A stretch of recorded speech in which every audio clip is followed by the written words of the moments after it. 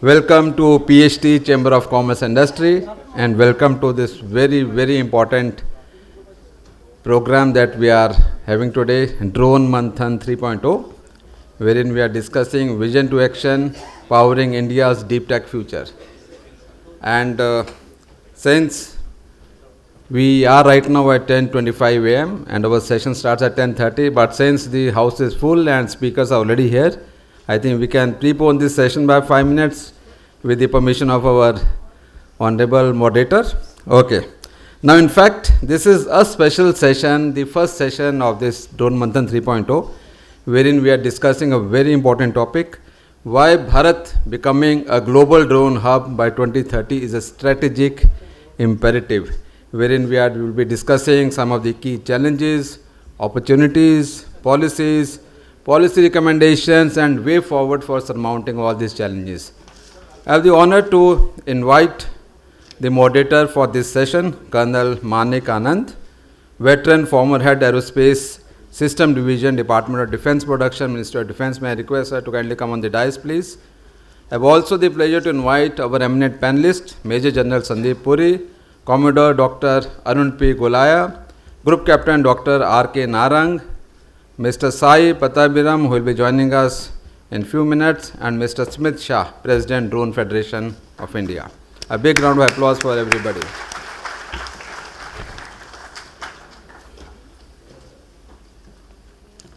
Now I would like to hand over the mic and podium to our moderator, Colonel Manik Anand. Over to you, Colonel Saab.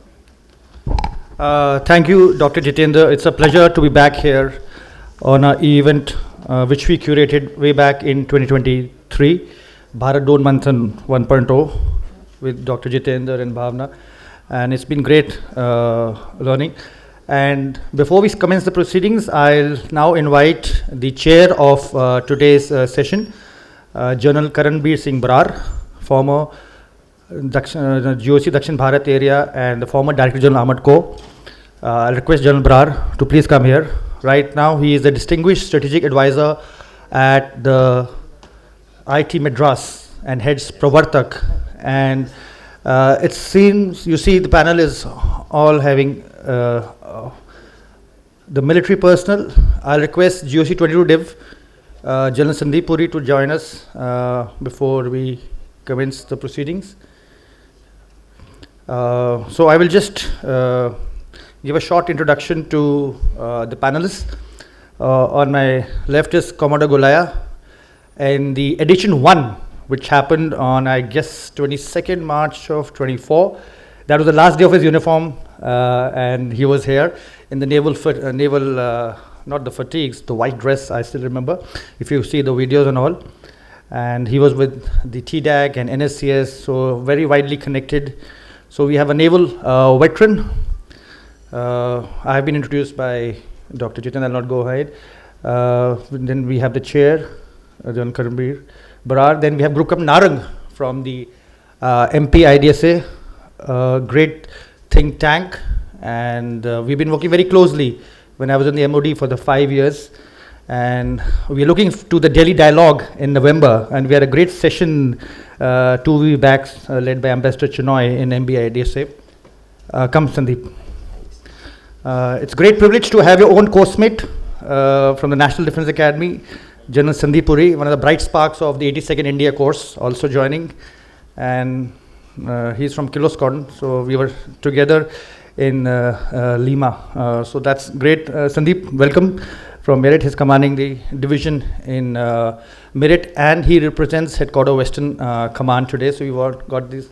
And I'm thanks to the Chief of Staff, Headquarter Western Command, General Sai, and his team, MDGS Ops, who also happens to be my course mate, Atul Bhatt, our course mate rather, to have really ensured that we have a rep from Headquarter Western Army. We had North Tech, we had East Tech, so I thought let's have some Western Army officers also for a conclave today. And on to the left is Smith Shah, so the President of Drone Federation of India, and he and me also have been working very closely over the last 5 years to the ecosystem. And the chair which is lying vacant is of Mr. Sai Patabiraman. His flight has landed and he'll be here in half an hour's time. So we will finish with the others. And now to take this session forward, I will now request General Karambir Singh Barar to give his opening remarks. General Barar, please.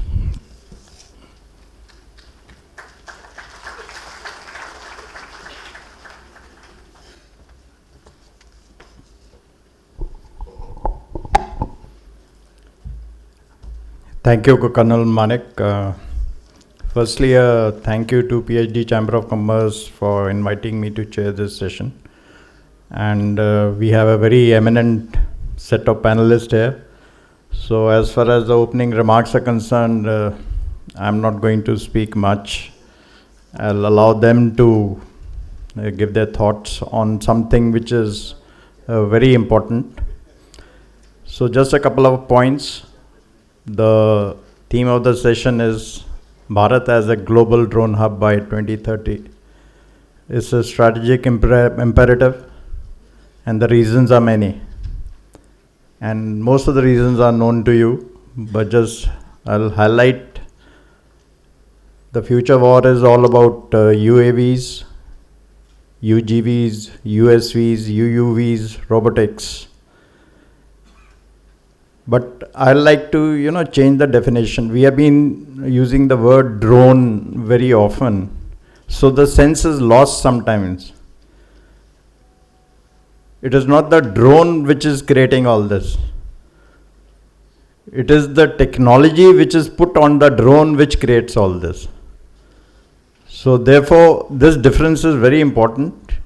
The emphasis has to be on the technology. And that's why the drone, otherwise, 40 years back also, I think, as we used to have, even when we were small, planes flying with that remote. So it is the tech which is important.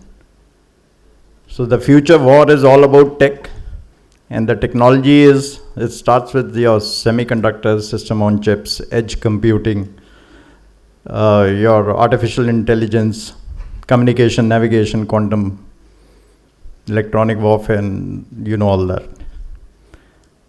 And this technology which it brings as a strategic hub, as a strategic imperative, is all dual use. So if any country has to progress, whether it's agriculture, health, medicine, disaster management, environment, urban planning, all these are required. And if you are looking at Viksit Bharat 2047, it's tech which is going to drive it, and the most important being artificial intelligence. Even in the tech which is there in drone, we are now using drone only as a ISR and a targeting means, which is again limited by technology. But I think the work is already on, because I also know some of the things. If you miniaturize your radars and jammers, it will change the game totally. If you can put everything on a drone, but that needs miniaturization of all these gadgets. And I can foresee the so-called drone taking over role of satellites. Satellites is also something in the air. But whatever functions the satellite, the drone can also do. Again, it's a question of technology. So I am emphasizing, and since I come from IIT Madras, it is the tech which is important. And definitions do have a meaning, like Colonel Manik, and we have been having sessions together, and he's leading a lot of things. It is not defense procurement, it defense acquisition. Procurement means you're just buying. So, definitions sometimes become important. And being a strategic hub for, global hub for drones, the tech will only come from MSMEs and startups. And if India has to grow as a manufacturing and innovative hub, we have to promote these two agencies. Otherwise, we'll remain as integrators, and startups and MSMEs of other countries will become trillion-dollar companies, which you have seen, number of them have come up. So it is India's movement, I think, that China took advantage through technology. South Korea took it, Japan took it. Israel, US, of course, have been there for a long time. Now I think it is India's turn to use, and I think I will use artificial intelligence as the benchmark. And my second point, before I hand over to the panelists, is if the importance is understood for the drone hub to come up, then how it has to be, there are a lot of challenges, how it has to be done. Of course, all of them will speak, but I'll give you some points which I think, with experience of whatever I have seen, for the country to be a global drone hub, there has to be alignment. There has to be a single alignment from the topmost decision maker or the competent authority to the person who's making maybe a chip. Alignment has to be in terms of interest. Alignment has to be in terms of attitude.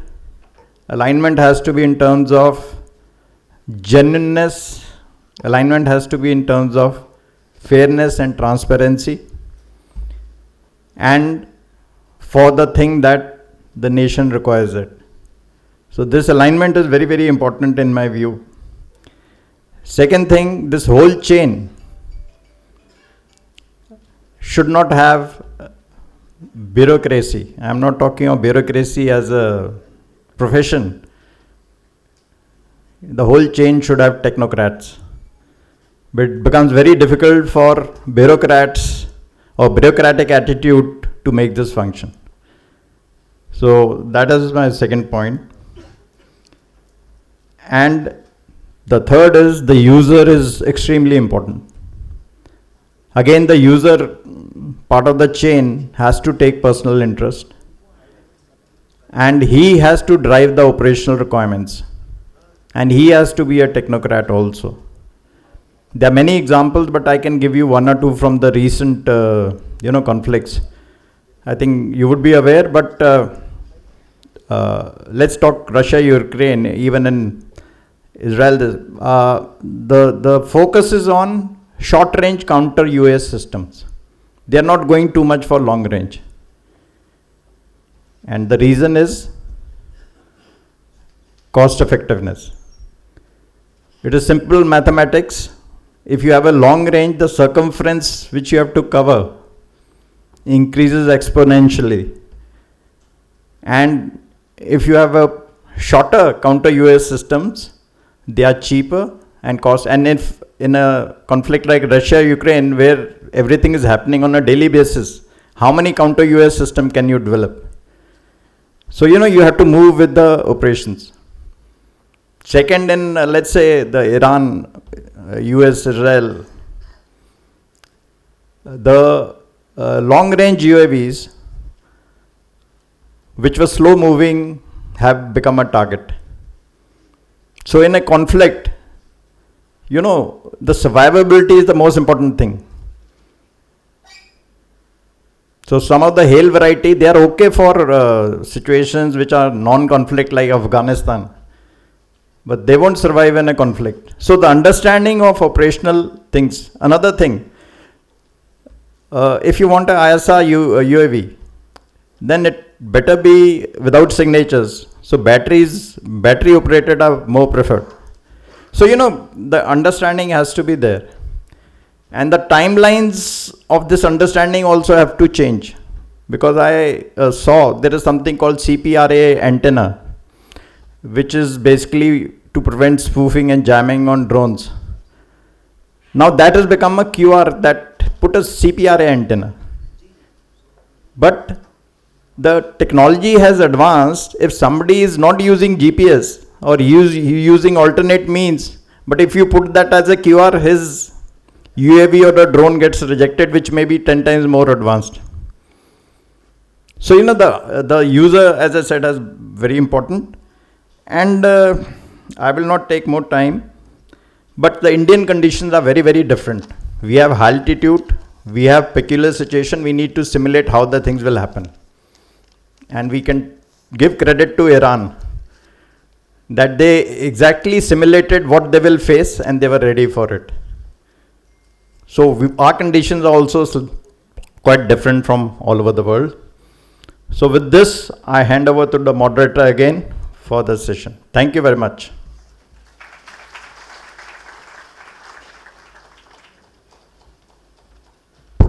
Thank you, General Bharat, for your insightful comments. So I'll just set the context, right? So you know how the drones warfare is emerging. You know, Ukraine is a laboratory on everyday basis. What's happening? You see what's happened in the Gulf. You've seen how MQ-9s are operating in contested environments and they're just falling off the skies. You've seen how the air defense and control reporting of one of the best superpowers in the world has gone awry, losing so many of aircrafts to friendly fire. So where are we, right? So my friend Smith is here. So I forewarned him yesterday what to expect. So there was a clarion call given in 2022 May that Bharat needs to become a global drone hub. I modified it to a manufacturing hub, you know. The DAP 2026 talks of TRL levels. Sindoor, we had a 4-day conflict, right? But if something happens, what's happening in Ukraine, or something happens, what's happening in the Gulf, are we ready for it? You know, particularly so when our two adversaries, the Western and the Northern, are colluding, I mean, very overtly now. You know what's happened in Sindoor, right? So now, I would now invite General Sandeep Puri, General Officer Commanding 22 Infantry Division, Strike Rapid. Yeah, so I would urge him to give us, since Western Command was in the forefront of Ops Sindoor. In fact, my unit officer, the person whom I give over command to, got a Youth Seva Medal. An AD Brigade commander got a Youth Seva Medal in Ops Sindoor, right? He was commanding the Pathankot AD Brigade. So we want to know from his experience that what's the, his perspective as to how the drone warfare has evolved and what has been the Indian Army's take on the drone capability of our system. Over to you, Sandeep.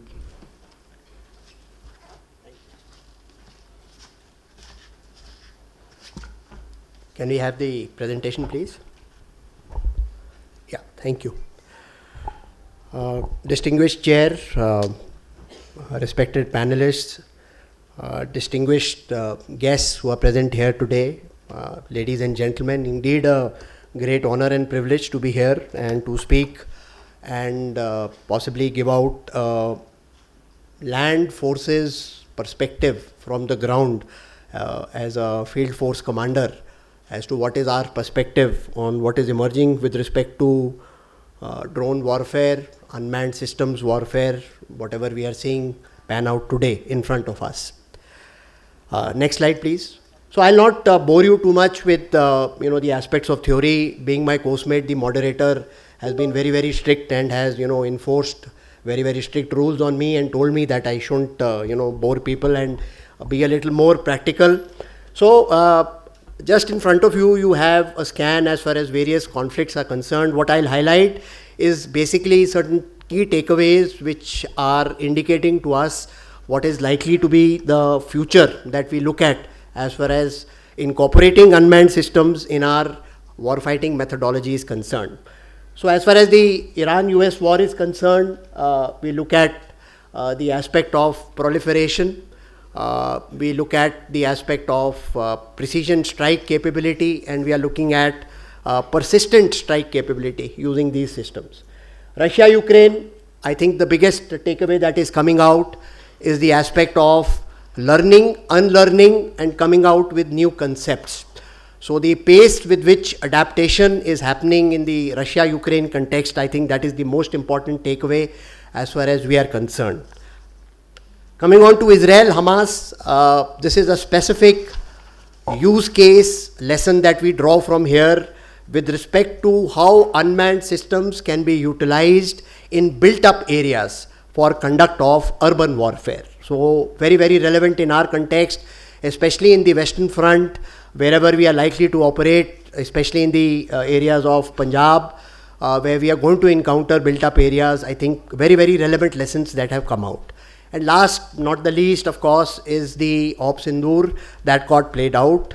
I think one of the most important takeaways of Ops Sindoor were at the conceptual level, it gave us a kind of a peek into how we need to evolve our operational concepts to be able to incorporate unmanned systems.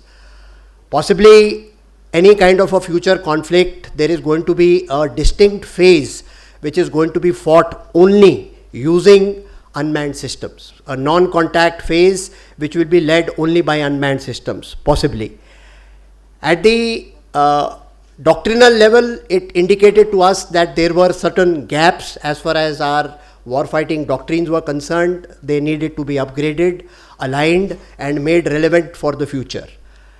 At the capability development and the equipment acquisition level is concerned, it indicated to us that there was a requirement to move fast and acquire capabilities of different types depending upon the use cases that had been identified. And I'll talk about certain use cases specifically as relevant for the land forces.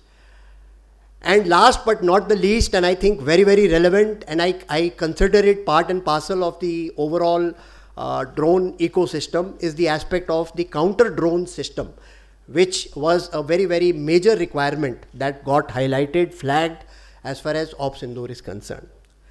Next. So if we see the core takeaways, come next, yeah.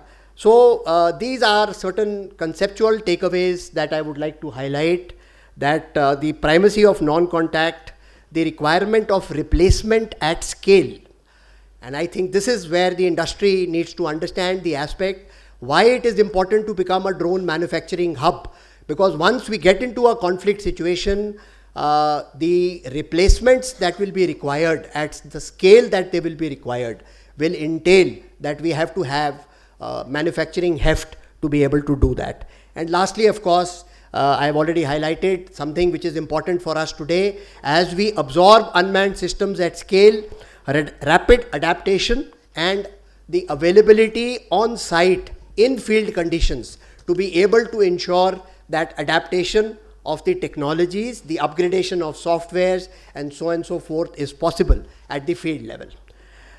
Go next. Use cases. I think everybody is aware what are the essential use cases that we normally talk about. Go next. I'll quickly summarize a few of them just to put them into perspective. So if we start with the ISR, I think we're looking at 3 different layers or 3 different levels. So as far as the land forces perspective is concerned, we're looking at persistent, using systems hail, mail, partly, and more HAPS and MAPS. So basically high altitude pseudo satellites and medium altitude pseudo satellites. That is what we are looking at. At the operational level, when we have corps and divisions, we are basically looking at tethered drone variety. We are looking at longer range, persistent surveillance, and then finally tactical ISR in support of smaller tactical formations inherent to them, so that the requisite sensor-shooter linkages can be established, the engagements can happen, the kill chain can be activated or converted into a kill web. So that is what we are looking at. Towards the left-hand side, if you see the strike capability commensurate to the surveillance capability, we are looking at 3 layers. We are looking at strategic strikes. We are looking at battle space shaping, where essentially we are trying to target any kind of movement, forces coming into the tactical battle area, shape the tactical battle area and ensure success once our own operational forces are committed. And last, of course, is the strike capability that is required inherent with every unit and formation to be able to make effects on ground using the unmanned systems. More importantly, I want to focus towards the right-hand side, swarms, which is still not prevalent at scale, and certain miscellaneous use cases which I have highlighted here. So some of them the chair also spoke about in his initial remarks. So it ranges from logistics, communication relays, airborne command posts, conduct of electronic warfare using airborne systems based on drones.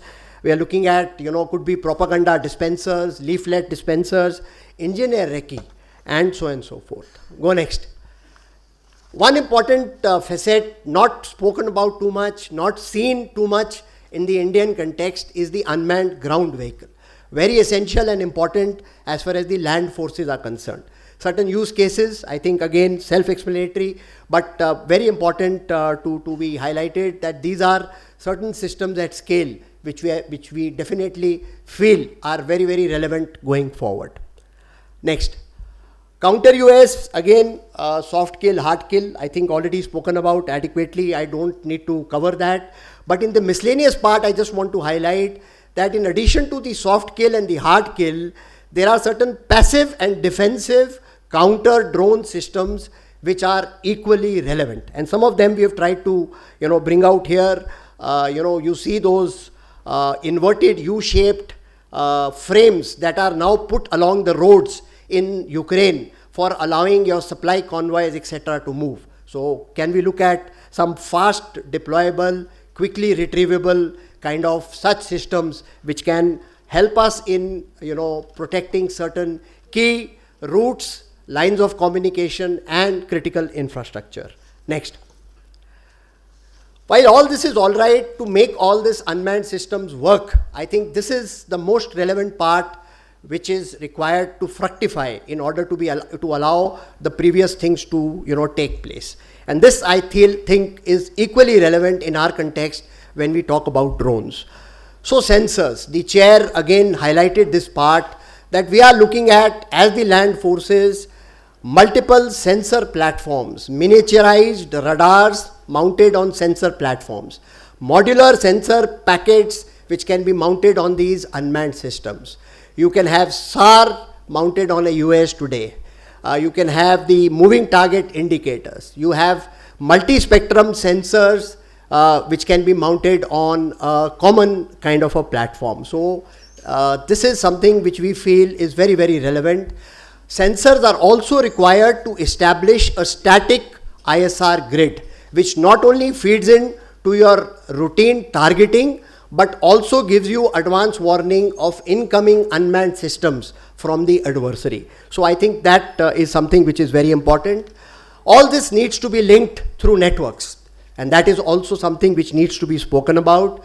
We are looking at tactical battle communication systems, which are mesh radio software enabled, which can allow you to develop, because decision making at the speed at which it is required to be made can only be possible if this kind of battlefield networks are existing.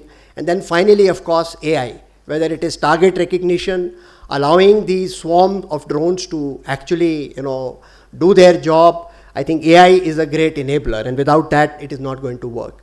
At our level, what we feel or what we visualize is also the ability to be able to take decisions and the command and control. The proliferation of unmanned systems in the battlefield tomorrow, if we do not have AI-enabled command and control systems and decision making, it is going to become very difficult to be able to control systems and ensure that the manned-unmanned concept can actually fructify. So this, I think, is again a focus area as far as we are concerned. Go next. So Indian Army has a roadmap. I think it is available for all of you. Most of you would have had a look at it. So we have tried to give out in the next about 5 to 10 year horizon as to what are the various things that we are looking at as far as unmanned systems is concerned. So I think I'll end here the initial intervention. We can discuss a few more issues as part of the question answers. But the bottom line is that unmanned systems are here to stay. The capability that they provide in terms of not only persistence, but mass persistence and precision engagement is something that needs to be exploited by any land force in a conflict tomorrow. And to ensure survivability of the human, who is the most important resource, possibly we are coming into an age where we require a different initial phase of conduct of unmanned warfare, thereafter followed by manned warfare once adequately the battle space had been shaped for mopping up and finally achieving your objectives. So I'll end here, and I think we'll take on a few more things during question answers. Thank you. Okay, gentlemen, ladies and gentlemen, we're going woefully short of time because Air Chief is going to be here in half an hour, so we have to wind up by 11:25. So I'll request everybody to be very brief, cryptic from here on. It's going to be a rapid fire. And if you don't know, you can just say pass, right? So the first question to Smit Shah. He is the president of Drone Federation of India. He has got something called as the Bharat drone stack. So my question to you is, how many drones can Bharat manufacture per month during conflict using predominantly indigenous components, and how can these loss systems be replaced? So just because he's the one who's been leading this drone industry, so just a rough guess. And the same question to Sai, this thing. So we just want to see the industry perspective as to, we saw it was a very limited war, 4 days. We have learned our lessons. It's going to be a year now.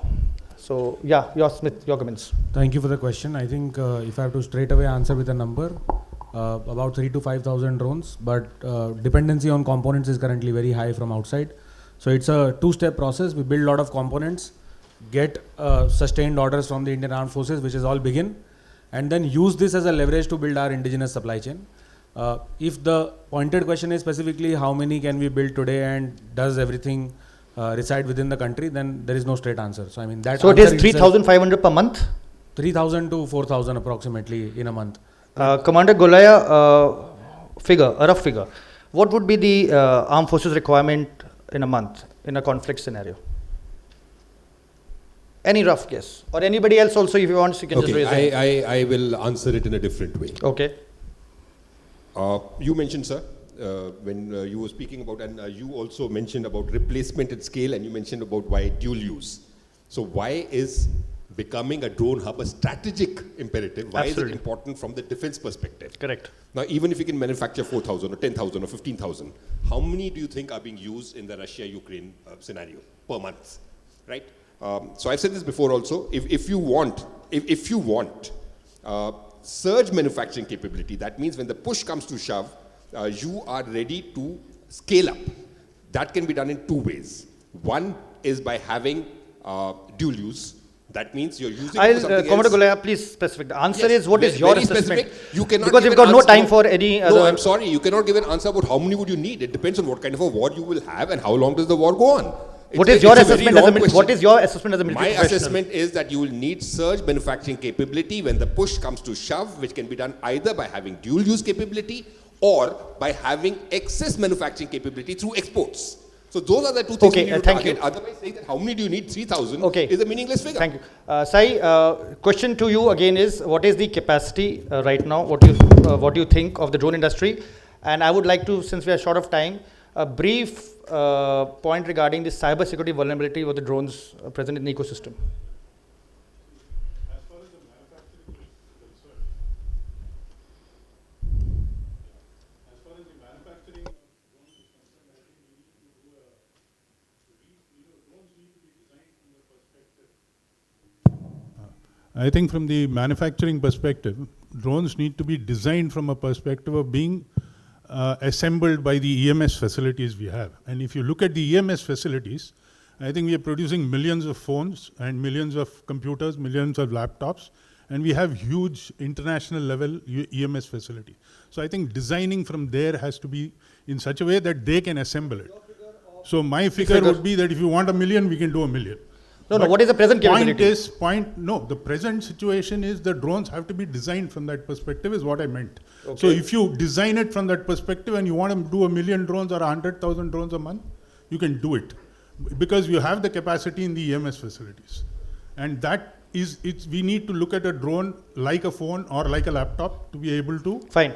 go in for So, mass can you just tell us manufacturing. about cyber security vulnerability of a drone? What do you think is the problem with some of our drones? It has become absolutely important as far as cybersecurity, is concerned, because that is one thing that now we've seen a lot of electronic warfare. There is a lot of pressure on the electronics of the drone, electronics within the drone, and so from that perspective, cybersecurity should be the first and the most important factor. And so what do you I think recommend? There is a framework already in place, which is, I think, in the process of getting approved. And we have got our drones certified by STQC, and STQC does a So should very STQC be the significant procurement job in gate? that. Should STQC certified drones be the procurement gate? STQC needs to be one of the certifications agencies specifically, for testing this, because they're doing it for the CCTV camera. So on the 1st of April, CCTV cameras are requiring STQC certification. If you look at a drone as a flying CCTV camera, yes, this would also require a certification. And this, in fact, has a more lethal angle to it than a CCTV camera, which is a passive device. So this has an ability to be misused. So I think this requires it more than anything else. Okay, thank you. Grupkar Narang, the next question, you are an indigenization champ and you always question. So your question to you is, has the ownership of indigenization of critical components been taken up by any agency in Bharat? If yes, who? And if no, then who should be in the current context? A simple answer is no. What do you recommend? So I think the biggest drone manufacturer this time is not going to be civil but military. Why I say is Indian Army has found various formations which intend to manufacture drones, whether in collaboration with the industry or whether they go alone. But there is a concerted effort to build. The problem today is Indian Army doesn't have a roadmap for Atmanirbharta in critical systems. Indian Army, Indian Armed Forces. Indian Armed Forces, sorry. Yep. So we don't have a roadmap for Atmanirbharta in critical technologies even today. Secondly, number of indigenous, we have taken a lot of initiatives. Indian Armed Forces have a center of excellence or technology cells in IITs. They also have collaboration with the private industry, incubation cells, and there is a inter-agency collaborations also. I'm not discounting the individual effort made by various entities, but as a holistic roadmap. Who should you think should be responsible? Who should head this? No, it's a little difficult because remember, Ministry of Defense. No, just what do you think? Who should? See, in the armed forces, the principles of war, unity of command and control, right? There has to be one boss. You can't have so many people. So the problem with this. See, if I look at Air Force, Army and Navy, I will be, more curious to get the equipment. So I think a higher organization like Headquarter IDS or DMA should do a little more dispassionate analysis of what critical technologies will impact. Okay, thank you. Headquarter IDS, that's a good question. So, Commander Golaya, coming to Headquarter IDS, do you think that we are ensuring commonality and interoperability as far as drones is concerned in the true sense of the word? So again, do we need to ensure commonality and interoperability? I'll tell you why. Standardization and innovation are at variance. Anything, if you standardize, you cannot innovate. Standardization kills innovation. Interoperability and everything, there are various means of working it. If you keep standardizing things, you will never be at the cutting edge. And I want to make a quick point here. And I know you're short of time, but just give me 2 minutes. 1 minute, only 1 minute per answer, please. 1 minute. Yeah. Historical examples. Starting from when the longbow was invented, the 100 Years' War, Battle of Tsushima, where EW made the presence for the first time. So even if you take, everybody's talking about Russia, Ukraine, but the drones, the presence which they made felt in, say, Armenia, Azerbaijan, right now in Russia, Ukraine has become a battle of attrition. The technology, when it comes for the first time, or the counter technology, when it comes for the first time, it has an impact. After that, the returns are always diminishing. So if you're saying that we will only play catch up and we'll follow what's happening, say, in Russia or in the Middle East, then that is not going to have the kind of impact which you want, because impact is always in the first time. Are we doing a good job? And yes, we are. So if they're more than, I don't know how many the figure right now, but if there are 900,000 drone companies, most of them, and I am an industry supporter, but I'll still say this, there are about a handful who are doing actual innovation. They're getting orders, they're getting enough orders. Thank you, Commodore Golaya. If you're not doing innovation. Yeah, okay. Sandy, question to you. You know Sindoor, and what's the takeaway? HEROPS, WB, loiter munitions. What has been the performance of the indigenous defense systems, the counter this thing? What I could see from the thing that HEROPS did a good job, something from Israel, WB coming from Poland. So what is your take on how did the indigenous UAV systems perform?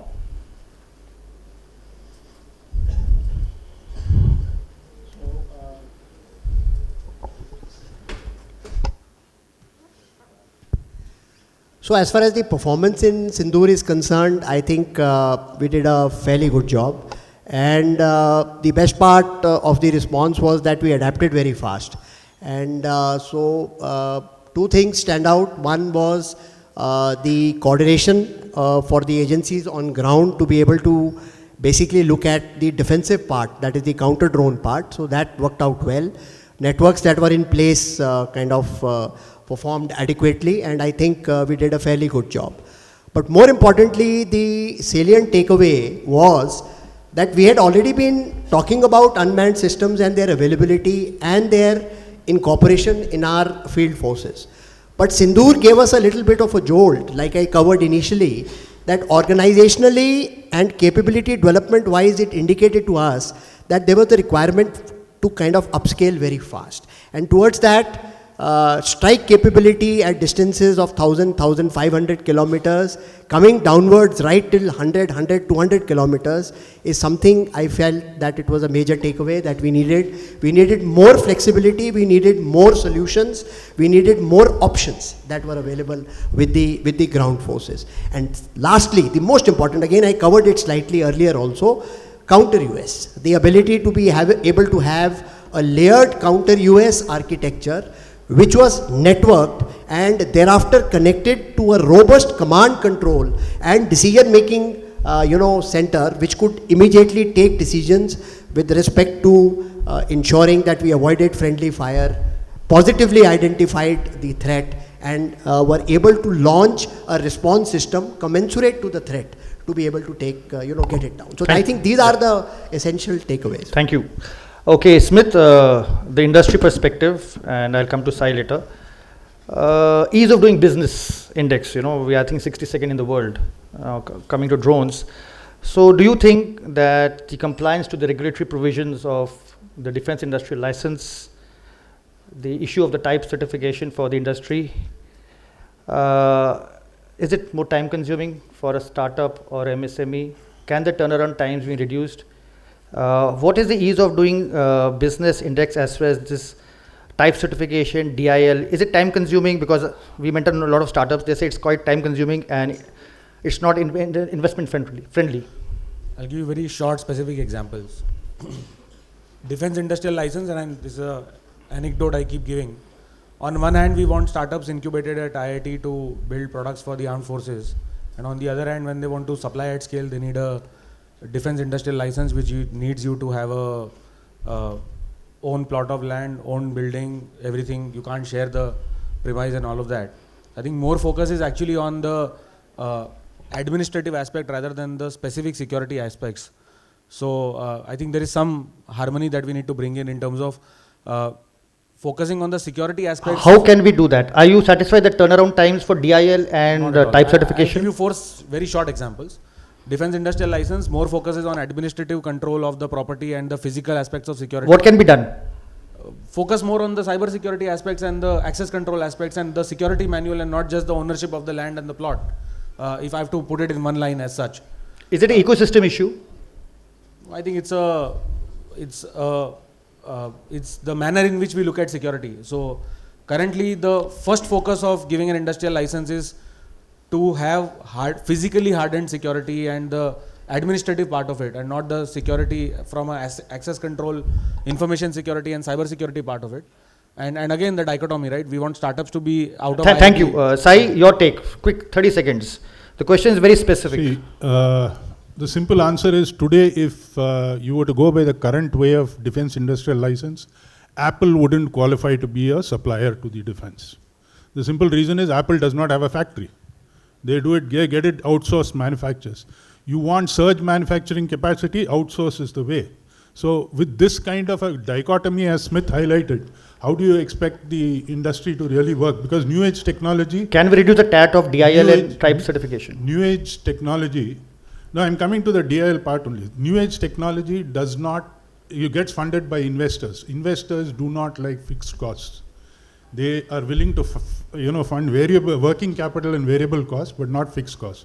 So a company or a startup which is funded by investors, in most probability wouldn't have the kind of assets required for a DIL. Okay, thank you. Group Narang, again, a question of indigenization. If drones are having such a pronounced effect, shouldn't we have had the design link incentive scheme implemented for drones by now? Design link incentive scheme. Absolutely. Are we behind the curve? Is there a delay? The problem is not only design incentive scheme, the problem is also the procurement. None of our procurement orders demand critical indigenous component that have been made. I'm not talking of the one which do not exist. I'm not talking of magnets, I'm not talking of chips. I'm talking of those components which are existing and we are using imported components. There are a lot of sensors being done. Navy has done, Air Force has done, even Army has done some initiatives. But when the procurement orders in emergency procurement or any such initiative is done, there is no standard, first of all, repository within the organization to know what all has been made in India, including through IDEX. So when I see an Army EME workshop or a zonal workshop placing an order, they don't have... just a question of IDEX, I asked the DIO during the St. George seminar, I think you were also there.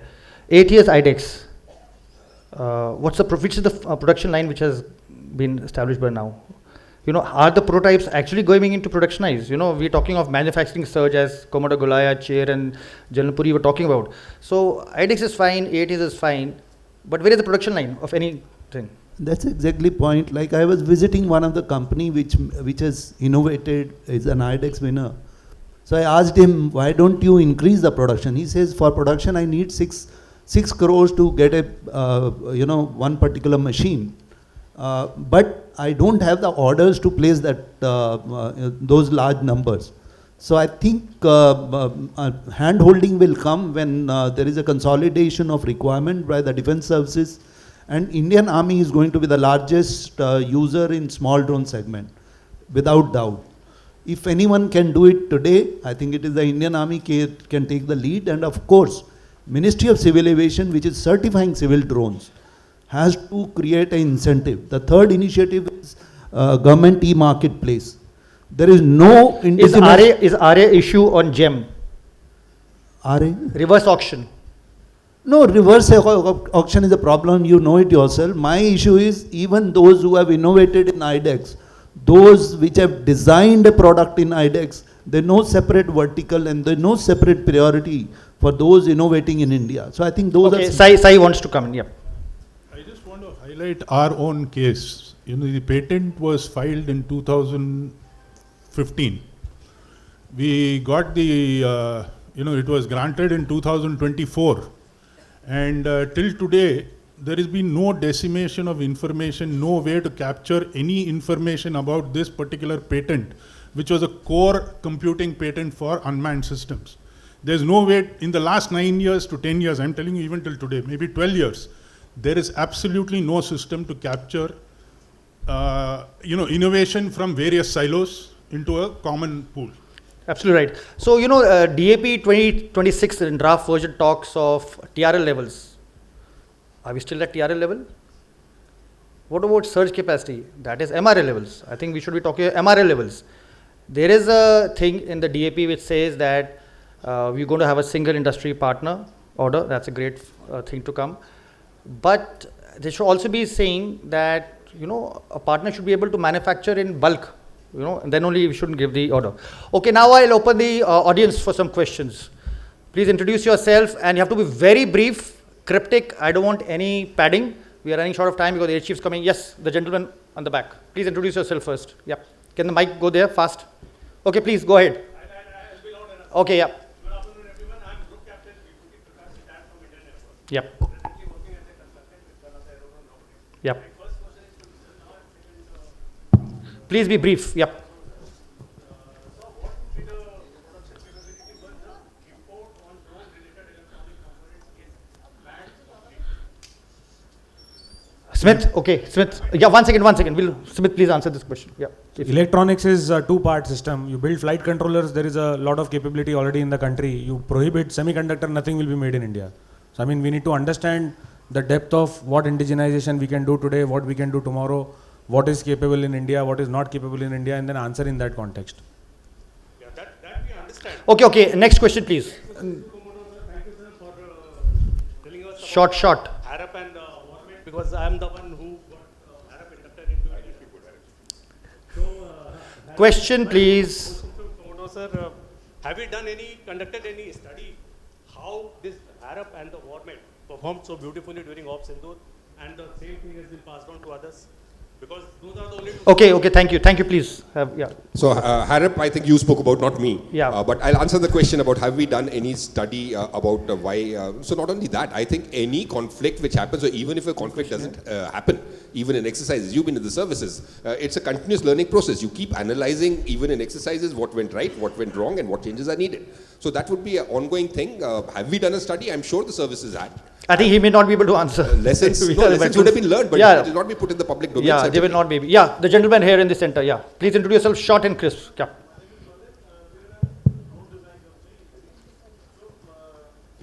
Can we have the mic going somewhere? Yeah, be louder.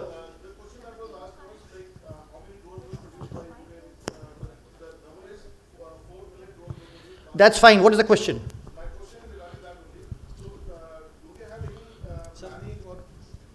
This thing to make drones in millions, because we are designing certain types. Whom of are you drones. addressing the question to? So anyone can answer this. Anybody can answer. And like Okay. The figure has already been given, I think, by Smith and us. Yeah. But that is in thousands. Yeah, it is in thousands, because, yeah. But we have to go Yes, we have to at graduate. least 5 to 6 million Thank per you. annum. Thank you. Yes. Anybody? Anyone? Yeah. Siddhant. My name is Siddhant. Thank you everyone for a wonderful panel. My name is Siddhant Vyas. I'm a professor of law at Jindal Global Law School. I have a question generally for the panel. So let's say we have identified as the HQ IDS as the appropriate institutional owner. What formal mechanisms would enable it to translate tri-service capability requirements into common standards, critical component priorities? Short. Siddhant, short. And a priority demand signal for industry. At the same time, Okay. Once again. Sandeep, if you would like to take on this question, being a military guy, how IDS would able to do that? That was floated as prospectively the appropriate institutional owner. Your take on this? Very. We'll say General Puri and then Smith, yeah. Because the military question, yeah. So, it's basically an issue of ensuring standardization to some extent, depending upon the requirement of each service, looking at interoperability so that, tasks done by one can be utilized to actuate or trigger certain responders in the in the different service. So who can do it? IDS can do it. There are already existing acquisition structures that are there in IDS which are already looking at it. So possibly each of the three services we have some kind of a system or we have some kind of a cell that has been created essentially for acquisition of unmanned systems. All of them will feed into the concerned vertical in HQ IDS to be able to standardize our ORs, operational requirements and capabilities that are desired. So structures are already in place. It is just that it is a focused acquisition being carried out of a particular system. So yeah, otherwise nothing new needs to be created. Yeah, thank you. One more thing that is not happening has to be done, which is essentially identify common technology areas across all platforms, equipments and all, like semiconductors, one example, communication modules, another example, and so many other technologies that are not components but subcomponents essentially. That is what should be taken up, and then commonality between all of these equipments should be a national mission to indigenize. If you come and say, I want to build a semiconductor for a drone flight controller, the question actually is wrong, not the answer. So the semiconductor that is used in a flight controller and flight controller in a drone, and the semiconductor is only an anecdotal example to make the point, is actually a reusable semiconductor that can be used in 20 other robotic applications. So we have to find the commonality at the third level and then build for indigenization there, rather than talk about who is making the drone and then who is making the motor and then who's making the magnet for it. When you come to magnet, you have to look at cross industry, cross platform, across various aspects. Okay, last question, the elder gentleman next to you, yeah. One line, retired naval officer. What is the state of engines? Are they being imported? Are they being made in India? UAV engines? All the propulsion systems for the drones. Are they being made in India? Are they being imported? Because the level of drones is going to jet engines. Do we have them in India? Commodore Golaya. So, sir, coming to engines, as I discussed with you in the morning also, there are at least 2-3 firms which I am aware who are making miniaturized jet engines. The other engines, the more simpler ones, in fact, through the day, you will have quite a few people who will be talking about what their firms are doing, you'll see. So people are making engines, not the very big ones, but if you talk about the smaller ones, yes, they're being made. When it comes to electric motors, again, I think, and the innovative ones, because I focus on innovation. In the stalls, you'll be able to see one firm who's talking about 3D printed motors, that is AirBuddy. There's another firm which is specializing in axial flux motors. So yes, things are happening as far as the propulsion part is concerned. For drones, yes, I think we are on the right. Last word, Group Captain Narang, before I wind up. Thank you. There are some capabilities existing in India which are lesser known. CVRD engine made for Nishan. NL made some engine. Similarly, some other entities. We were also talking of LC autopilot, being, for a drone, or a MALE or a HAL UAV also, right? Yeah. So there are capabilities which are lying in segments, but again, indigenous manufacturers are using existing system which they are collaborating or they are imitating in the global market. So that's the problem. Indigenous capability scanning, if it is done and if we decide, what did Iran do? It picked up a German moped engine, but it got the full technology and it is able to scale up today. Now, that kind of ownership, if it comes, I think we will be able to achieve much more. Thank you, Captain Narang. So, before I'll just conclude and hand over the chair for his concluding remarks because we're woefully short of time. So, my take, there's a wonderful policy in place. There's a talk of a L1 narrative. If somebody talks of L1, then he's not read DAP 2022. He does not know what QCBS is. And that's why the L1 narrative which needs to be dispelled. I think for Bharat becoming a drone manufacturing hub, the entire ecosystem needs to work together. We need to remove the unethical practices. We need to work, we are working in silos right now. I was very happy to see at the ANRF conclave at FICCI, where now at least I got one idea that ANRF is the one which is going to, be responsible for R&D in this country, including DRDO, right? So I think there has to be a coordination. We need to have a common national security vision, across all stakeholders, which I think is the biggest impediment right now to Bharat becoming a drone manufacturing hub. It should be a national priority, seeing what's happened in Ukraine and the ongoing Gulf conflict, especially with our two adversaries on the western and the northern front, acting in a most overt manner. Thank you. I now hand you to General Bharat for his final remarks. Thank you.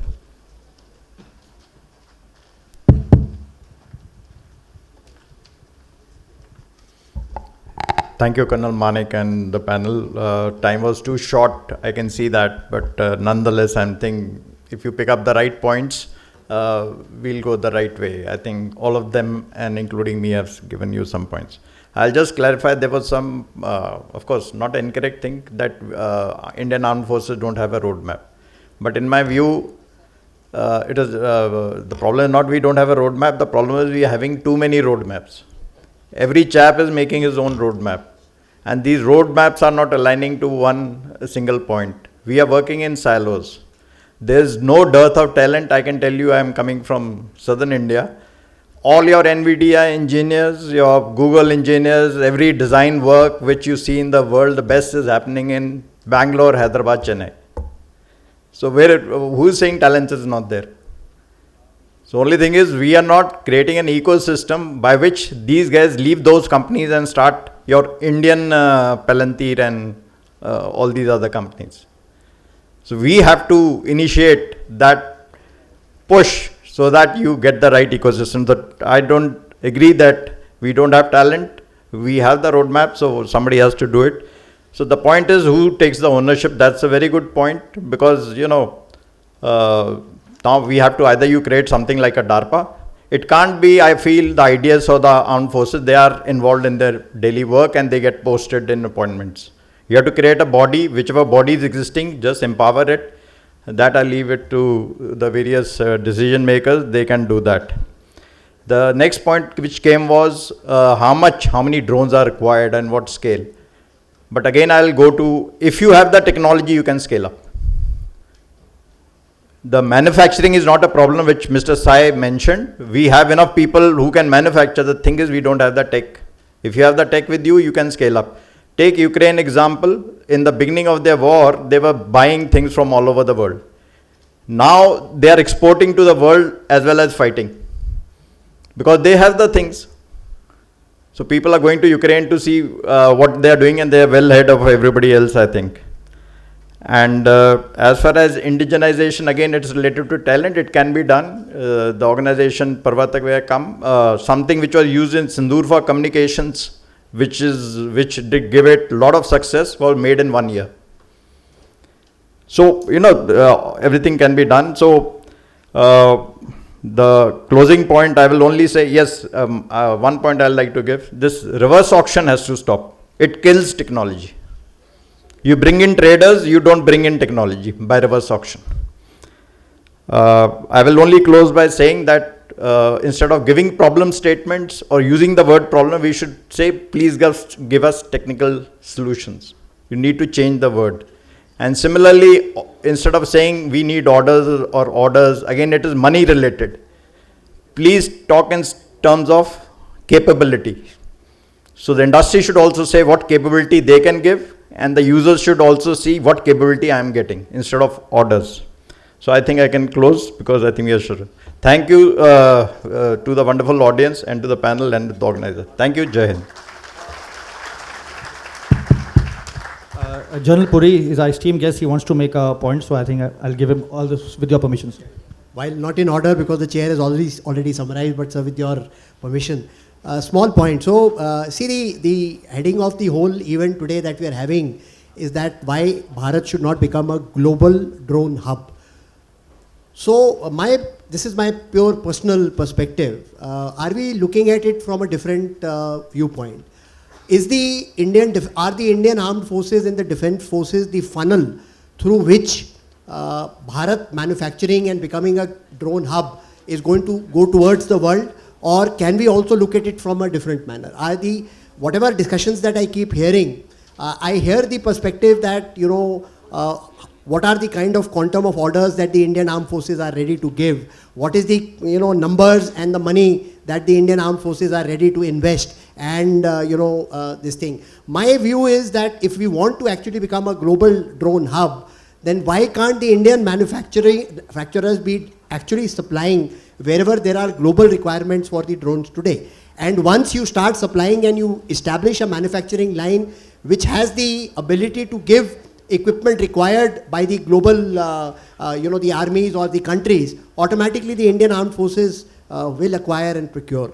So I personally feel that that is also equally essential, rather than look at it only from the prism of the Indian armed forces. What is the roadmap? What is the technology sought? What are the solutions? Solutions are visible for everybody to see what is happening in the world. So I think we should focus there, try and make solutions which are relevant in the global markets, and then automatically I feel the Indian armed forces will acquire and pick up. Okay, since one of the organizers has to come for the distribution memento, one or two more questions, yeah, anybody? But it has to be something different. Yeah, Pravash Day. Short, crisp, since we wait till for Bhavna to come on the stage. Yeah. You can speak. Sir, when can we have subsidies for DIL license and production? Smith. There is enough pilots has been done. Smith. Okay, fine, yeah. State governments offer many subsidies like this in several states already. Sir, I am not talking about the state government, because state government is not going to procure. The central government need to procure, and for exporting we need the license. You said defense industrial license and those things, so I am answering in that context. Okay. Yeah, Sai, you want to say something? I think, more than subsidies, I think what we should be looking at is what you said. Things like initiatives like DIL and even PLI, that is oriented towards production of Indian products, is what we should be looking at, rather than looking at subsidizing from there. Let's look at it as a pure business case where, we sell something, we get something in return for it, and that's the way we. Yeah, my strong recommendation to Smith, my dear friend, is that since you represent the Drone Federation of India and you are the voice in the drone industry with the eyes and ears of the higher ups, the design link incentive scheme is must. It is quite delayed, and something should be done about it. We presented a plan after Bharat Drone Manthan 1.0 in April 24. I want to be part of the 100-day action plan of the Government of India. in 24, but it's been 2 years down the line, nothing has happened. So that is one takeaway which you must take away. Yeah, any other question? Yeah, the gentleman. Please be very brief, cryptic, and to the point. Hi, my name is Dheeresh Tiwari. I work in critical infrastructure cyber security. So when we will have our drone specific compliance on which we can do the cyber security things? What is the question? Cyber security standards. When Cyber security standards. Okay, it's already been in the pipeline. This has been talked of. Anybody else? Yeah, the student there, the entrepreneur. Please, yeah. Oh, Dev, that's Dev, I guess. The CEO of Hyprix. Yeah, Dev, come on. This. Who's the central? Decision on what specific issue, Dev? On all the issues that we talked about. Who's heading this? Who's the central owner? I think that was the question already we have discussed, Dev. I think probably. Yes, but there was no answer. I think General yes, said there will be lot of answers may not be there. Yeah, but that's a good point. Yeah, the lady, yeah, the young girl, yeah. Quick.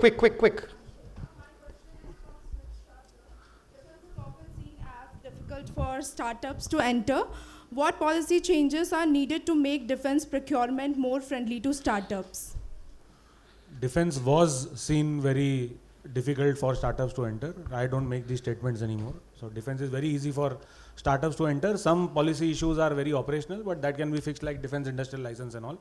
Defense has become very startup friendly now. There is no problem as such to make any overarching statements like that. Okay, gentlemen on the left flank, to my left. Yeah, please.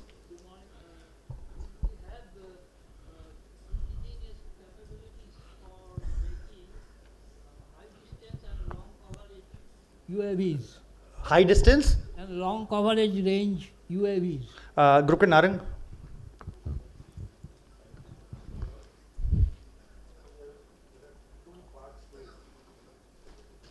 There are two parts to it. Some of these smaller drones with long range, we are already doing it.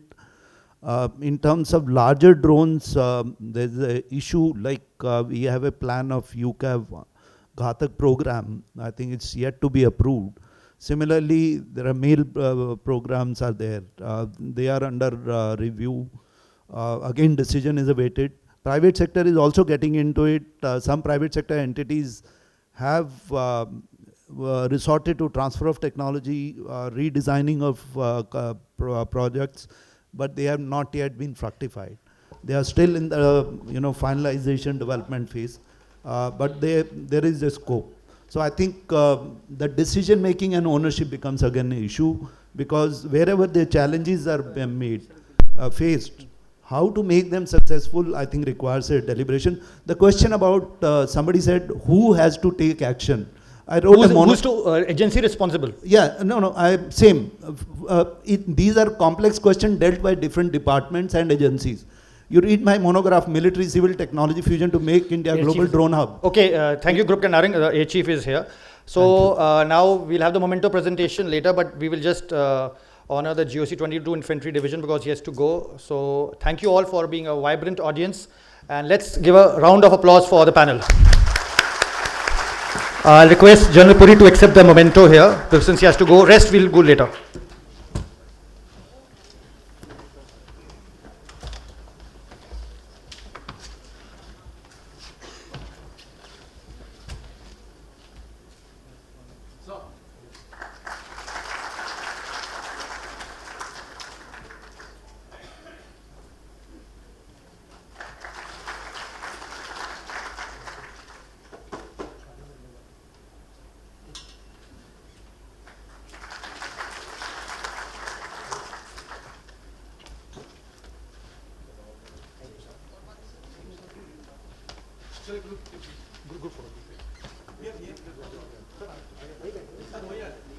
आगे पीछे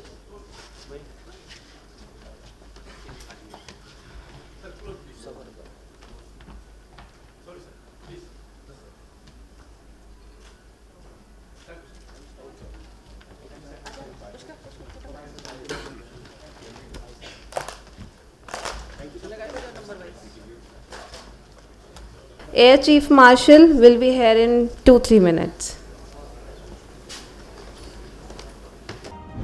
This is 120th year of PSDCCI.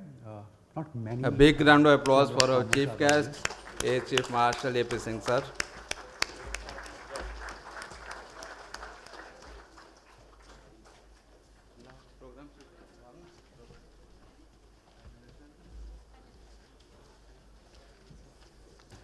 Ladies and gentlemen, we have the honor for having our chief guest with us, Air Chief Marshal A.P. Singh sir. And before we officially start this program, I'll request everyone to kindly rise up for the national anthem.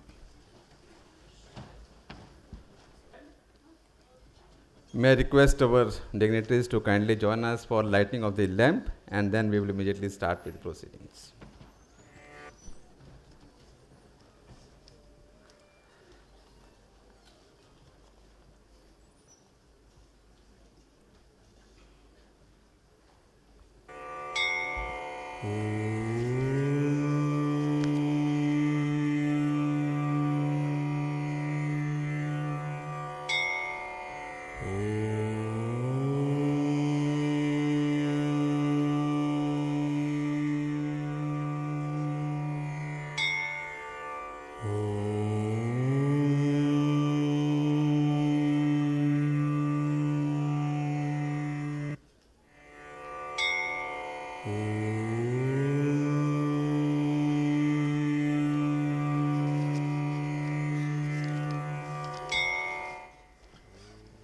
Thank you. So, distinguished guests, dignitaries, and esteemed members of industry fraternity, it is my privilege to stand before you and welcome you on behalf of PhD Chamber of Commerce Industry. This is now, we are in Drone Manthan edition 3.0. And from its inaugural edition that was in March 2024 to its most recent chapter now in July 2026, Bharat Drone Manthan has evolved from a promising industry gathering into PSDCCI's flagship platform for India's drone and robotic ecosystems. Manthan 1.0, it laid the foundation of spotlighting UTM, UAM and AAM system. Manthan 2.0 advanced the conversation towards Viksit Bharat vision and deepening industry-government collaboration. And now Manthan 3.0 marks a decisive shift from vision to action, driving AI-led innovation, skilling and manufacturing as India targets 25% share of the global drone market by 2030. So without any further ado, I'll request Dr. Ranjit Mehta, CEO and Secretary General PSDCCI, to kindly start the proceedings with his welcome address. Over to you, Dr. Mehta.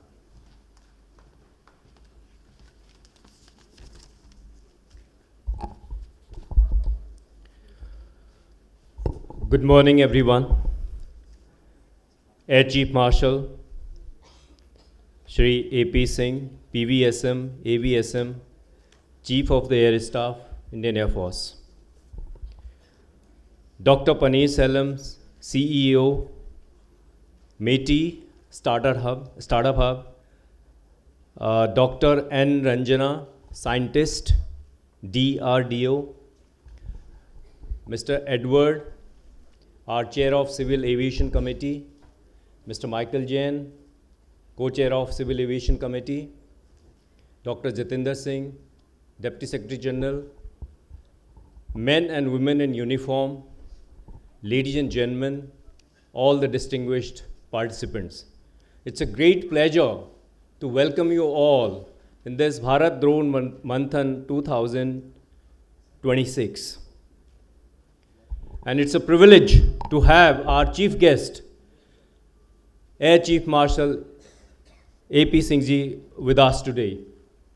Sir, you have been a true source of inspiration, and today when you visited the stalls, I think the youngsters, the startups, they were highly motivated, and it's a great motivation for them, as your visit will further motivate them to innovate more for the country. Ladies and gentlemen, every great nation had a technology that changed the destiny. The steam engine powered the industrial revolution. The internet reshaped, of course, the digital age, and artificial intelligence today is transforming everything in our lives. For Indian drones have the potential to become one of those defining technologies. That is the moment that we have today.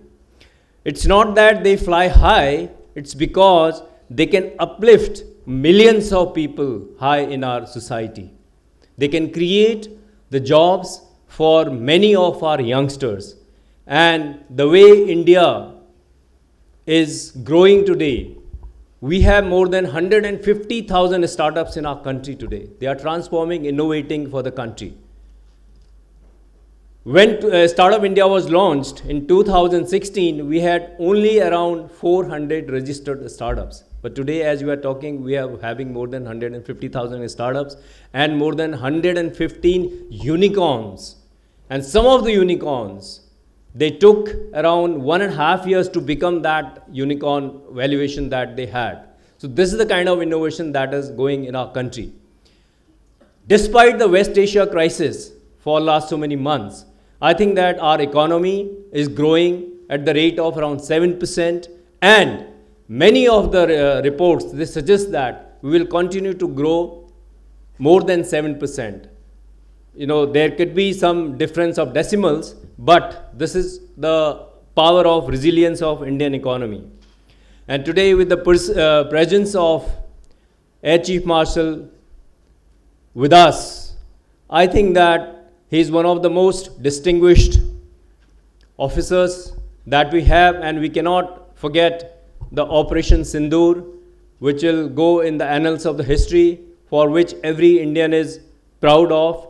And ladies and gentlemen, at PhD CCI, which is also celebrating 121 years of its legacy, it's a proud privilege to have you, sir, with us today.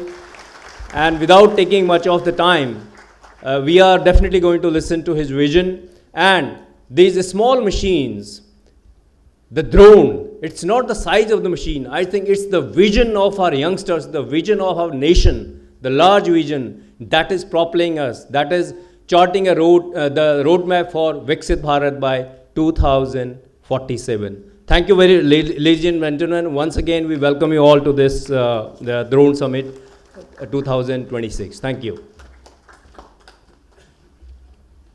Thank you very much, Dr. Mehta, for laying the foundation of Drone Manthan 3.0.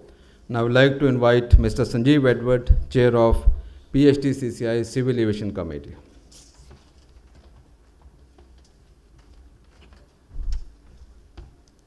Good morning, distinguished guests, industry leaders, members of the armed forces and policymakers, innovators, entrepreneurs, academia, startup founders, and all participants. It's my privilege to welcome you to the Bharat Drone Manthan 3.0, a very landmark initiative that reflects India's growing ambition to actually become a leader, global leader in drones, robotics, autonomous systems, and deep tech innovation. In fact, this event has been very thoughtfully conceptualized around the theme, vision to action, and powering India's dream for a deep tech future. And it's bringing together some of the finest minds from the government, defense, industry, academia. I would also like to extend a very warm welcome to and a heartfelt gratitude to our esteemed dignitaries, and especially our Air Chief Marshal, Amarpreet Singh Ji, for actually being here this morning with us. Dr. Paneer Selvam, Dr. N. Ranjana from DRDO. And your presence really signifies the importance of this sector, and also reinforces the collective commitment required to build a very globally competitive and self-reliant technology ecosystem for India. I would also like to place on record my sincere appreciation to the leadership of the PhD CCI, actually, for particularly Dr. Ranjit Mehta and the team for organizing this event, which is really conceptualizing and delivering a very important platform for this, because what is particularly commendable that PhD CCI has been consistent in commitment towards very futuristic initiatives that will help industry anticipate change rather than merely react to it. At a time when technology cycles are becoming shorter, innovation is reshaping industries at unprecedented speed, platforms such as Bharat Drone Manthan 3.0 are helping to create that very meaningful dialogue. This session that we are particularly having is themed, on Bharat drones, robotics, and advancing towards Viksit Bharat 2.0. Actually, if you see very importantly, our Honorable Prime Minister has also repeatedly emphasized that this is the time and the right time, and India's time has arrived. The vision of Viksit Bharat 2047 is not merely about economic growth, it's about positioning India as a global leader in innovation, manufacturing, technology, and human capital. Drones, robotics, AI, autonomous systems, and advanced mobility solutions will be central to achieving that vision. They will strengthen national security, transform industries, enhance productivity, create high-value employment, and establish India's leadership in the technologies that will define the future. In fact, the nations that master intelligent machines and autonomous systems today will define global competitiveness tomorrow. I firmly believe that India has both the talent and the determination to be among those leaders. And I would also like to mention, especially our defense forces and veterans present today. The armed forces have consistently, sir, actually demonstrated how technology can be harnessed to strengthen national capability, safeguard our nation's interests. Their willingness to embrace innovation, evaluate emerging technologies, and collaborate with industry and startups has played a very pivotal role in India's drone system as it exists today.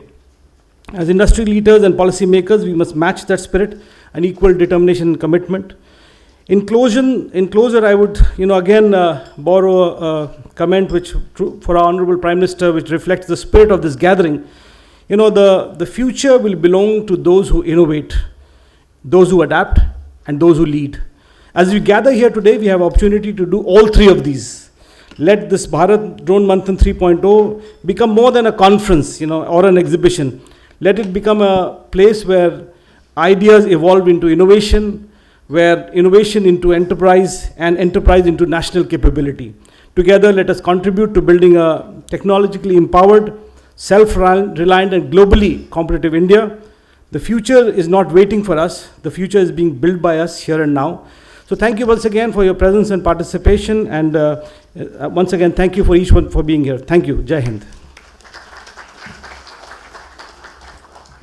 Thank you very much, Mr. Edward. Now I'd like to invite a special address by Dr. Paneer Selva Madan Gopal, CEO, Methi Startup Hub.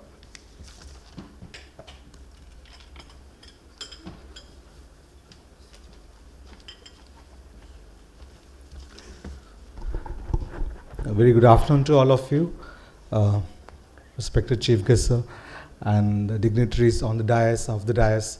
It's indeed a pleasure to be here this afternoon for a very special event. I think it's really something that we all need to be extremely proud of, that where we have reached today in the drone ecosystem. And Methi, for some of you may not be aware of the full form, Ministry of Electronics and IT has taken a very, very focused effort in building the drone ecosystem. So I take care of the Methi Startup Hub and the India AI Mission Startup Program. So essentially, today, if you look at the warfare ecosystem, the automotive ecosystem, you take any ecosystem, electronics plays a very, very vital role. If you're taking an ICE engine car, this is almost 30% electronics. If you're taking an EV today, almost 70% it is electronics. So it plays a very vital role. And in terms of being a Viksit Bharat in 2047 and Atmanirbhar Bharat current in the next 5 to 7 years, electronics is one of the key areas, be it simple PCBs to high-end semiconductors. So it is a pivotal time in the history of India that we have to now focus on key elements such as electronics design and manufacturing, and we have come a long way in that. And of course, our ministry has been in partnership with various organizations have done multiple programs to ensure that there is sufficient support in the ecosystem. For all my friends, startup founders in the room, there is no better time to start up than now. because the amount of ecosystem support that you have in terms of mentoring, market access, money, it's phenomenal support system that is available for you. From almost 17 to 18 ministries in the government today have a dedicated startup program. Of course, it is led by Startup India from DPIIT, MeitY, and other ministries. But every ministry today has has a very dedicated startup program which will support you. And not to forget, one of our flagship programs is IDEX. Right, I was very fortunate to be part of the IDEX since inception, and it is changed the game in terms of how procurement from startups and how startups can collaborate with one of the the best organizations, all the tri-services, and IDEX has proven that it is possible for government institutions or services to work with startups, and there's been fantastic progress in that. So there is a humongous amount of support in the ecosystem. There is no dearth of money. There is no dearth of talent. All we need to is now focus on the problem statements that we really want to solve, and build fundamentally strong companies with technology and governance that will sustain us in midterm to long term. So it's very imperative for startup founders here to take up a set of challenges and build a solution around it, and take the support that comes from the ecosystem and build fundamentally strong companies. There are plenty of support schemes that are available. I don't want to go into detail about but one thing I will want to share in the context of drone, there is a NIDHR program which is from MeitY's side. This is something that you would definitely want to look at. And there is also electronic component and manufacturing scheme. So our endeavor is import substitution. Our endeavor is Atmanirbharta, and we want to really ensure that almost every drone component is manufactured in India and by Indian companies and Indian startups. So there is plenty of support system and schemes that are available for startups, SMEs and large corporations to kind of manufacture components as well as electronic drones and anti-drone systems. Whatever you would like to do, we are here to support, we are here to facilitate and ensure that we all move towards this phenomenal nation building activity in terms of making ourselves self-reliant, and more importantly create opportunities for our youth in the area of AI, manufacturing and deep tech, which is the future. And at MeitY Startup Hub and India AI Mission, be rest assured we are here to be with you in this journey, and we need to look at what are the opportunities in the market and go after that passionately. And with PhD CCI kind of organizations, I'm sure there is so much knowledge and interaction and engagement is being facilitated here in this event. So make best use of this opportunity today. I'm sure you will be hearing a lot of conversations, and every conversation can spark an idea, and ideas can create impact, and we are here to facilitate that for you all. And once again, I take this opportunity to thank PhD CCI for having me here, and again thank you, sir, for being here. I think it's a wonderful program. All the very best for all my entrepreneurs. Thank you so much. Thank you very much, Dr. Madan Gopal. In fact, MeitY Startup Hub definitely is creating a very, very enabling ecosystem for startups. We used to have MOU with MeitY Startup Hub, and definitely we'll try to renew it now again. Thank you very much. Now I'd like to invite Dr. N. Ranjana, Outstanding Scientist and Director, Directorate of Futuristic Technology Management, DRDO, Ministry of Defense. Good afternoon, everyone. Respected chief guest and all the dignitaries on the dais, off the dais, fellow colleagues, startups, industries. It's an honor to come here and speak to this august audience.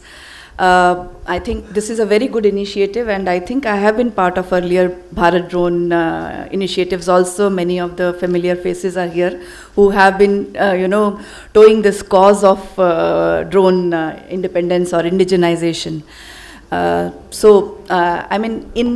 I just want to talk about this kind of a system. We have seen the recent wars, the role of Shahid, the role of many such drones. They have become the mainstay of the war. Not only the mainstay of the war, they have also become mainstay of many of the logistics in the various worlds. And similarly, I think the other part is the robotics, which is basically driving a lot of manufacturing technologies actively. And in the real life scenarios, a lot of robotics is coming out. I think whosoever is following technology must be seeing every day there is a new control system, there is a new battery, there is a new material which is actually assisting all these technologies. So this is something which is happening in the ecosystem, and we all who are looking at the technology growth are worried as well as excited, because we are in a position where we can enable all these things happening in the country. Worried that we don't want to miss the bus once again. And so for this, from DRDO side, I would say there is a lot of work going on the deep tech and the underlying technologies that actually drive this drone. And what we did was, there is a lot of work happening by MIT and other government segments which are supporting the startups by the startup hub, seed money and other kind of funding. VCs are investing very heavily. But the industry and academia interface, where actually the ideas are generating, DRDO thought in 2022, let us integrate the entire ecosystem and make it as DRDO Industry Academia Centers of Excellence. And this actually is a very large gamut. I will not go into that, but there is a focus on the underlying technologies of drones which are happening everywhere. And we are trying to connect industry with the academia. And this is how we work, that academia, we are forcing them, or we are working with them to make it possible that it becomes a product or a usable technology by the industry. And at the right moment, we bring in the industry to take over from them. Because we know that if it stays in lab, it is of no use to all of us, how much ever we claim that it is a great technology. So we thought we have to start bringing in the industry to the academia right away. And that's what is our whole of the work that we are doing. And I can tell you some of the dedicated verticals which are working in terms of aviation or in terms of drones. We have IIT Bombay as a hub, where the aero engine, small turbofan and large aero engine, the deep technologies are in the work. Some of them are simulation tools which may be required by all the startups. Some of them are the kind of analysis which is required, aerodynamics analysis, which normally everybody is not capable of doing it today. So these are some of the hubs which are creating these underlying capabilities which are required to make the system real. The aircraft structure is also being studied there. Also, the application of manufacturing technologies in doing this kind of a thing. If you see today why drone industry is flourishing very well, it's the innovation which is driving it. And if you see, the innovation is limited only by imagination and execution. So if you can imagine but you cannot execute, you'll not be able to know the aerodynamic characteristics of the shape that you are envisaging. So additive manufacturing has played a very important role. The control laws and the flexibility of these control laws which are being worked at the academia have played a very large role in making these drones possible. And I'm very glad to say that whenever I visit my DIA center in the academia, there are 5 startups interacting with them to actually make them real. So this is the kind of ecosystem where we are investing projects with the academia, but we are also ensuring that industry is being involved with them so that the take-up is much faster. Similarly, we are working on something very, very niche things probably which has not come to the mainstay of the commercial drones or the applicable drones today, the flapping wing micro air vehicles, the ornithopters, the the kind of metamaterials which can be used for the drones. Also the swarms, and the drones have become mainstay. Swarms also are being used. We have not seen swarms in real war action as of now, may not be 2 or 3, but the tomorrow the smaller vehicle will be the mainstay of these things, and a lot of investment has been made in terms of swarm technologies, and one of our young scientist laboratory, Device 80, is working extensively on these innovative ways of using drones and the swarms and the swarm algorithms, the positioning, the targeting, the communication. These are underlying technologies which we are trying to strengthen with all these kind of initiatives. So I also invite the startups as well as the industries who also are capable to, whenever we advertise for these technologies to be taken up by the industry, we are giving wide publicity on the DRDO website as well as the IITs and the institutes which are working on them. I request industry to at least look at these technologies if they can take it forward and productize it as fast as possible. This particular, and you will get mentoring from DRDO as well as the professors. So this model has been in works for 3 years. It is giving results, may not be in terms of drones, but many other products have been now been coordinated with IIT, DRDO, as well as industry together. We will soon be giving certain good news about it. The other thing what I want to talk about is this kind of ideas, the concrete. I really liked when he talked, the system is, everybody is doing their bit, but the problem statements need to be really concrete, detailed, somewhat feasible. It should not be just an imagination, and a lot of work goes on detailing these problem statements. If that kind of a effort is put in every problem, I am sure we will be able to make much better outcomes out of all the efforts that we are taking together. The other point I wanted to bring was, whatever we do it extremely well. That's what is something, it takes much more effort than just doing it and then making it a reality or making it into a product. The tail edge is something which is very, very difficult to cross. So we have to put effort on all the segment, not just new initiatives, innovations, making certain things which are maybe possible, but converting it into a product which can be mass produced, which is rugged and usable, is something which we want to focus on now. I think with this, I will say very good initiative by PhD CCI, and whatever new ideas you can share with us on the forums that we are launched, many forums now for having workshops in the IITs, sitting with professors so that we can work out the feasibility part of it.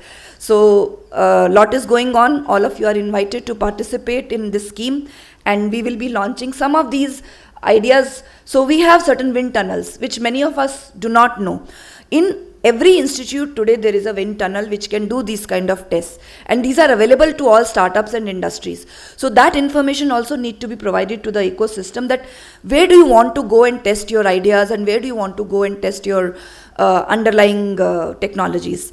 So thank you PhD CCI, and I'm honored to be here, and whatever support required from our side, you can write to us and you can be participating in this particular ecosystem which is developing. Thank you very much.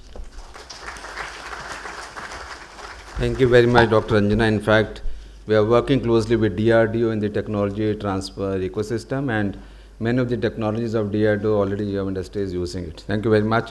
Now, time has come for the inaugural address by the Chief Guest. I'd like to invite Air Chief Marshal Amarpreet Singh, Chief of Air Staff, Indian Air Force, for his address. A big round of applause for sir.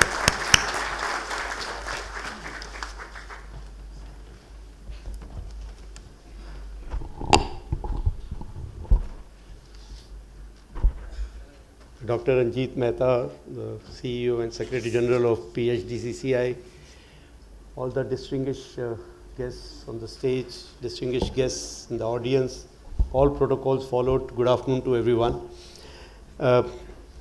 It's really an honor to be here. First of all, I must thank PHDCCI to call me here. I'm happy to see so many people here who are doing something towards nation building and doing something towards helping us in the uniform. मेरे को नीचे पढ़ना भी है थोड़ा. So, we just inaugurated a small exhibition of the products, and the startups have put up their ideas there and products there. So, really educative for me, for especially a non-techie like me. First of all, I also would like to thank PhD CCI for giving me that coffee. I think somewhere I'd made a statement long time back कि मेरे को आज coffee भी नहीं मिली है, तो इन्होंने वो इंश्योर कर दिया कि आते सर पहले कॉफ़ी पिला दूँ, so he doesn't crib. Another thing, of course, which I say every time is wherever you are asked to speak at the end, almost everything has been spoken. Finally, what we have to say, everybody understands, but we are just, it's like all these sessions are becoming like more like prayer meet. We are repeating the same prayer every time and hoping like hell somewhere it will click. One day I will see God. That is the moment that we are all waiting for. But yes, these prayer meetings have to continue. If you don't have that, then we lose focus. I think they are bringing us back to focus. So exceptional work that PhD CCI is doing for last 121 years. They're bringing, creating this platform to bring the government agencies and the industry together, which is the requirement of the day, from the rule makers to the people who are getting affected by those rules. And of course, third is, when I say government agency, not just the rule makers, the users also. Most of the users are government agencies like Air Force, Army, Navy, and in the defense, and a lot of civil, of course, ministries. And of course, these things will take us forward to that, the dream day, that is, Viksit Bharat of 2047 or Atmanirbharta, the goal that we have set for ourselves. And, the topic that has been chosen, obviously, it's a very apt topic. A lot has been spoken about what drones and what UAS systems as well as counter UAS systems have done. I'm talking from defense perspective in the recent wars, what has happened. And they are here to stay. There is no denying that fact. They are here to produce, results at low cost, and no denying that fact. Whether they are the only solution, I always reserve my comments on that, because I don't think we can take the man out of the loop as of now, not in the near future for sure. So it has to be a collaborative approach.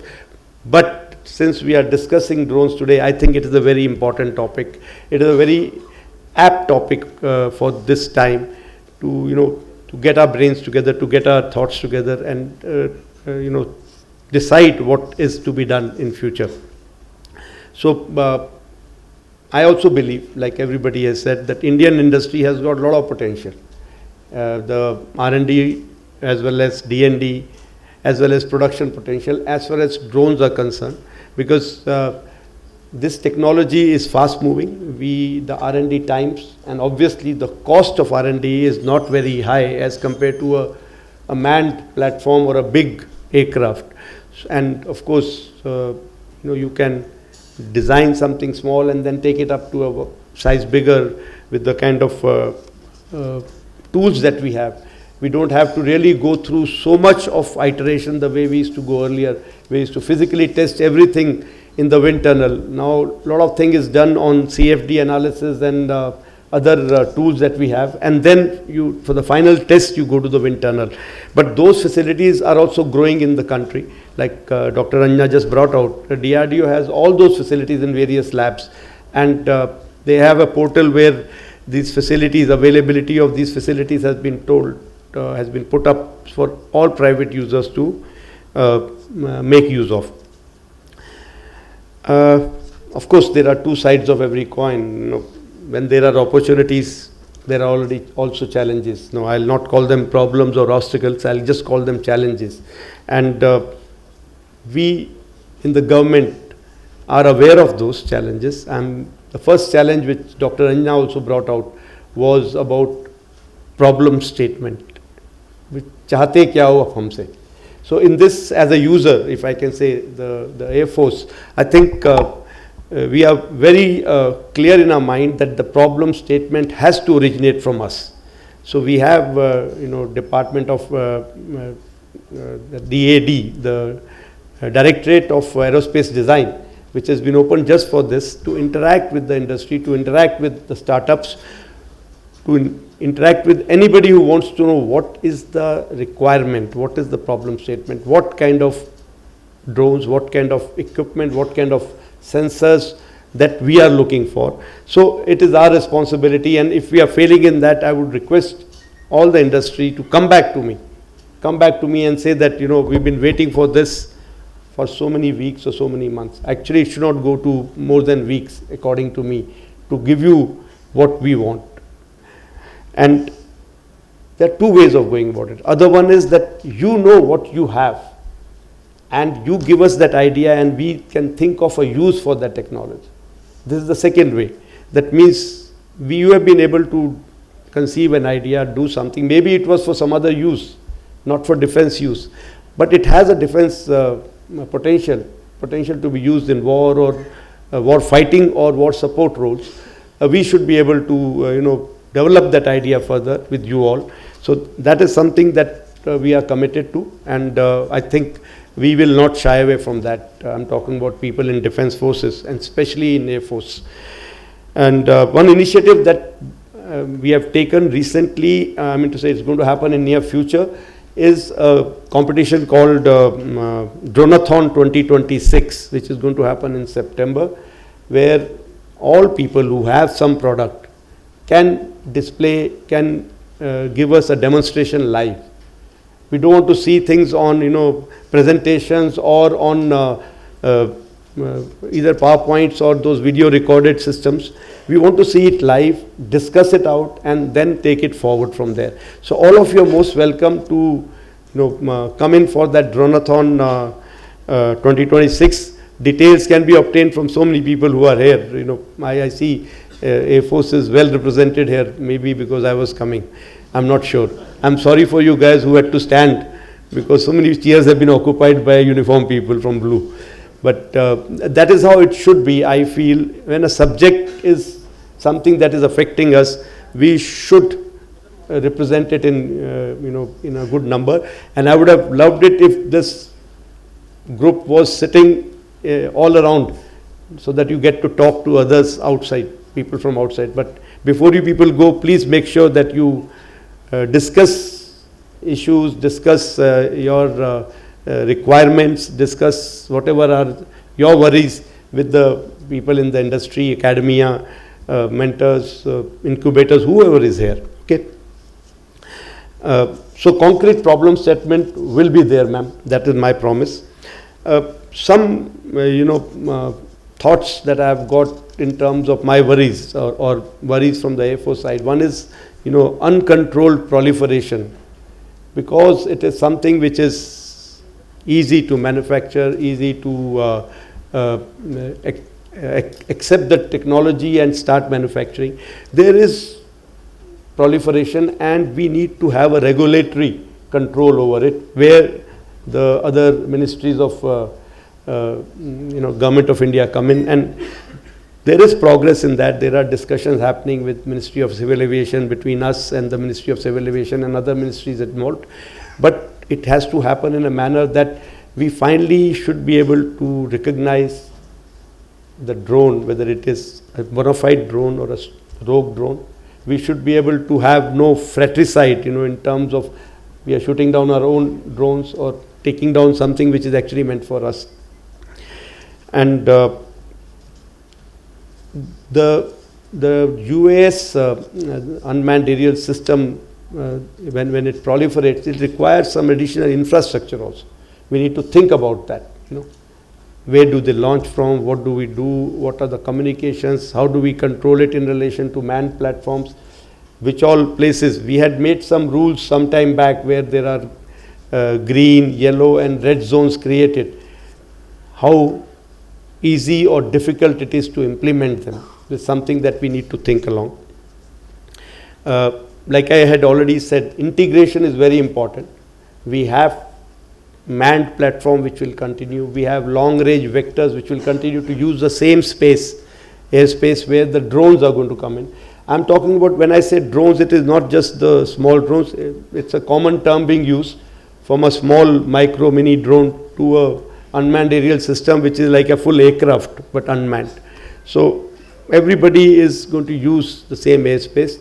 So man, whether it is in the loop or on the loop, these terminologies have come in. At least in planning, in control, in terms of feedback system, situational awareness, we need to know each other's position and understand how an airspace is going to be used, whether it is procedural control or active control, whatever manner. Also, we need to look at how if we are miniaturizing drones, I saw people are coming up with new technologies where even engines are becoming low weight engines, the motors, it's a PCB based motor and all that. So with that weight going down, even the payloads, whatever are going to be used by us, whether it is a weapon or whether it is a camera or any other payload, they also have to be miniaturized. And while doing all this, we have to get down to the absolute, every brick has to be made in India. Actually, every brick should be developed in India. Then only we can say we are fully Atmanirbhar. If there are some components for which we are still relying on some other country, then obviously we can be, we can fall prey to that country, throttling those supplies. One part where, since the human is not involved in this flying machine, there is a little, sense of, what do I say, ease in this, that okay, it's not that difficult to get it certified. I feel the reliability factor has to be built into this. The redundancy factor has to be built in. We may not have a human sitting inside, but it can fall on anybody. It can fail in a mission, which can cost us a lot. You see what is happening today. Why are people talking about numbers? Because there are two things. One is each drone cannot carry the weight of attack the way a manned platform, a big platform can carry. And second, so you need to send them in large numbers to attack. Second is the failure rate is very high as of now. So you don't know how many you are launching and how many will reach the target for whatever purpose you are launching them for. So that has to go up. And that will only happen if we are, treating it like any other machine, going through our D&D cycles in the correct manner, in a fast-track manner, but following the correct procedure. The certification agencies have to play a big role in this, that whatever the requirements, we have the labs to test them, and also future growth. That means all other technologies that are coming in, which are required to make the mission success, whether it is stealth, whether it is, like I said, some countermeasures to make it survivable in the battlefield. All technologies have to develop along and get miniaturized for them to succeed. We have just heard about the cyber security part. Yes, it is a very important requirement to have our sovereign stacks, secure networks and storage, and also data privacy. So that has to be looked along with that. So only way that can happen is if we have the intellectual property rights for whatever we do. Then we should be able to make changes whenever we want. We should be able to encode anything, decode anything. And of course, indigenous AI algorithms will be required to be developed along with that. So all this will only give us a total self-reliance or Atmanirbharta. There's also skill gap. We need to have more and more numbers of, when I talk about people in various fields, whether it is AI, robotics, cyber security, materials, aerospace. We talked about aerodynamic designing, propulsion. It's required not only just for production, but also for maintenance activities of these drones. So that is something where we should look at.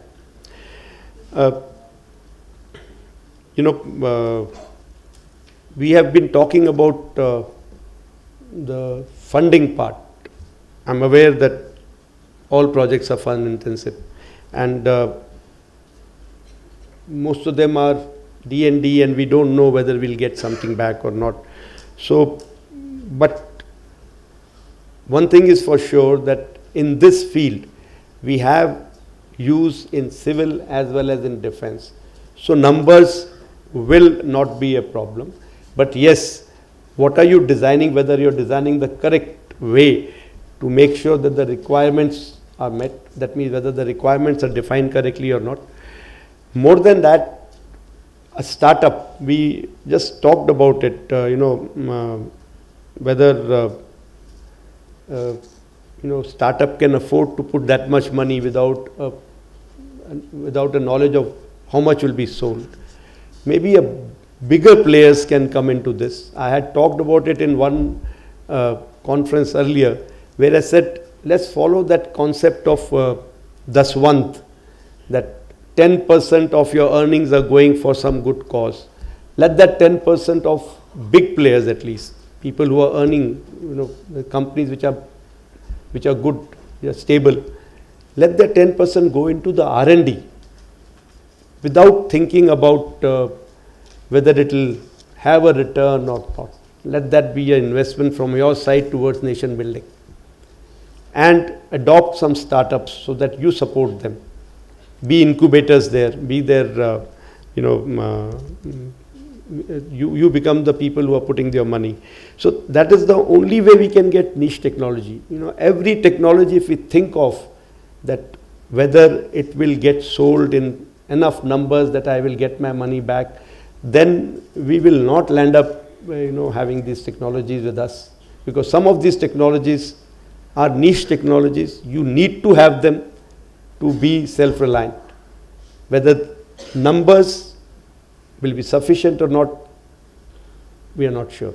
So most likely the numbers will not be sufficient. Here again, people from the various government ministries who are here, we need to find ways and means of supporting this part.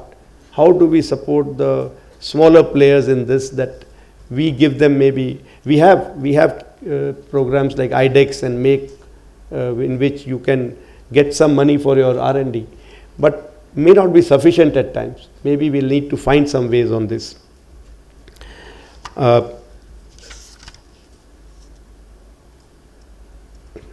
The D&D cycle in this field is very short. It's the disruptive technology, things are changing. We just, it was again mentioned that every day some new thing is coming up. So obviously that worry which was told, that we should not miss the bus, we should not be left behind, is something that should be guiding us, pushing us all the time. Again, I'm repeating some of my favorite statements. Technology delayed is technology denied.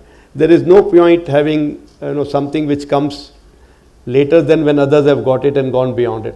So we need to push ourselves to make sure that these things happen in time. And not only just technology staying in lab. Dr. Ranjana just mentioned, we have the technology, but it's not gone beyond lab.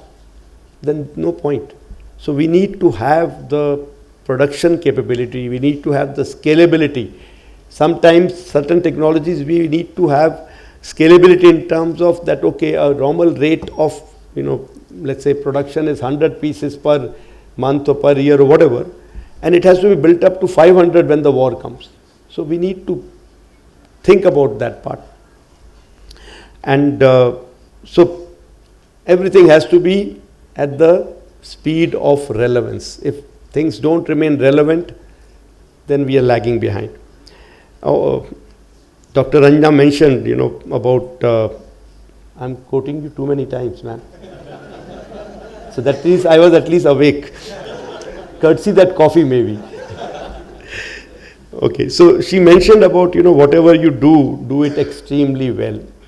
We were today, just before coming here, I was in another seminar where RRM was also there, and our AOM, quoted from Bhagavad Gita. So I wrote down that time that I must quote this here. So he said, Bhagavad Gita chapter 2 verse 50 says, Yogaha karmasu kaushalam, which means, how many understood? There are few, because I also waited for him to translate in Hindi or English so that I can understand. It means excellence in performance of one's duty is the true yoga. So let us all do some introspection. हमने आज योग किया या नहीं किया? Whatever we do, we have to be excellent. And excellence is not one-time activity. It is a habit. We have to make it a habit in our system. Let there not be any tick marking, The two ways of doing a thing, one is that you do it from one end to the other end, putting your heart and soul into it. Other one is कुछ दिखाने के लिए जैसे हम करते हैं, tick marking. कई बार हम वो स्माइल ले आते हैं फोटो खिंचाने के लिए, just for tick marking. और कई बार हम दिल से स्माइल कर रहे होते हैं. So let this be from the heart. Let us do our work. Strive to do our work at least with excellence, and that is our true yoga, that is our true sadhana. And there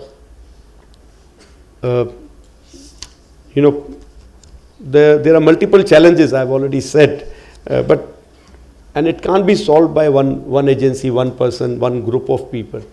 No, all of us have to come together. It has to be a whole of nation approach that we call, whether we are users, like in this case, if you're talking about defense drones, then it is the defense industry, defense forces, whether we are government making the rules and all, industry, researchers, regulators, academia, incubators, investors, QA, QC agencies, all of us have to join hands to ensure that whatever unmanned systems, whatever drones we make, or the counter drone systems that we make are safe, secure, reliable, scalable, operationally relevant, and of course are economically viable.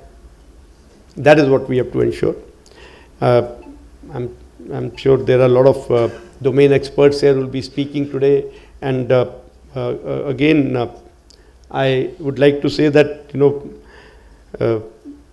this seminar will bring out a lot of focus areas. This seminar will bring out a lot of challenges and solutions. So let us take these two logical conclusions, and not just tick mark another seminar. Number 3 is over, and let's look for number 4. Okay, so let it lead to some partnership. Let this lead to some projects, some indigenous tech development, so that finally we have we strengthen India's strategic vision and strategic autonomy that we are talking about, and our generations ahead will be indebted to all of you if this happens. And one more last point I would like to say, that if we keep doing what we are doing, we will get the same results that we have been getting. So we need to do something different if we want different results. If we think that the results that we have been getting till now, the speed at which we have been progressing, if it is good enough, then let's continue. But if we feel that it is not good enough, let us do something different. Let us be innovative in this also, that what different can I do? Let us do some, Atman Manthan, Chintan, and find where we are lagging. And each one of us should at least make sure that in our own domain, we are able to do that yoga that I talked about. So thank you once again for giving this opportunity, non-tech coming here and talking, so nice of you. Jai Hind.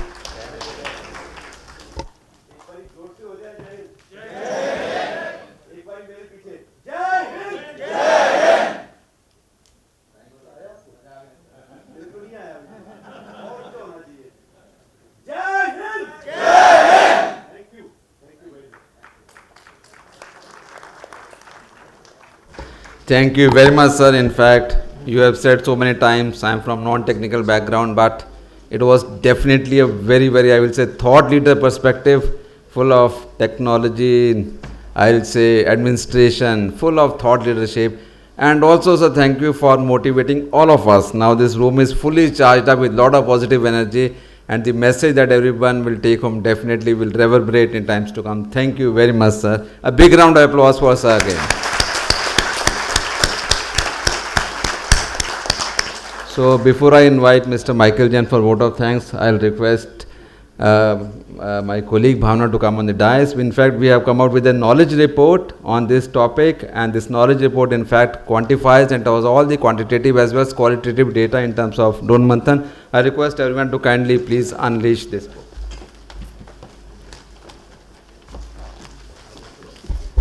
Can I invite Colonel Manikanand and Group Captain Narang and Chakra Foundation and Shugosha Advisory to also join us, please?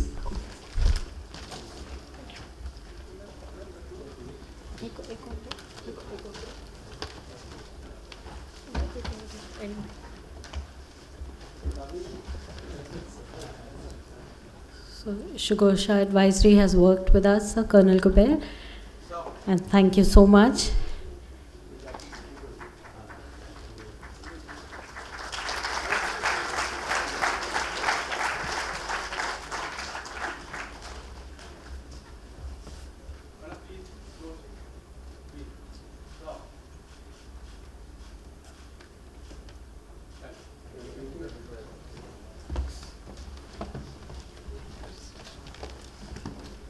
I'll request Dr. Ranjit Mehta and our chair and coaches to kindly join us in felicitating our chief guest, Air Chief Marshal A.P. Singh, with a small memento from PhD chamber.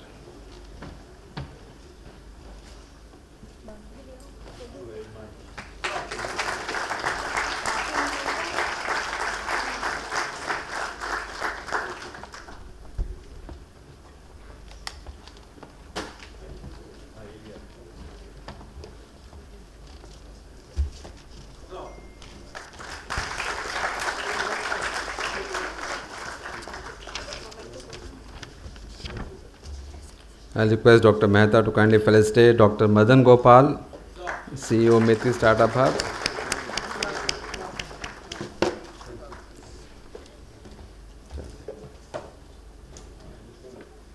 Yeah.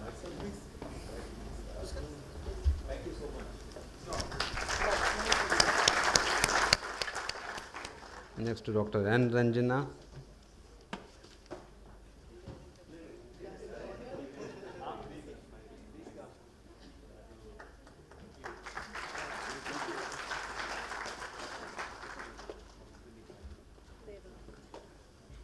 Thank you very much.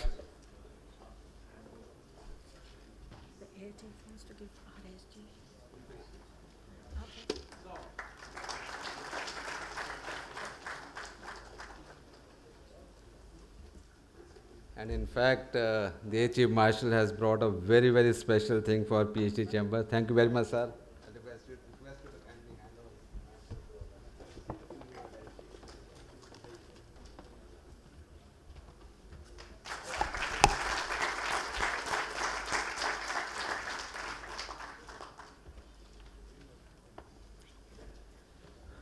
I request Mr. Michael Jain to kindly come forward and please propose the formal vote of thanks.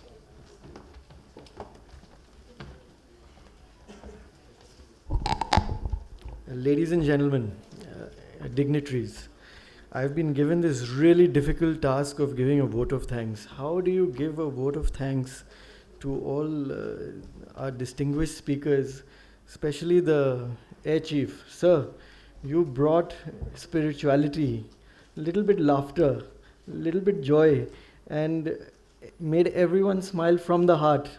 And we really would like to thank you for that. I think this has been the third drone Manthan. I've been here for all three, but none of them roared like the Jai Hind here today. So I'd really like to thank you and everyone for making this a success. You also mentioned, sir, that you're not technical, which I think is a little bit of a lie, because sir, you have a lot of knowledge on the subject, and you were able to motivate all the people in the hall, and those young students and kids will remember this for a very, very long time, sir. Sir, cheat code or not, winning the war is the end goal. So thank you, sir, and thank you, everyone.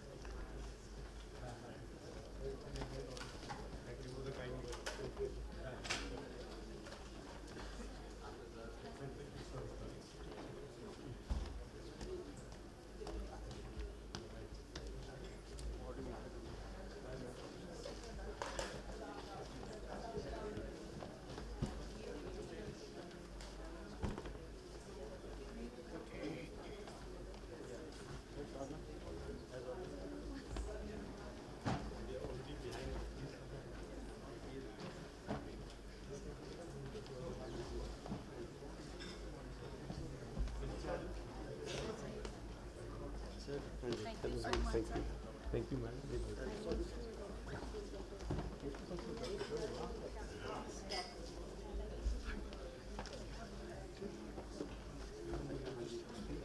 Moderator for this session is Comrade Dr. Arun P. Golaya, VSM retired, Indian Navy, former officer in charge, Technology Development Acceleration Cell. I'll request Dr. Arun Golaya to kindly come on the dais. Along with him are Commodore Neeraj Uday, VSM retired, General Manager, Homeland Security Solutions and Engineering Services Division, Electronic Corporation of India Limited. We have with us Colonel Arvind Mulimani, Vice President Projects, Air Defense Zen Technologies, and Dr. Shivaram Ramaswamy, Co-founder and CTO, Big Bang Boom. May I request Dr. Arun to kindly come on the dais, please. आइए sir, आइए, आप बोलेंगे तभी आएंगे लोग.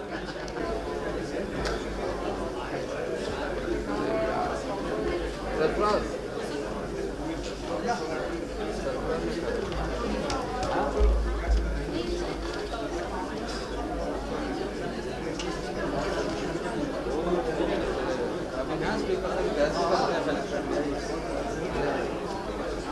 हाँ दे आइए. आप आइए, नाम दे लीजिए, मैं ला देंगे.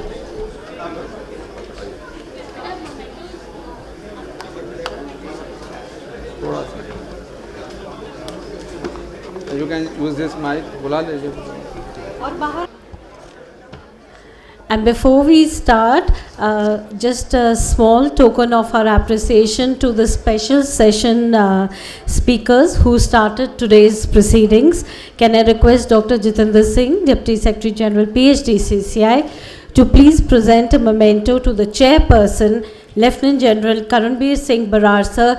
Thank you so much for chairing and for coming, and thank you for your service. Sir has been a distinguished service person for the Indian Armed Forces. Thank you so much, sir. A big round of applause for sir, please. Major General Sandeep Puri, sir, has already left. Requesting sir to hand over memento to Commodore Dr. Arun Golaya, sir, for being a part of that session. Thank you. Requesting Group Captain Narang, sir, to please join us on the dais.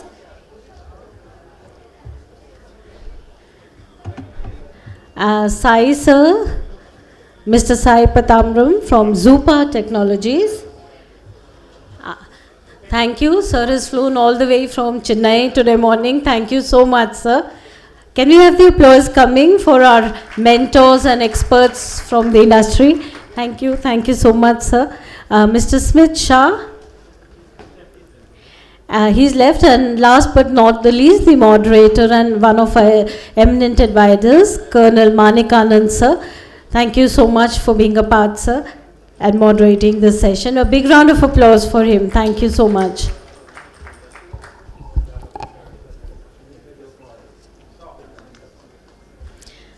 I'll request all the delegates outside to kindly join us, as this is one of the most important sessions as well.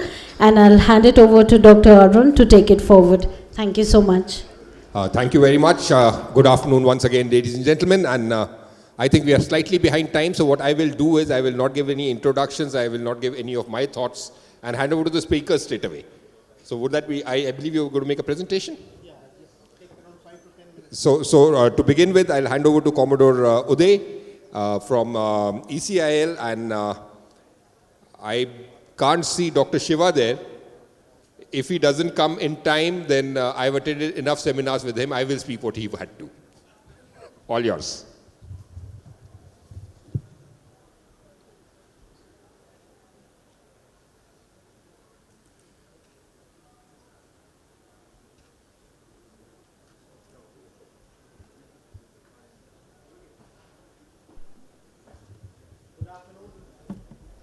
Good afternoon, ladies and gentlemen.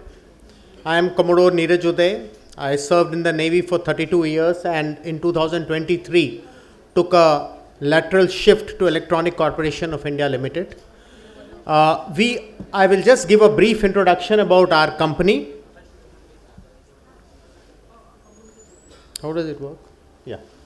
So ECIL is a government PSU which was established in 1967. We are under Department of Atomic Energy. Why under Department of Atomic Energy we are not a defense PSU? Because the company was actually formed to look after the need of the nuclear power plants, the need of the BARC, and the purpose was that all the nuclear power plant and other nuclear reactors which are being installed in the country, their controls and instrumentation will be manufactured in-house in ECIL. So that is what was our primary purpose. But in these 40 years, we have diversified into the various fields. One is the nuclear vertical, one is defense vertical. Almost 30% of our revenue comes from defense.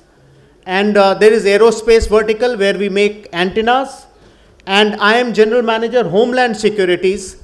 And my reason of primarily being here is that we are into jammer business.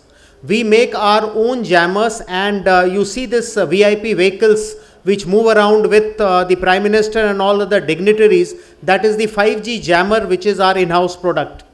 We also make EVM machines. In this country, EVM machines are manufactured in 2 companies. One is ECIL and one is Bharat Electronics. So 50% of EVM machine production in-house, designed and manufactured, happens in ECIL. So I had prepared a small presentation on drone, but I think there is no need for me to go through all these things because most of you are well aware of all this. But the drone has become a critical issue, a critical component of war or for anything else, and these are the various evolution or the advancement of technology which has taken place over the years. So the drone application, as you can see, all you can see is these drone applications you are well aware of. The last corner, if you see, this is a drone which in ECIL we are trying to come out with, that is called CBRN drone. That is, the drone will have the chemical, biological and radiation detectors on the drone. Just to give a brief introduction, in the new Parliament building we have just completed a CBRN project wherein we have installed more than 110 nuclear, biological and radiation detectors and taken them into a ICCC. We have also given a QRT vehicle which has these detectors and seamlessly integrated with ICCC. So from there we took this idea and we are in the process of developing it. Now, type of drone you all are aware about. I need not emphasize on this. These are the types of the drones. We are not a drone manufacturing company. I was just giving an introduction to the drones. Now, these are the various threats. And so what we do in ECIL is we manufacture anti-drone system. When we say we manufacture anti-drone system, the detection part we have not yet manufactured, but the jammer part is 100% in-house manufactured. Now, if you have to do a drone, what are the challenges in detection of a drone is what I have listed in this slide. They have a very low RCS. So it becomes extremely difficult You want me to move? Oh. It becomes extremely difficult with this low RCS to detect any drone. Then they have a low flight, they're not flying at very high. Then you have SOM saturation and cost asymmetry. You know, here with Air Chief, we talked about the drone application and drone in the war. But if you have to use a Akash missile to bring down a drone, then this is cost asymmetry absolutely. And there is a collateral risk. So we have our own product of anti-drone system. We call it SDJ Mark 1, and it has got two features. One is we have what I am indicating there is one is the RF detector, one is the antenna, third item there is the jammer and the GPS spoofing. They are the only four things we do in our anti-drone system. Now, how do you detect a drone? Detection of drone happens through RF detection or through a radar detection. Radar detection, detection of a drone through radar is not easy. Now in RF detection, what you do? The drone is communicating with its base station with the flight controller in various frequency bands. These bands could be 2.4 gigahertz, 5.8 gigahertz, 5.2 gigahertz, and also at 433 and 915 megahertz. Now the very purpose of RF detection is to detect these frequencies. And when you detect these frequencies, you have an antenna, I'll just show you, and then we come to the drone neutralization. Our drone system is only soft kill. We do RF jamming and we do GNSS spoofing. Now RF detection, if you see the antenna on top, that antenna, it's a stationary item, whereas the reflector inside the antenna is rotating 360 degrees. And you have DF also there. So what we do is, whatever is the RF environment available, there is a filter which filters out these frequencies, the frequency at which drones operate. After that, down below is a software defined radio. This radio, this SDR rather, it's not a radio, will demodulate the signal. It has got a library of various protocols. It checks with that protocol. There are various methods of breaking, because the communication between the drone and its base station is happening through a protocol. So it checks the protocol, and then based on that it identifies the drone. It gives you the parameters which the remote station is communicating. So that's about all is what we are doing in RF detection. So you have a direction finding antenna, you have a RF and DF sensor. Once you know this data, and in addition we have an additional unit which is a Ku-band radar. Now all these items will detect drone only up till the range of maximum 12.5 kilometers. I don't think any other drone detection system you will have range of some 50 kilometers of 100 kilometers. That may not be very accurate. And then what you do is you jam these frequencies, the frequency at which drone is communicating. Now this is as far as the system is concerned. And you also do GPS spoofing.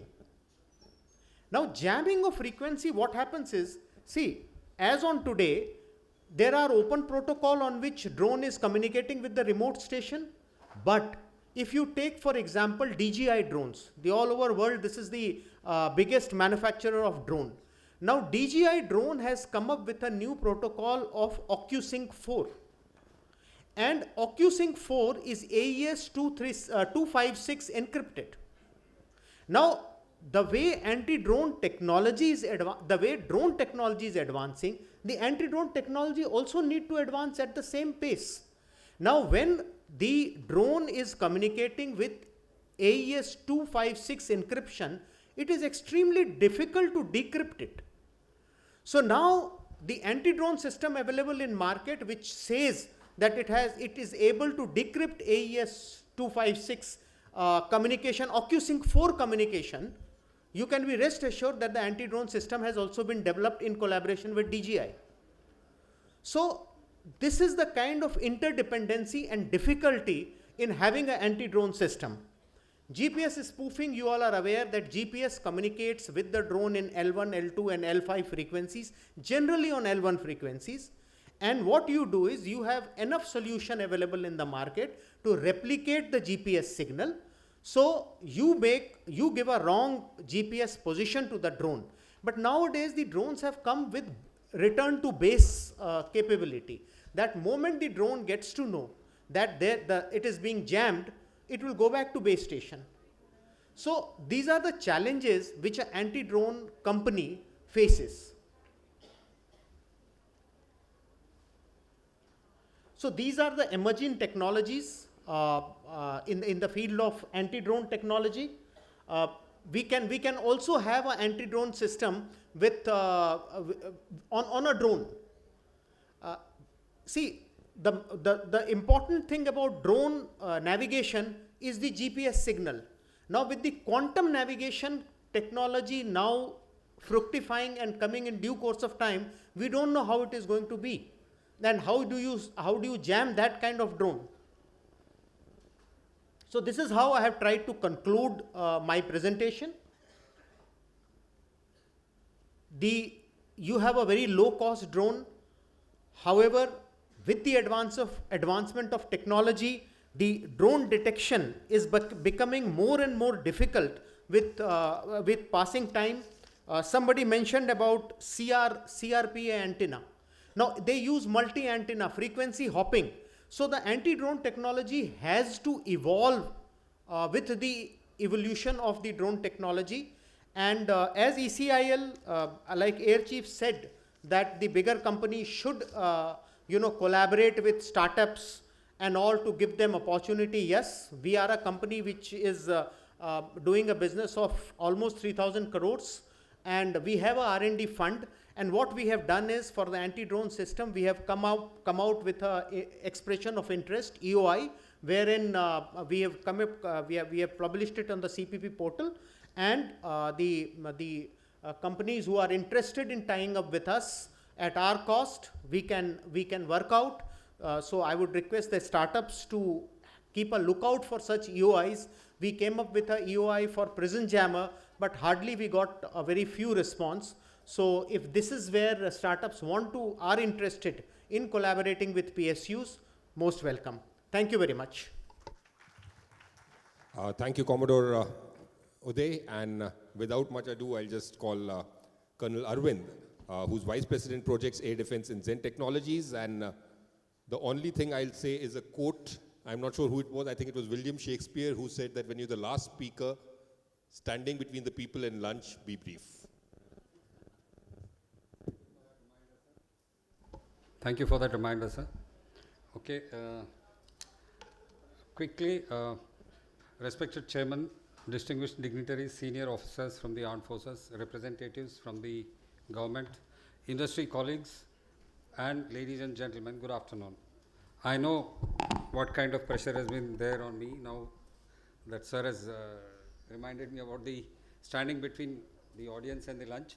Okay, so I will not dwell much on the technicalities, but however, where required, I might touch upon a little. Otherwise, my basic topic today is building an indigenous counter-UAS ecosystem for Bharat.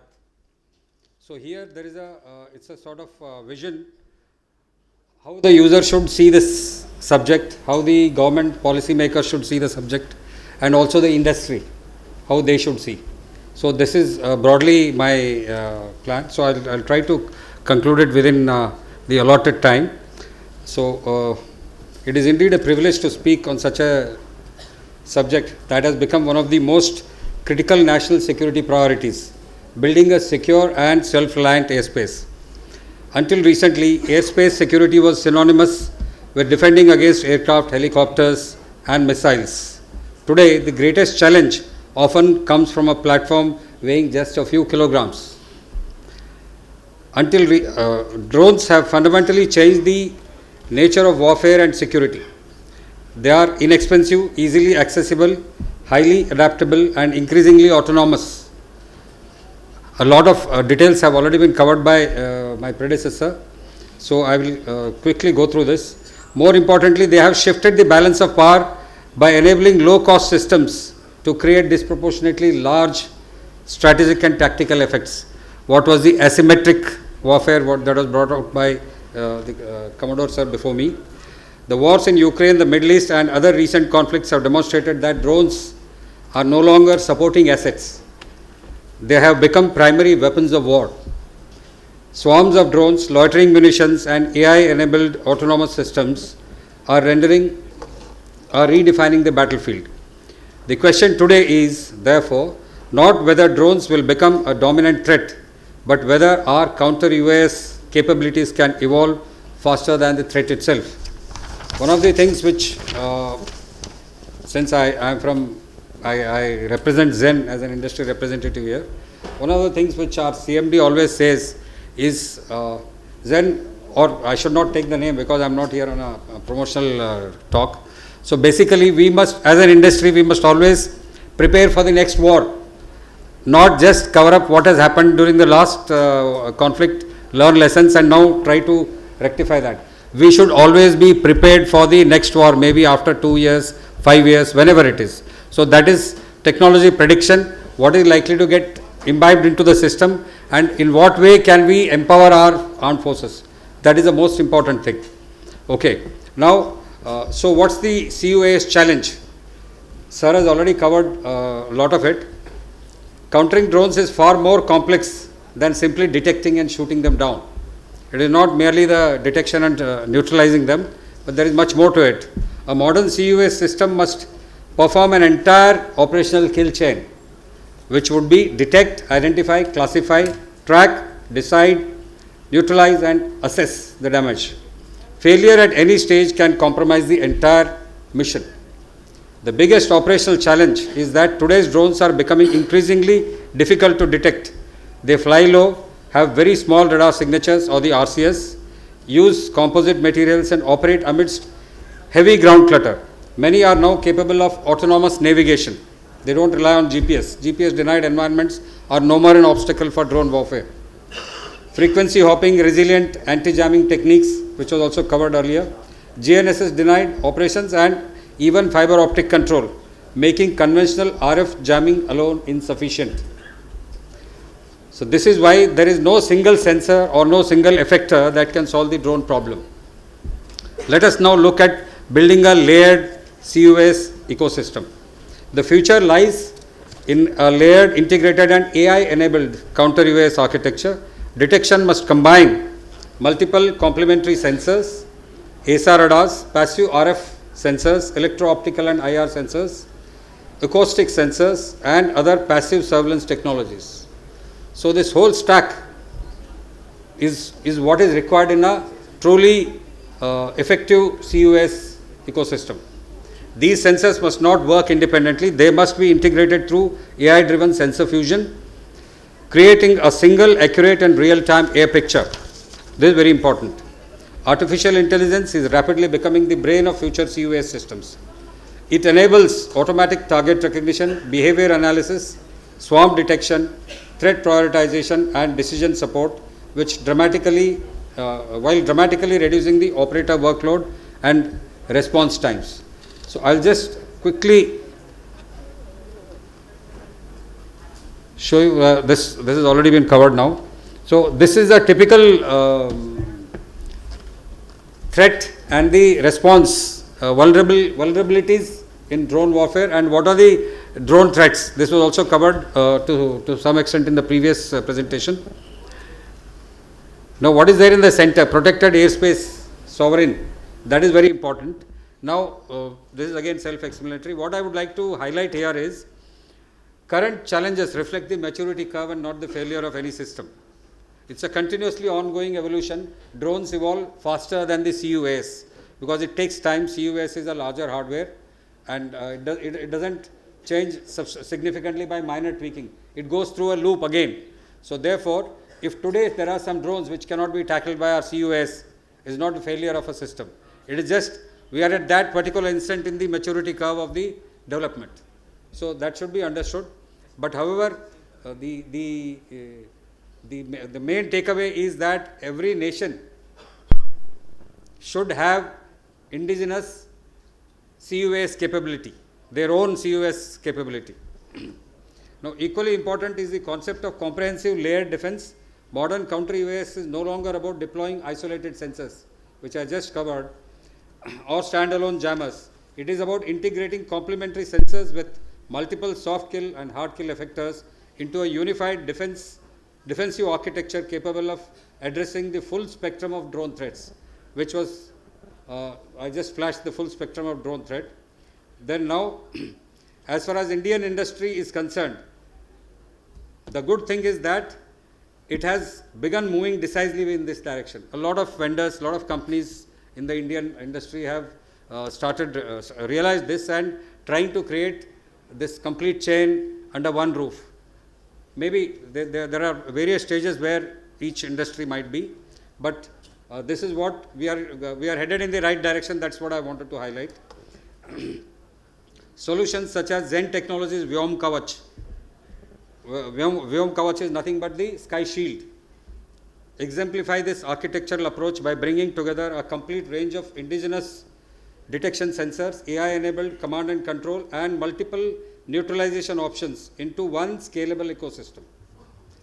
Such integrated capabilities allows the defender to select the most appropriate response based on the threat, environment, and the operational requirement rather than relying on a single technology. This is very important. William Shakespeare is watching. Sir. Sir, I am sure you'll allow me Take the your time, luxury of 2 minutes by virtue of absence of third speaker, sir. Yes. Having said that, now let us consider counter-drone swarms. Perhaps the most significant challenge ahead is drone swarms. Traditional air defense was designed around engaging one target at a time. Drone swarms completely change the equation. Future CUAS systems must therefore be capable of simultaneously detecting, tracking, and engaging dozens or even more of coordinated aerial threats through network sensors and multiple effectors working together. Just a word, I'm just going back to the first session of the day, which was moderated by Colonel Manik Anand. There was one major question, what should be the capacity, Indian manufacturing capacity? There was, anything from 3,500 per month, I think. But then please remember, the capacity has to be understood in this sense. What you send out will never come back, or hardly 10% of that may come back. Most of your missions, you are meant to overwhelm the enemy. You are supposed to send not dozens, you are supposed to send hundreds and waves, which most of them will not come back. So the replenishment rate should be of that order. And you just consider one formation like this across the entire engagement scenario. There will be thousands of drones going every day, and across over a period of, let's say, 2 or 3 weeks, you can imagine. This is a warfare which is of attrition. There is not going to be a culmination point. It's ongoing continuously. So therefore, 5,000, 4,000 is not an answer. I think it should be much higher than that, and I'm sure the Indian industry, defense industry, is capable of handling. There are plans even in the industry. There is engagement from the highest level within the government. They do call the industry, they interact, they actually assess the capability. They even offered to give, holding hand in case there is something which is missing link. So that kind of engagement is there. The authorities, the highest decision-making authorities, the leaders in the industry, they are all seized with the problem.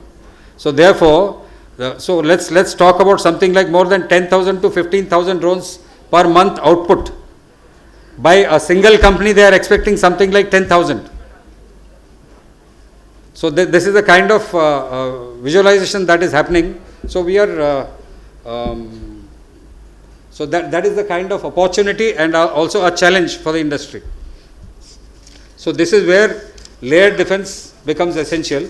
Okay, soft kill techniques such as RF jamming, GNSS denial, protocol manipulation, and cyber effects should always be the first of the response chain.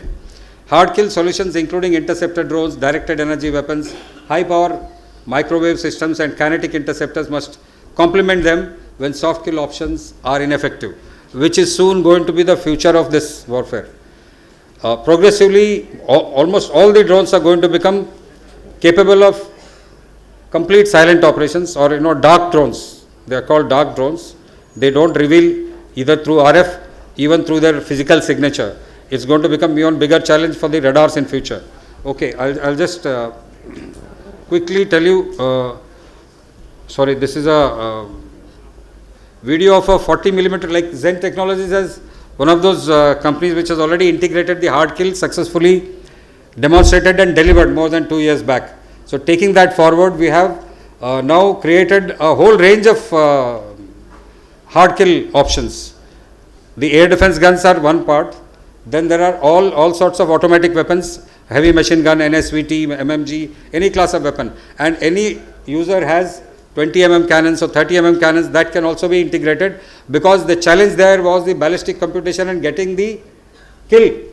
So that was what was achieved by the first round in 40 millimeter L70, and that has got a range of 3.5 kilometers.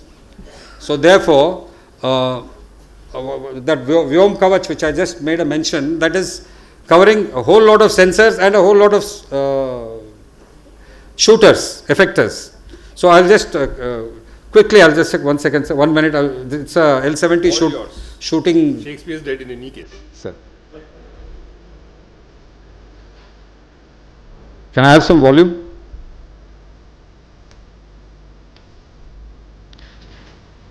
Okay, so this is actually the ATP trial where 40 millimeter L70. This is right now unmanned, being fired remotely from the CUAS system which we have delivered to that Army Air Defense College. The two boys standing on the gun are the loader numbers. Why it's a high rate of fire gun. Should there be ammunition, they have to reload.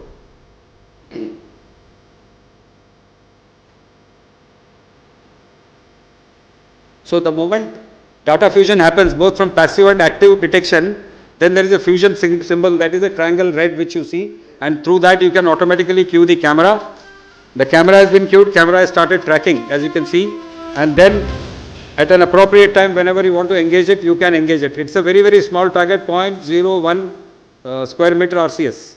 That is, it's actually a little smaller than 0.01. Since it was to be shot down, we have given a customized drone.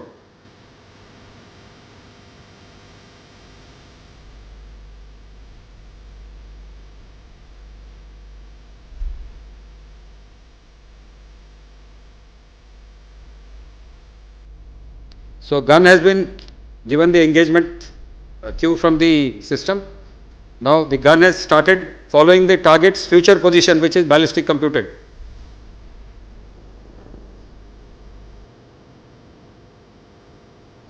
Yeah, again, your attention to the UIR screen.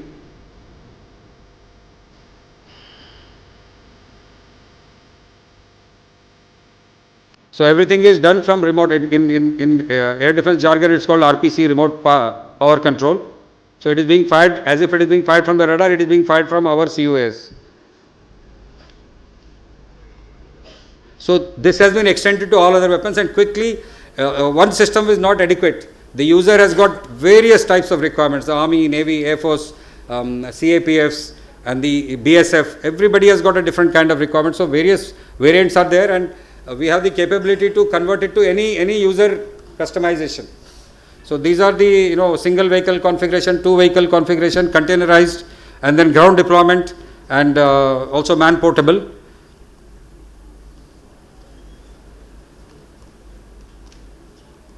Next slide. Okay, this is the illustration of a vehicle mounted counter swarm drone system, which is the one which is going up for trial in the next month. This is nothing but micro missiles to be cued just like the L70 gun. This is to be cued for swarms. You can fire single rockets or multiple rockets, ripple or salvo fire, so that in the swarm you should be able to destroy more than 3 to 4 at least. With a single, if it's a very close knit swarm, more targets. If it is a spread out swarm, then the challenges here are not so simple. You have to track not a physical target, you have to track a centroid which may or may not be on any drone. So this is a kind of challenge.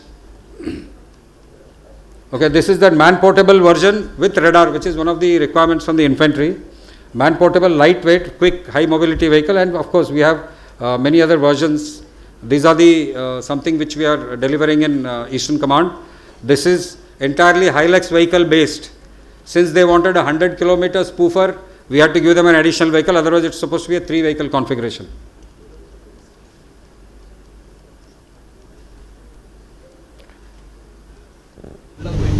So this is where I want to tell you about the pause. Sorry.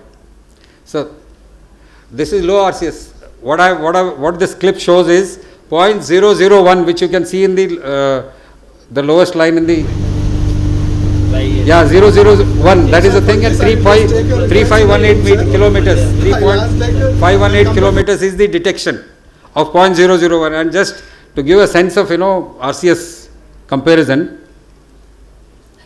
So this is what the yellow circle, which is 3.57 millimeters, slightly bigger than a 10 rupee coin, is what was detected and tracked consistently up to 3.5 kilometers.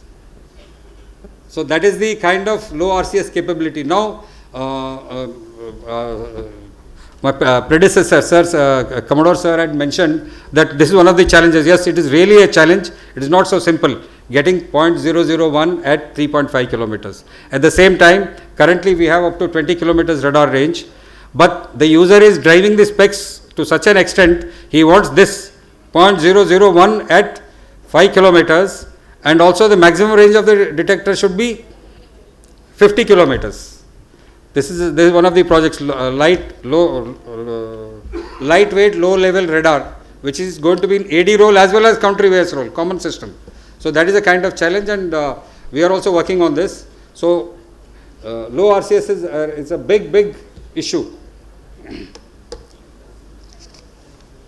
So therefore, what I wanted to tell is, you cannot just do with a radar or a RF detector system. You need to have all possible sensors to get a AI-enabled decision, which has to do a lot with the data fusion, which is very critical part. It's the brain of the CUAS system.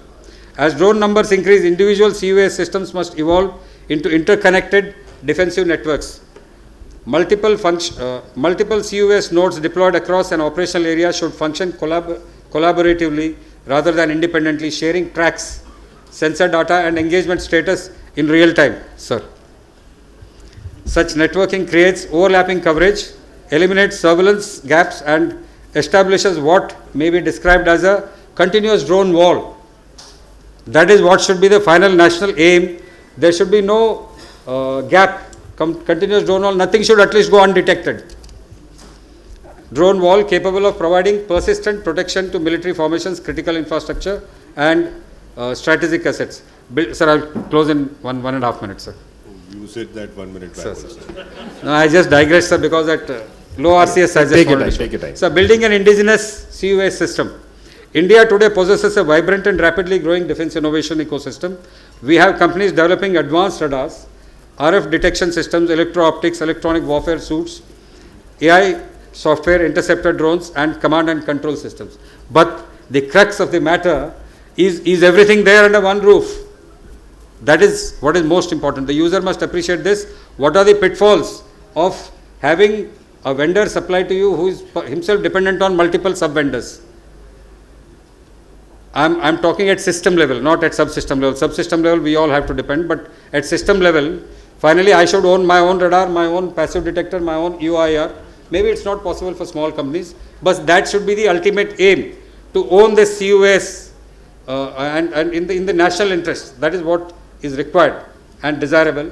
And even all the effectors should be part of under the same roof, in the same system, because then it gives you scalability, adaptability, customization, obsolescence proof. It becomes, life cycle support system becomes so much easier.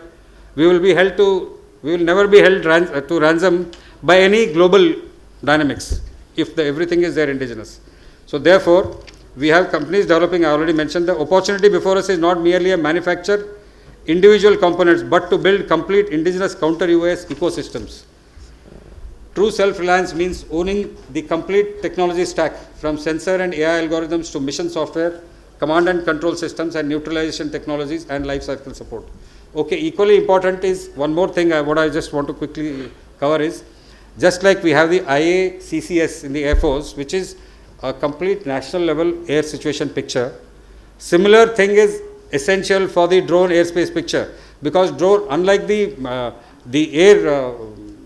vectors which are being monitored by the Air Force, the drones are something in the tactical arena. They are very transient in nature. They are there for 15 to 20 minutes, then they disappear, and they are in huge numbers.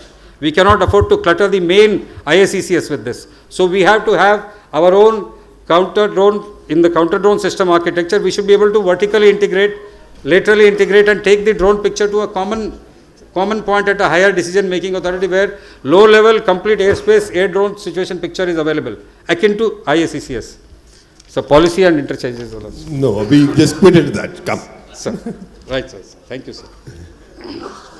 Okay, do we need questions, or has he already said everything? So we will have 2-3 questions quickly. Yes, you can answer in that. The policy, you can come if somebody asks about the policy. Please take your seat, because we are running way behind time and we need to catch up also. Yeah, you can show the picture if you want quickly without any commentary behind it. So I know we're short of time, just 3 quick points, and thereafter we'll take 2 or 3 questions. One, the cat and mouse game between technology and anti-technology will always continue. In the Navy, we talk about sea control or sea denial. We have to decide, if you can't master technology, at least master the anti-technology, so the technology cannot be used. Normally, but not always, the anti-technology is easier than technology. Not always. Maybe in case of drones, dependable. Second, you mentioned about prepare for the next war. I'm not really sure if you're preparing for the next war, or even the next technology, because that's always difficult. We have to move beyond just area defense and point defense to individual defense. Each individual soldier, because the smaller drones will target each individual soldier also, so you can't just talk about, and you can't use missiles. Everybody's talking about jamming and spoofing, and will they work against milk or the frequencies you mentioned, the mill-grade systems? Meakening is what very few firms are talking about, 2-3 firms are. So I'll encourage everybody, go to the exhibition. There's some firms who've got some very nice stuff there. Take a look, including about individual protection, but I think that's what we need to prepare for. We'll take some questions now.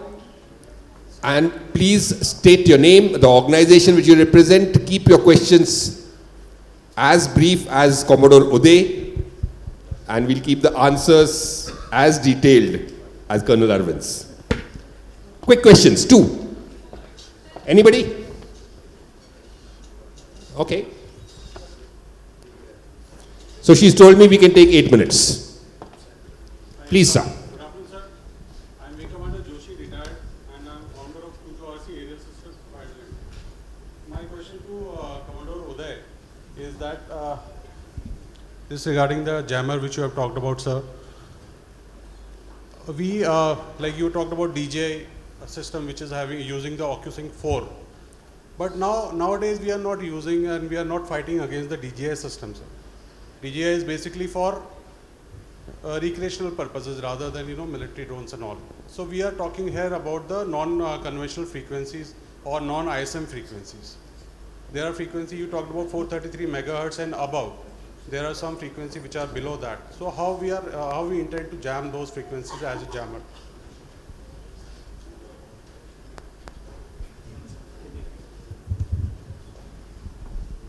Yeah, I'll tell you this, that the jammer what we use is a Bharat jamming, and we do anything from 20 megahertz to 6 gigahertz, any frequency.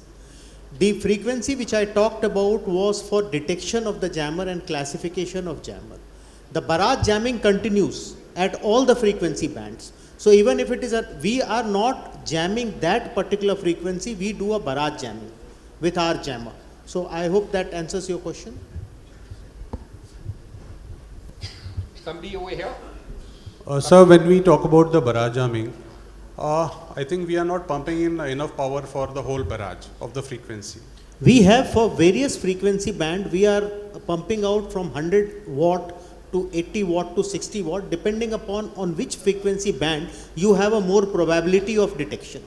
So it's again a cat and mouse game, and DJI thing was just an example. See, I'll just give you an example. We supplied anti-drone system to Punjab Police, and what happened is that Punjab Police wants the drone to fall. Whereas these days with the kind of drone technology it is extremely difficult for an anti-drone system to make the drone fall at that particular place, because they want to show that drugs are being sent. moment it detects there is a jamming going on, firstly the DJI thing, it is not only used for entertainment. The AccuSync 4 is such an encrypted signal, it is being used for all such activities. What I was trying to tell you is that unless you have a liaison with the company which is making that protocol, you may not be able to develop with the existing setup you have, develop a anti-drone system. So that was my example for DJI. So we had a question somewhere over here. There's a gentleman who raised his hand. Yes, sir. Please go ahead. Okay. Yeah, technology needs funding. Yeah, yes, but there would be a session specifically about that. I think there's experts, so maybe you could ask that time. Any other questions, please? Sir, may I further to what sir has said? Group Captain Joshi, to that question, Wing Commander Joshi, to that question, what I want to say is, like futuristic, being ready for a future war. Pre-Sindoor, our systems were already deployed, which were wideband. Nobody else had that wideband. Everybody was focused only on the ISM bands. Not only were we up to 6 gigahertz, we had already started making 8 gigahertz. The moment Sindoor happened, the first time the user started realizing, he started putting wideband as a QR. The combat zone drones will not be, not necessarily be DJI or ISM drones. They will invariably be other than this. Plus the jamming, what sir was telling, that all these ISMs have a specific bandwidth.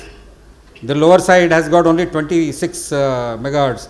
Higher side may have 150 megahertz at the highest, 5.8 wala. So that is one thing. But what about the wideband spectrum? So there, like for example, we have systems of 200 megahertz bandwidth. Then high power, of course, like something like 1.5 kVA EIRP, kilowatt EIRP, and simultaneously there are so many channels that you can simultaneously tackle 6 or 7 drones. And not only being future ready is, the moment Sindoor happened, we started this year January, we have launched 12 gigahertz wideband, 70 megahertz to 12 gigahertz without gap, 7 simultaneous frequency, 10 kilometers directional jamming, and it can go even 12 to 13. In my all demos I have given more than 12 kilometers. So that is possible. But sir has said one very, very pertinent point, that there is one DJI Air 3S which is extremely resilient to jamming. What I do at 10 kilometers, in that case it comes down to 3-4 kilometers even in directional jamming. So it is such a smart technology that you cannot, it always knows where to look. He will just not look at your side. He will blind your sector from his receiver antenna. So that is the technology that is happening, null steering technique. So this is what is the jammer technology, and that 1000 hops per second, till 1000 hops per second we are able to tackle. So even DSSS and FHSS, all that has been catered in our systems. So like we have around 112 delivered big systems, and we are at the very high specs in terms of range as well as spectral coverage, 12 gigahertz. And one more lesson learnt in Sindoor is, all the systems till then were about 50 degrees elevation coverage. So smartly the adversary came very high altitude and came directly over it. So now we have got the system for zenith coverage. So nothing can go undetected. There is no blind cone on top like the earlier system. So this is what being continuously available. And there is one more way of entirely passive chain of detection and queuing and neutralizing. That also that has been created. Okay, we'll have the last question. One last question. You can speak. I think we'll be able to hear you. Okay, hello. Good noon, sir. So my basic question is that for a young company like ours, so I'm Prateek Jain. Thank you so much. I'm Prateek Jain from Homerocks Automations, and for a young company like ours, where would you suggest to look at while in the sector of anti-drone technology? Okay, I'll answer that. For a young company like yours or any other young company, I keep giving this quote: innovation is seeing what everybody else is seeing and thinking what nobody else has thought. So if you are doing what everybody else is doing, or what, both of them have spoken about jamming and particular frequencies and difficulties in that. Anti-drone is much more than that. A Doppler, because of the rotor turning. Again, the firms there, go and have a look. Individual protection, starting from how do you make sure that the drone doesn't pick you up. the heat as well as whatever, he's detecting you based on something. And some drones will get away. If he drops the payload, how do you protect yourself? So there are a number of fields which my only advice to any startup which is just about starting off is always explore what has not been explored before. If you're doing what everybody else is doing, you're just one in the crowd. And I think with that, we'll wind up the thing. And we are exactly on time. A big hand for the two panelists, ladies and gentlemen.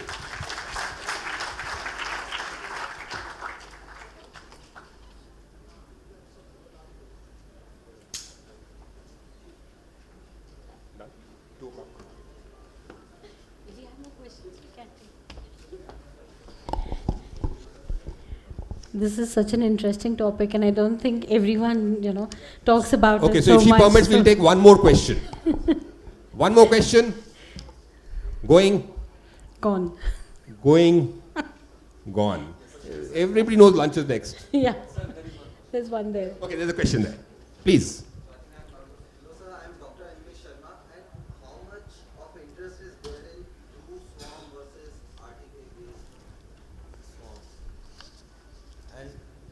How much of interest is there, and are there any big players who are doing true swarms right now instead of just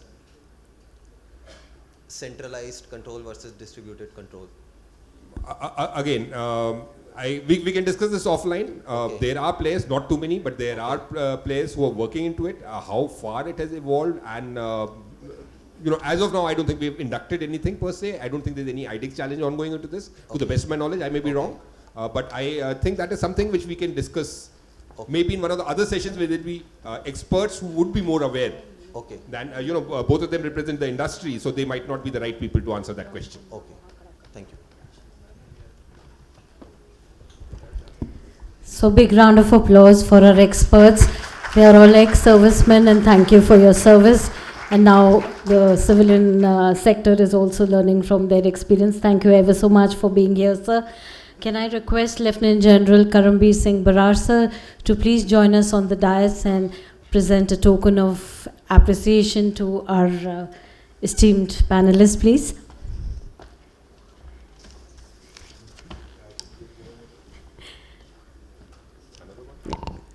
Another.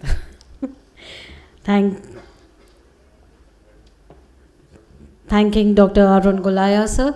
Thank you for being a part and for moderating the session. Thanking Commodore Neeraj Uday sir. Thank you for your support and for bringing in new technology into India. Thank you so much. And a big thanks to Colonel Arvind sir from Zen Technologies. Thank you so much, sir, for your support always, and we look forward to working more closely. Can I request the panelists to please come in the front for a group photograph, please?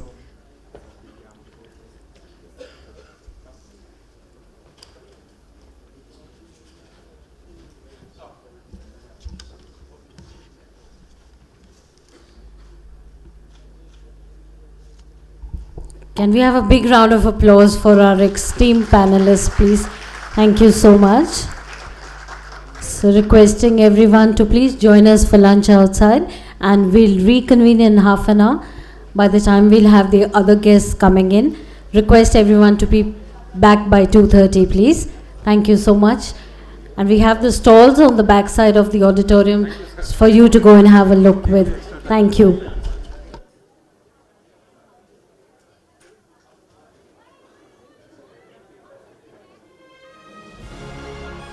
Electronics Corporation of India Limited, ECIL, a name to reckon with in Indian electronics that has made huge contributions in answering the challenges faced by the nation in the area of electronics. From creation of the first solid-state television ECTV to crafting a revolutionary electronic voting machine to supplying control and instrumentation to all the nuclear power plants, ECIL has been in the forefront in making India proud with its achievements. Electronics Corporation of India Limited, ECIL, established on 11th April 1967 to support the nuclear power program of the Department of Atomic Energy, with focus on meeting the control and instrumentation requirements, has diversified into other strategic sectors such as defense, aerospace, security, information technology, and e-governance.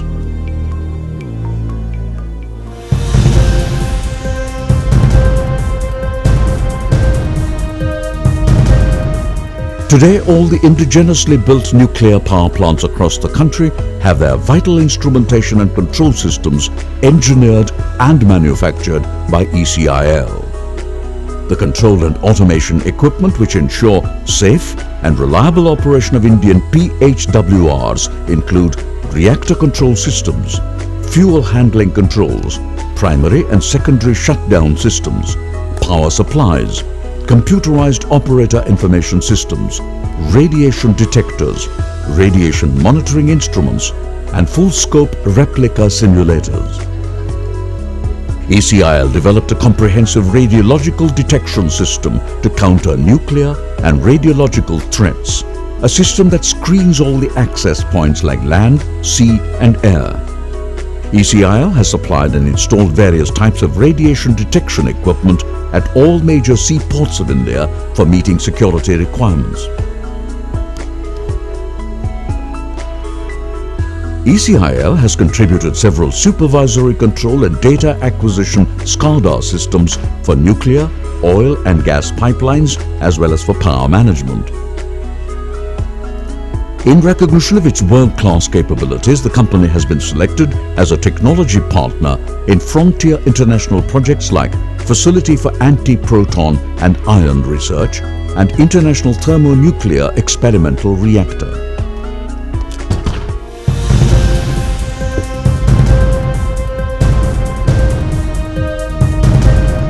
ECIL harnesses its expertise in electronics and communication technologies to meet India's defense needs on land, sea and air. ECIL's forte expands to strategic and tactical radio communication products for diverse military applications. Right from civilian applications like air traffic control programs to India's prestigious missile and aerospace program, ECIL has done it all. ECIL is a leading one-stop house for electronic warfare and integrated command solutions in India. ECIL is a proud partner in India's missile program and collaborated with DRDO labs in development and deployment of indigenous C4I solutions for Akash and BrahMos missile programs. With field-proven quality and state-of-the-art manufacturing capacity, ECIL manufactures a wide range of electronic fuses for the guns of the artillery and navy.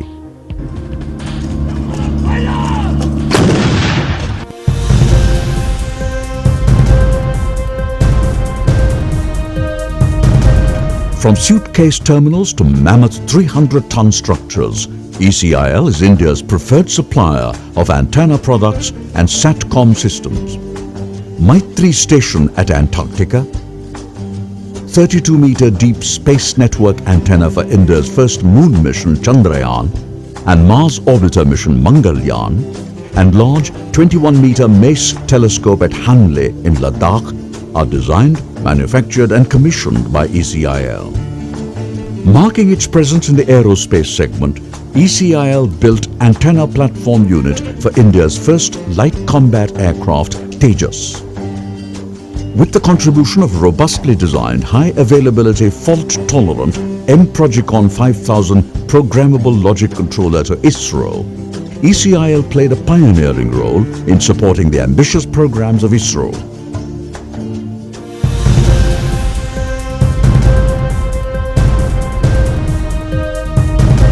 ECIL is nation's premier security system integrator and solution architect.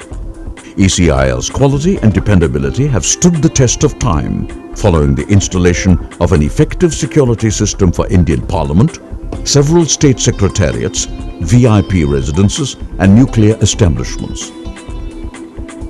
The integrated security system for the Commonwealth Games 2010 at Delhi was a watershed event in the company's long journey. ECIL is an all-in-one crypto solution provider for voice, video and data.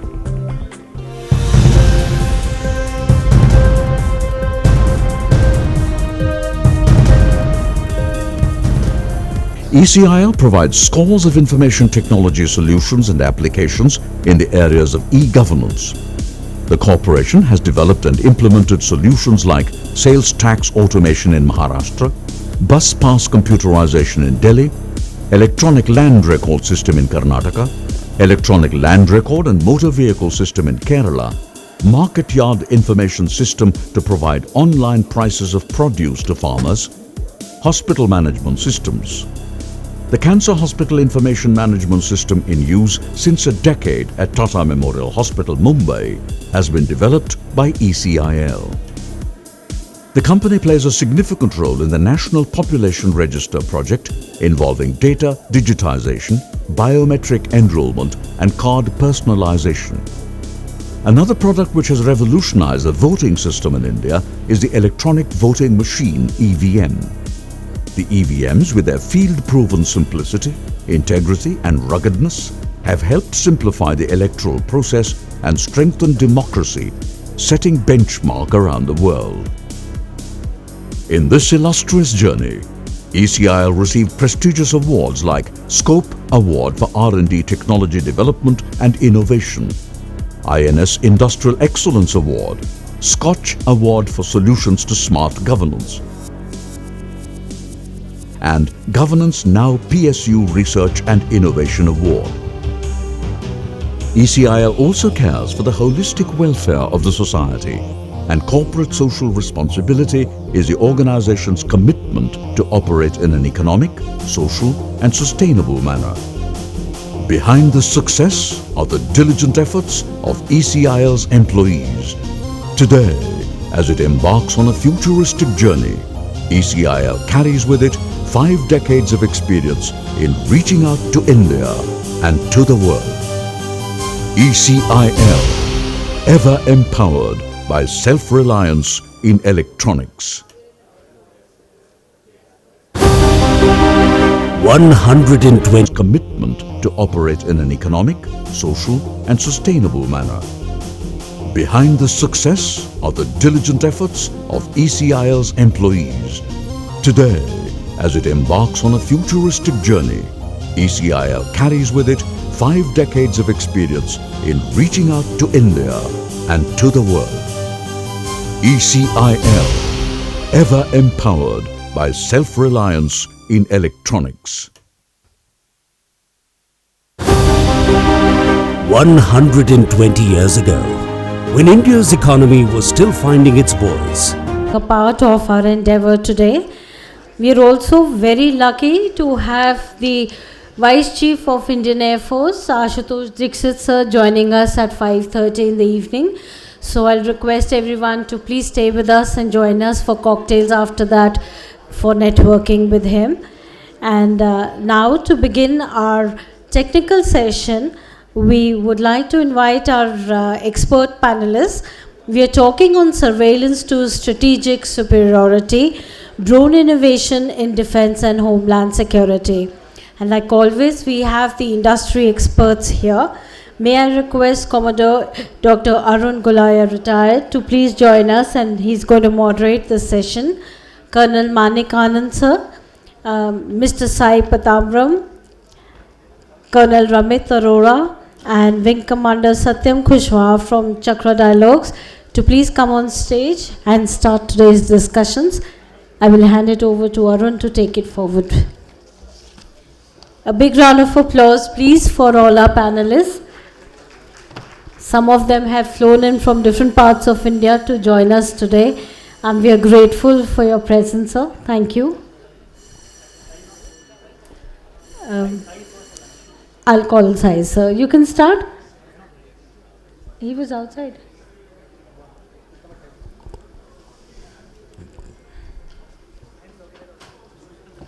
Thank you, Bhavna. And again, are we behind time? Are we ahead of time? Are we okay for time? Okay. So Bhavna was telling me that I'm a very bad speaker and I'm even a worse moderator. So she said, I'll keep giving you practice till you get it right. So, because of that, I'm back here again.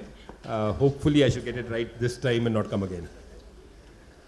Okay, we'll start the same way. First, I will just request all the speakers to speak maybe for 5 minutes, give your viewpoints, and then we'll take it from there. play it by the ear. And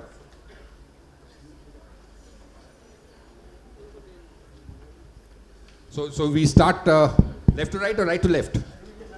Okay, we start with Wing Commander Satyam Kushwaha. For those of you, okay, you can introduce yourself as well. If I'm in the third session, I can sham. Okay, he was in the NSCS for a long time. He's a fighter pilot, thereafter geospatial expert, and he's represented the country in the UNGGIM. He was the founding director of ISPA, and he's also the founder of the Chakra Dialogues Foundation, and many other things. Satyam, over to you. Thank you, sir. Good afternoon, ladies and gentlemen. I hope I don't put you off to sleep immediately after lunch. So in case I get boring, please pardon me for that. So I'll, since I'm the opening batsman here, so I'll keep it very brief but hard hitting. I want to first hit on the legal aspect. So this is specifically in the counter US domain. Now we have a lot, the drone rules of 2021, they are talking a lot about the, from the flyer side, that what is the ecosystem, what are the aspects that have to be kept in mind. But the rules are still, likely to, less evolved in the area of the civilian domain on the counter US side. And why this is becoming very, very important is because with the proliferations of drones taking place in the ecosystem, military-wise things are kind of well taken care of. But should you have a situation tomorrow where a non-state actor uses it against a VIP or a place of mass gathering and creates a chaos, it is going to become very, very difficult for the industry. The kind of scales that we are talking about, there will be a lot of regulation. And there would be a huge challenge for the industry to grow. So I think it is time that before we get into that zone, we take care of this aspect.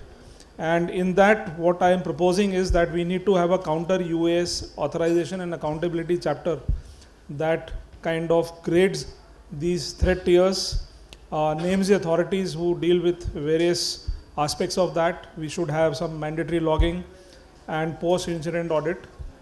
In this respect, we need to look at, like you have the NSG, which kind of maps out every bombing everywhere, every explosion that takes place in the country. So you also need to have a central agency which is kind of fingerprinting anything that is coming from the other side of the border, as well as what is available in the country, so that this aspect can be strengthened. The next aspect that I want to bring out is that we've seen the effectiveness of the fiber optics based drones in the Ukraine war. And while a significant amount of effort has been put by the industry on the RF domain in the counter US, we are still kind of evolving on the other side. So when we are looking at drafting of RFPs, etc., for the counter US perspective, then the non-emitting target should also be taken into consideration. These are to my opening initial points. Thank you for that. But we would be, in the second round, we would be asking you more about the surveillance part. Given the theme of the session, which is about surveillance to strategic superiority, and given your background in DIPAC and GIS, so if you could cover one, the surveillance from the drones, from the military viewpoint. You could go into the civilian applications also if you want. And also, how about fusing information from disparate sources? So if you could touch a bit about that in your next round. Next, I'll hand over to Colonel Ramit Arora, who's the founder and CEO of Aeroshul Technologies. And the floor is yours. Thank you, sir. It's a pleasure to be here with you again. Last year was the last day of your service. I remember that. Last to last year. 1.0. So coming to what is the topic today? And the moderator has been very kind, and he said, speak on anything you want about this topic.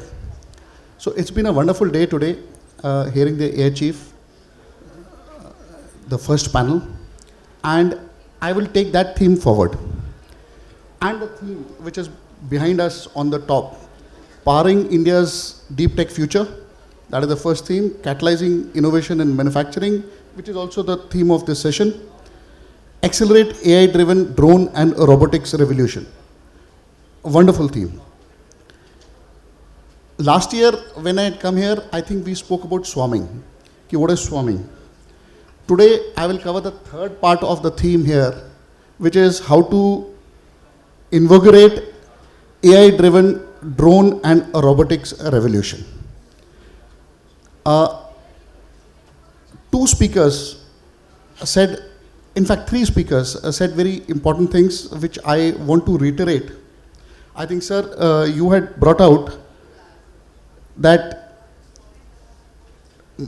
the technology innovation will come from startups and MSMEs. I think, sir, you had brought up.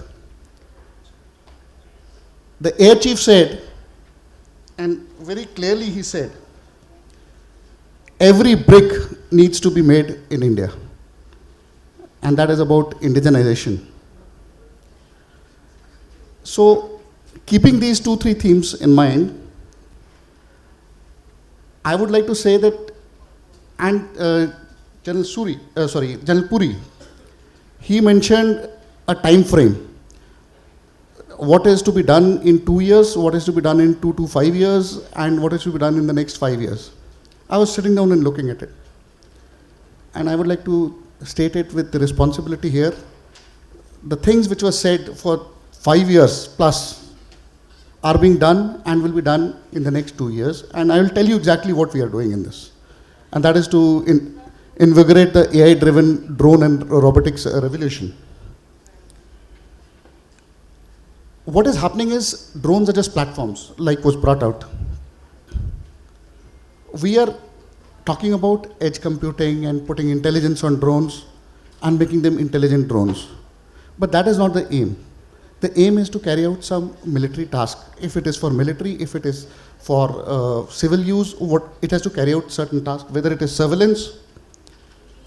How and what is the manner in which technology will be shaping how things are going to come.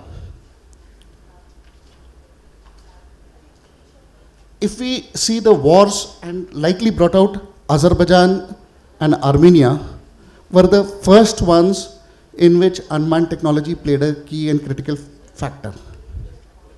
Thereafter, we have seen in the Iran conflict, and we have seen it in Ukraine. What is happening is, very clearly, what has come out is that unmanned autonomy plus AI-cued C4 ISR, that is command, control, communications, intelligence, surveillance, and reconnaissance, combined is actually brought us what everybody talks about, the new age warfare. This is new age attrition warfare. And how do we do it? Our company, Aerosol Technologies, has come out with how to go about utilizing these tools, their tools, for achieving this aim. We have come out with a 6-factor solution package, Bhishma. We call it the Bhishma. First one, and these are the solutions. I'm giving out the playbook. In an open forum, I'm giving out the playbook. Battlefield management systems on the drones, on edge AI, and the GCS. Hyper automation for cognitive decision making. The I in Bhishma stands for ISR. S stands for situational awareness, or we are also calling it perception. Whatever you see, for example, the camera sees a tank, a vehicle, it may see a car, but you have to differentiate. Perception is what a human being does. One understands, an observation post officer understands, I am seeing something. What is it? So once you have the edge intelligence on board, you will be able to perceive what is the difference. That is situational awareness on the edge. Monty, that is the M in Bhishma, manned unmanned teaming, and advanced aerial vehicles. Besides, I'll just finish this here for the opening remarks. I want to take this theme, if I am given another 3-4 minutes later on. The first question and the first theme I've answered is how to invigorate an AI-driven drone and robotics revolution, and we are making this. The second thing there are 2 more thoughts which I want to come to. I'll come to it in the next. Certainly. So we'll come back to you, sir. And the reason why I said you can speak freely and speak whatever you want is because as the day stretches on, quite a bit of what you were planning to say has already been said. So it's much better, even if it is outside the theme, as long as it's relevant to the basic this thing of the day. I think we could go with it. So next we have with us, and I think he needs no introduction. He was already introduced before the first session. So all yours. Thank you, Commander Golaya. Okay, so the theme is surveillance to strategic superiority, drone innovation in defense and homeland security. So I like to give my views. Let's talk of drone innovation, right? So who drives drone innovation in Bharat? We have got IDEX, IDEX started in 2018, now it's 8 years, it is matured to some levels. I asked the DIO, there was a seminar in St. George in Manekshaw Center last month, and General Devendra was there sitting next to me. So I asked the IDEX, how many of your prototypes have developed into a production line? It's 8 years down the line. So innovation, now you have got something called as the Anusandhan Research Foundation. So in the Federation House, FICCI, they organized, entire industry was there, the Secretary TDB and all. So there I came to know my fund of innovation and research in Bharat changed, where now ANRF is one stop place where innovation is going to be driven, including what's happening with the DRDO. And there are the drone company called Endure Air, which has got a huge sum of money. So as far as defense is concerned, IDEX is the one, and otherwise ANRF, which has got a fund of maybe 1 lakh crores, but the Secretary TDB said that, this 1 lakh can become 15 lakh crores if you can expend it over the cycle. It's up to the industry now to come up, and as General Bharat said in the morning, don't call it problem definition statements, call it capability development. So that's a very good thought, General Bharat, what you give. In fact, it's something like we used to call the negative indigenization list, which was renamed as positive indigenization. So like I keep saying, don't use the word vendor with the industry, it should be industry partner. So driving innovation in defense, IDEX, right, and ANRF. Homeland security, so being part of a lot of NSCS level study groups, Satyam has been there, Commodore Golaya has been there, and we all have been there as part of these NSCS level study groups. Homeland security is a big issue. Yesterday night, I slept early. In the morning, in my first panel, I was given a report of Ken, 29 July. They said the military, the BSF, CRPF, all using DJI. I didn't know. Anybody knows what the full form of DJI? Anybody knows? Okay, that's a homework for you. But we are using DJI all over. So Homeland security is a big issue because of these, and they've given the Department of Revenue Intelligence feedback as to how through third countries, through Singapore, to Indonesia, through the Arab world, this thing is coming to India. So as far as drones is concerned, we could not play size presentation in the morning. Manipur, you had attack by insurgents on civilians dropping bombs. Okay, the Red Fort incident, these guys wanted to use drones and bomb Delhi. Okay, so you have got a lot of drones in the sky which could be armed and used against us. In the defense, you have got drones which are operating in ISM band, which got jammed at the first instance when Sindoor happened.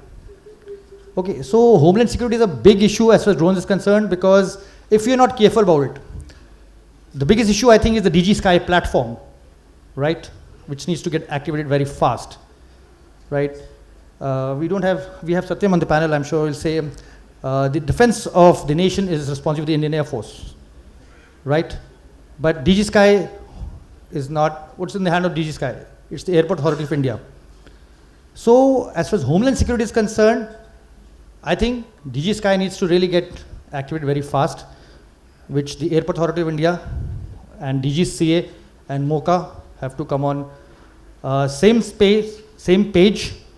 Otherwise, the drones which are getting inducted into the armed forces will either not fly because of the bands in which they're operating, or they'll be hacked by our adversaries and used against us in this.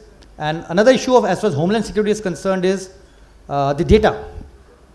You know, Sai will come in the evening. He has also written an article as to how the crop, the pattern can change, how a food security problem can occur, because if you can trigger the ESC, a motor of a drone, and it can interfere with the spraying of the insecticide or the pesticide. You know, so this can be, so there are pretty large number of economic issues as far as the Homeland Security is concerned. And I think strategic superiority, I will not talk of it. Let's get the tactical superiority first. Thank you. Okay, so thank you for the opening remarks, and I think we have sufficient time so we can go over one or two rounds, and then we'll mostly focus on the answers. Satyam, let me ask you about the surveillance part. And when I say surveillance, I'm not talking about, I'm talking about the drones and sensors, not only from the defense perspective, but also given your experience in GIS and the geospatial field, how it can also be used as a sensor for example, speeding up projects. So if you could cover that, what are the bottlenecks? Is it a mindset that is the problem? Are the capabilities being exploited to the fullest, the way they should be? So by projects you mean defense or civilian projects? Civilian. Okay. Roads, factories. So may I take it from a military perspective and then I'll flow into the civilian domain? Sure. So we were talking about integrated solutions, that finally war fighting is going to be integrated in a connected battle space. Now what's happening is that a lot of tactical drones are coming, they are giving localized information about how the local battlefield is changing. But I think some more effort, I'm sure some projects would be underway, which I'm not privy to, but this is just a suggestion in case there's some value addition that is possible, is that first of all the flow of information which is coming from the tactical drones, how are they connected at the back end to maybe a centralized data lake which has AI based capabilities, where a common battlefield picture is being calculated, being generated as to how the situation is. And then how these satellite and the space-based sensors are also integrating, because what's happening is there's a densification both on the space side and a over-densification on the drone side, because so many drones are available. We are talking about taking it to the soldier level. So finally, there's a lot of data. And with the kind of limited space of time, I would say, in which, especially in the neighborhood, 30 seconds. So the way the things are, the very less time is available to the leadership to effect decisions today because of the global geopolitics. So it's very important that very, very accurate information actually on what's happening on the ground also reaches the top level in real time with a lot of decision options. So that means what I'm talking about is that the decision support systems that are being designed, they need to now start looking at connecting everybody both in a secure manner and use whatever means are available. So now second aspect for the sensing part is kind of being done. Second aspect, I'm not going into the technology of sensing because that's a separate topic as a part of the ecosystem. The second aspect is the communication lines. Are we only dependent on the defense lines, or we are also trying to harness the non-military lines and putting in place technologies which allow us to use them during wartime, because what examples we've seen in Ukraine, time is not far, we may face similar challenges. So are we building technologies like that in peacetime or waiting for something to happen and then innovate? So that is another point of view that needs to be taken into consideration. Now coming from the data integration part. This was something which I must acknowledge that was started by Gulaya sir when he was in NSCS on the commonality of standards of geospatial, in terms of datum, in terms of projections and many other aspects. So when we are talking about data fusion, is somebody looking in the country at that aspect also, that the data is going to come from drones, it is come from satellites, it is going to come from airborne sensors, whether they are aircraft mounted, whether it is maybe tomorrow some HAPS mounted. So how is this getting integrated, being fed into the decision making loop, and how is it impacting our OODA loop? So we need to look at it from that perspective also, with greater granularity, from an industrial capability, as well as our internal processes also, that how fast we are able to reduce that OODA loop cycle to effect decisions which help us with the capability of getting zero collateral damage, and sensor to shooter cycle in such a way that maybe if you just got an hour in which an incident has happened and before the global powers get active, I am able to deliver an impact on the enemy so that I get some desired results. I will not go beyond that, it can be discussed offline. So this is my opening statement on the question you gave, sir. Next, coming to the civilian ecosystem.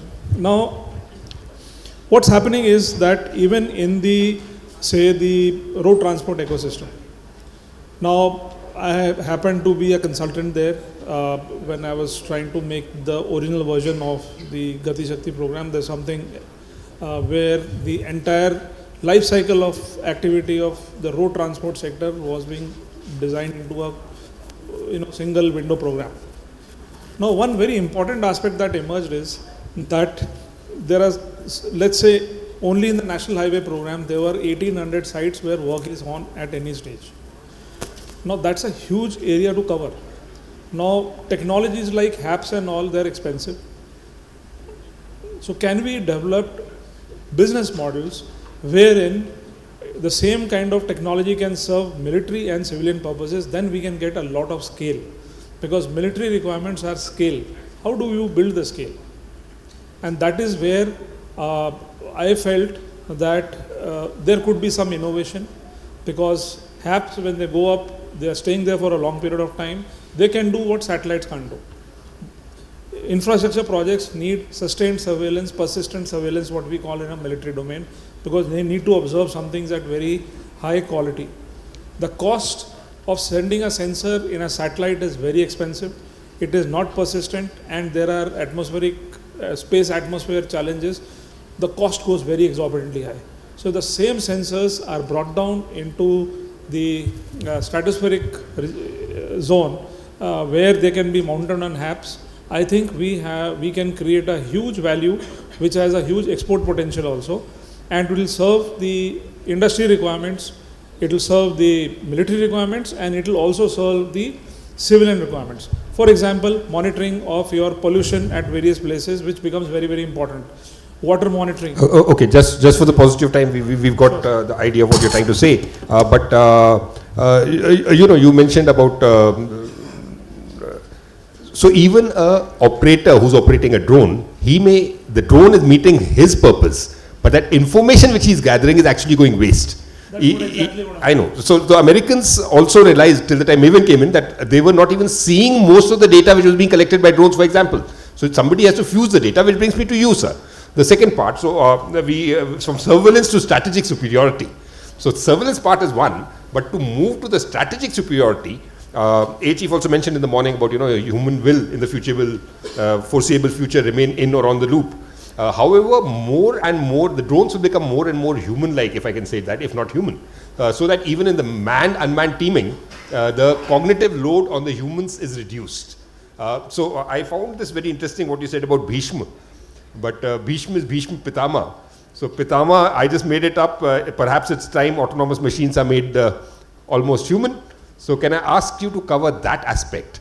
That once you got that information, maybe an overload of information, so all the things which you spoke about, how does it finally help the man on the ground who's already overwhelmed with, he's operating his own drone, remember that. And he's also got inputs from various things. So how do you reduce the overload and shorten the UDA cycle using the technologies which you discussed in the first part? Okay. I think I got a question. And what I... Thank God, most people don't. That is why a good panel is important. What I talked about a little while before on Bhishma, that was actually the solutions. That was not the tools. So amplifying a little further on what the moderator has asked us, when we are talking about the applications which are useful to the user who is employing the unmanned system, and he's absolutely right, there's a plethora of data which is coming. There are 2-3 problems which you need to solve for this.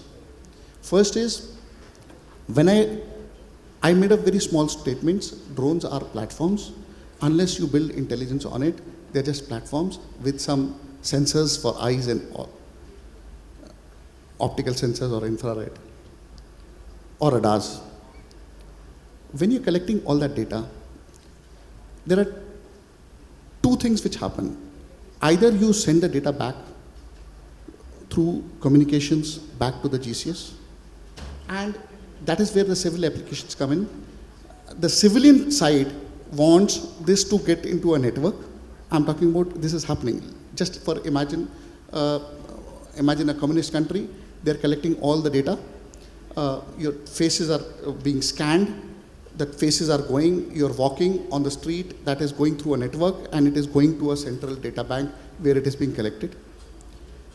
The difference between military and the civil application is they do not want a network. They don't want that network to find solutions, or the data bank to, or big supercomputers, or a series of data, servers collecting that information and running data. That is all right for national security aspects. The forces, the services want either the data to come to the GCS, which is with the tactical operator, and because this data which is coming in now, it is just, for example, if a UAV is flying,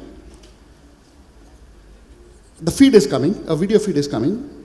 If you can get AI to search for specific things using the algorithms which you built, which I was talking about when I was talking about Bhishma, these things can be on the lookout for certain things. Coming back to the example which I gave of a tank, we can feed in how it differentiates between A tank, B tank, C tank, Al-Zarar, and from that it can give an alert. Now that alert can come on the GCS.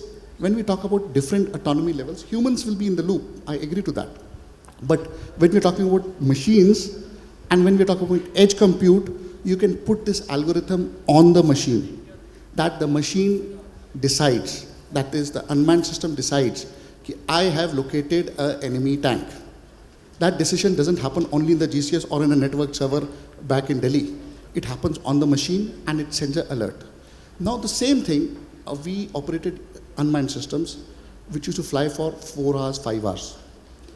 A human operator, if he was sitting, operating a such a type system, he had to monitor everything like this. He's sitting in front of a TV screen and monitoring.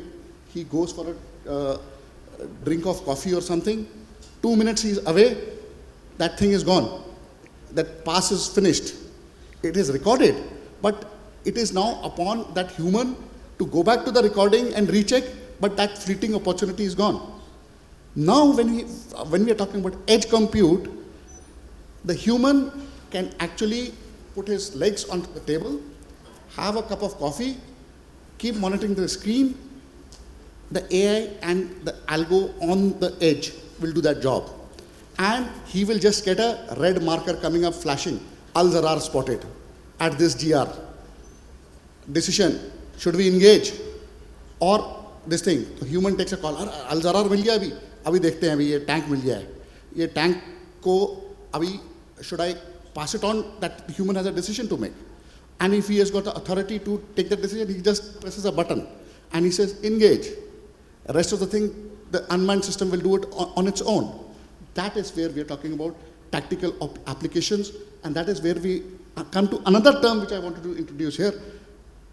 Unmanned systems and drones in itself are nothing. Probably we've got people from the Air Force, Army sitting here. We need to have a differentiation, what I call, we have coined a term in our company, MOCA. That is Mobile Applications for Unmanned Combat Abilities. You need to rate unmanned platforms, not just on endurance and range. What are they achieving? So these have to give you unmanned combat abilities. So you have to have a rating 1 to 9, 1 to 10. You have got 6.5, you have got 2. And this unmanned platform is better because it has got a MOCA of 6.5. So we are coming to that age, sir. We are progressing. Thank you. I'll come back to this about integration into our operations, maybe depending on the time. But I will move on to you, and given your background in the defense production MOD, I want to ask you about, I might be slightly controversial, but I've always maintained that if something has to be funded, it is not worth funding. I'll tell you what I mean by that. I'm not against government IDEX schemes or anything of that kind. But my point is, I know lots of people in the industry nodding their head this way, I agree. What I meant by that is, if your idea is strong, VCs will fight with each other to fund you. My point was that it is not, the IDEX has been successful not because of that 1.5 CR of funding, but because of the amendments to Chapter 3 of DAP, which then permitted procurement on resultant single vendor basis on fast track basis, right? So example I keep giving every time is that if IDEX gives you, DISC gives you 1.5, Prime gave you 10 CR, and Aditi gave you 25 CR, TDF is always given 50 CR, up to 90%, there's no matching contribution. Then why has that not been successful? So it is obviously not about money. I agree money is the important factor, but what is more important is the innovative idea. So could you comment about that? I have a slight variation of opinion on what you said. Great. Yeah, and it's always good to have professional dissent. You should see the entire gamut of things. IDEX, Prime, 1.5 CR, matching contribution 1.5 CR. Sorry, IDEX Prime, 10. Aditi, 25. This is under DDP, the Department of Defense Production, where I was there for 4 years.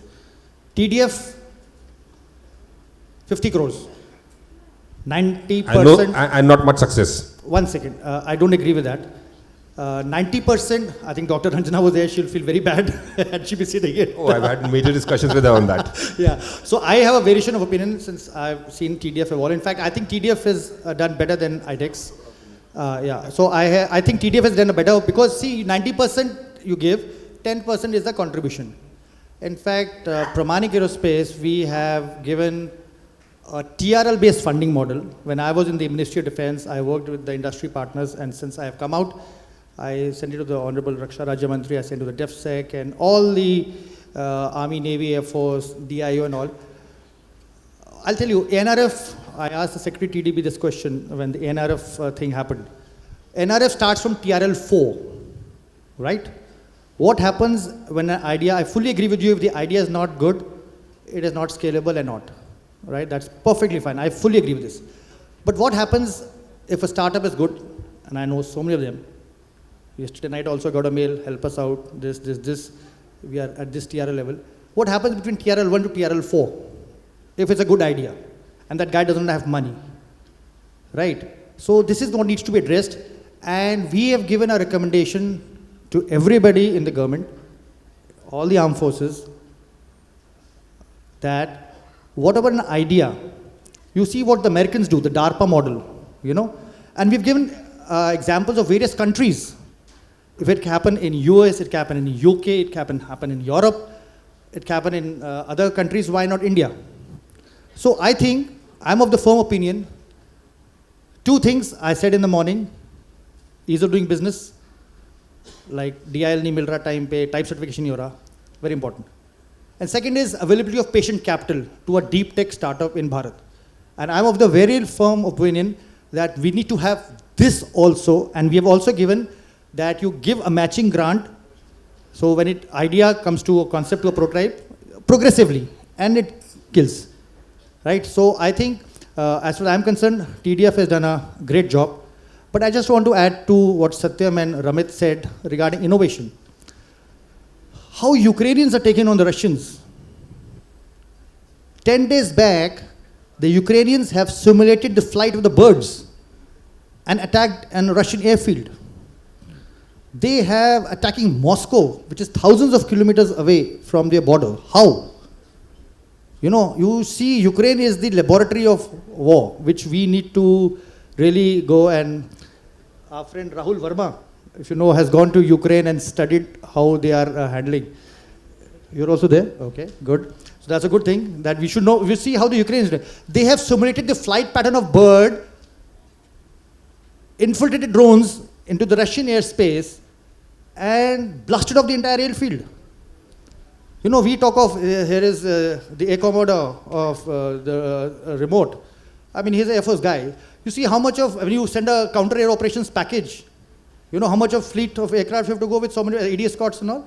And look what the Ukrainians done, they're just blasting off the Russian airfields with some drones which are just simulating birds.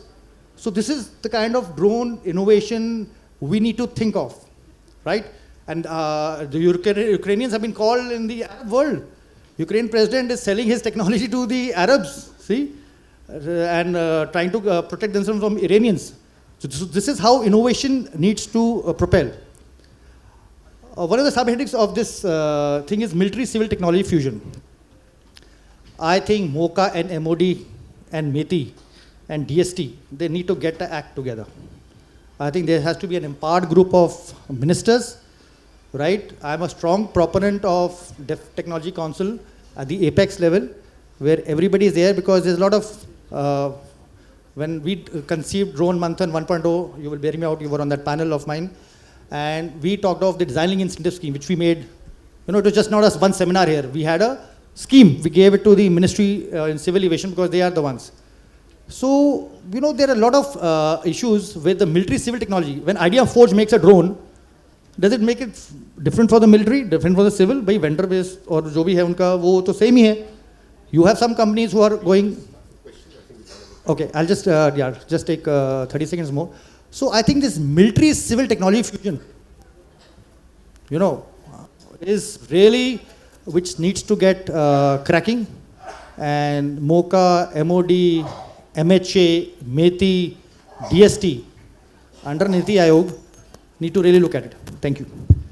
Okay, we'll open the house for questions. You could let me know when it's time. Another 5 minutes she's saying, so we'll open the house for questions. Quick questions. I have lots of views about what has been said, but I'll reserve it for later. Yes. I could make out you were vehemently disagreeing with whatever I was saying. That's good. I firmly believe no committee has ever taken a wise or sensible decision, and no committee can. No, sir. You can keep saying, no, you can keep saying this has been a massive success, and I tweeted about this, any goal has to be measurable. If 2080 crores have been, equipment has been acquired, I would say success is 2080. You can keep saying this has been a wonderful scheme. If nothing has been inducted, just too bad. Yeah, question. Sir, we were IDEX winners, so we were never against it. But the procurement is a challenge. Manik sir knows it very well. So that is where we are always coming back. Where is the platform and how do we basically do the procurement? So and also, but my question here is a little bit different. It is basically what we are suggesting or the question, how are you doing with ISR right now on ground? And are we actually integrated from north to south, east to west at the moment? Because the enemy can come from anywhere, and they have tried to get in during the election time in Assam and West Got it. Very quickly, 1 minute. Satyam, question for you.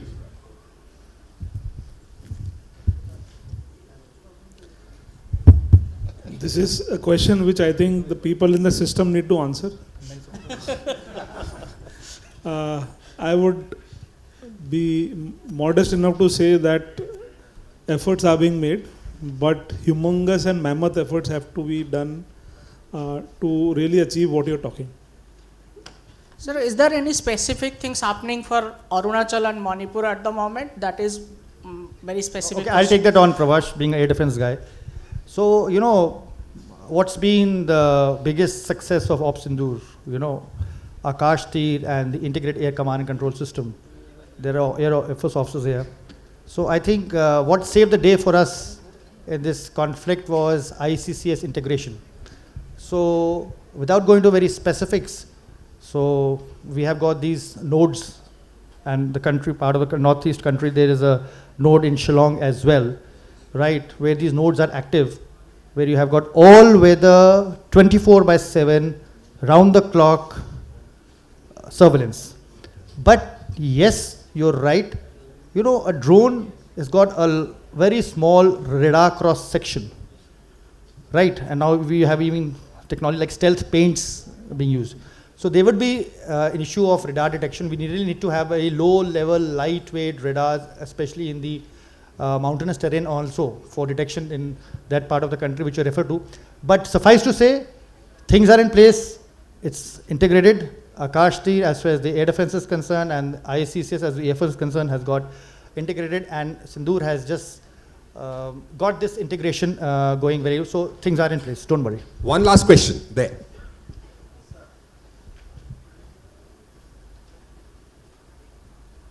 Sir, Ravi Agrawal, this side from Macromancy. I have two very specific questions. Satyam sir told about the sensors platform for the drone and other applications, and Manik sir is telling about the tactical superiority. So sir, can you suggest some roadmap or something to get tactical current situation to current superiority to tactical, or tactical to strategic superiority for the sensor supremacy and the drone supremacy also? 30 seconds each now. It's going to be divided by 2. I would say that individual sensor ecosystems are already existing. Where the effort is required probably at is the integration of it. There are complexities because of the way the various ecosystems are deployed and owned. I mean, tactical level, there are different forces, they have different roles. In the Air Force also, there are different units who are doing different type of jobs. So right now, capabilities are there. There are efforts being made to integrate within the services. I hope that in times to come, the multi-sensor inter-service integration also takes place.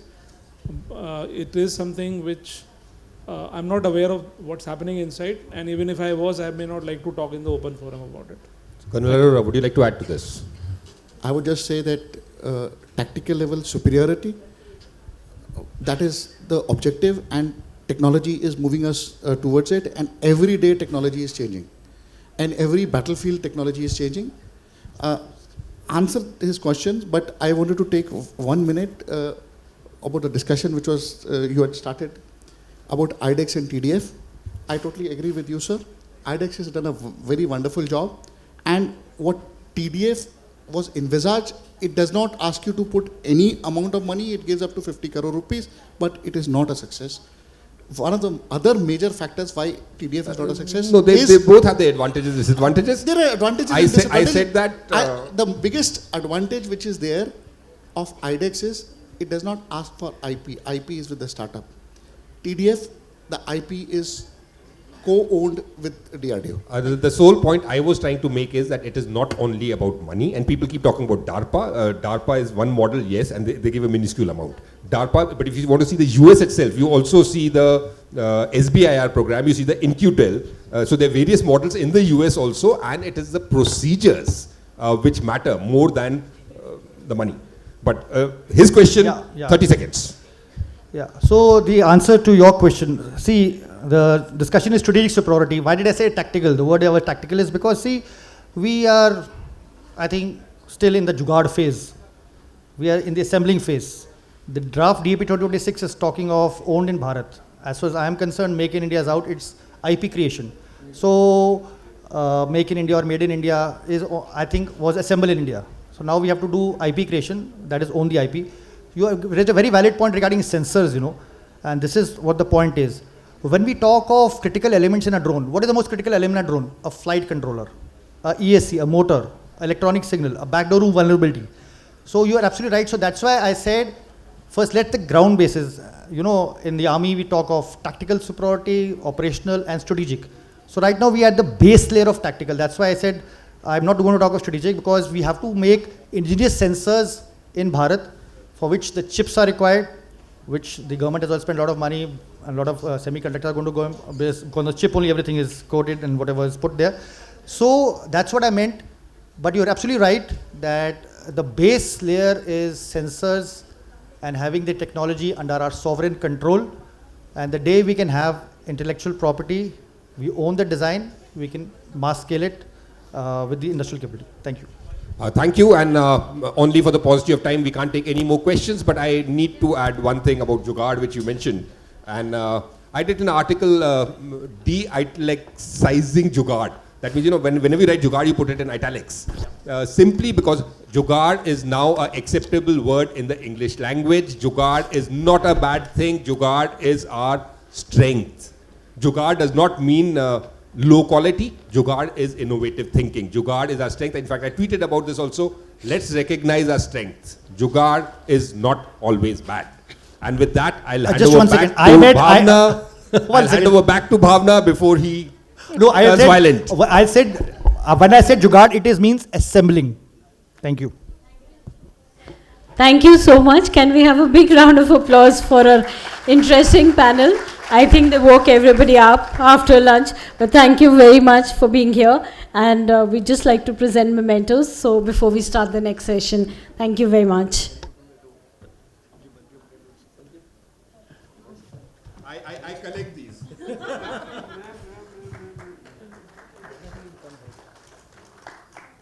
So a secret not many people know is that Bhavna is my childhood friend and classmate from school. So I have no choice. She says, whenever no speaker is coming, you come and sit.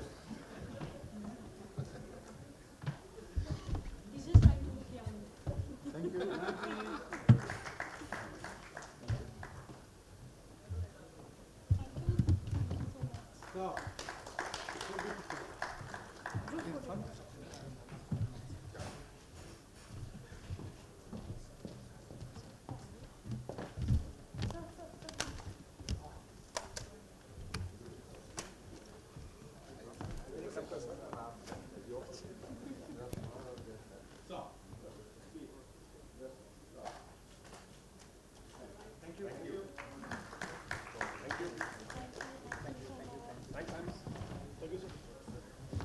Thanks, sir.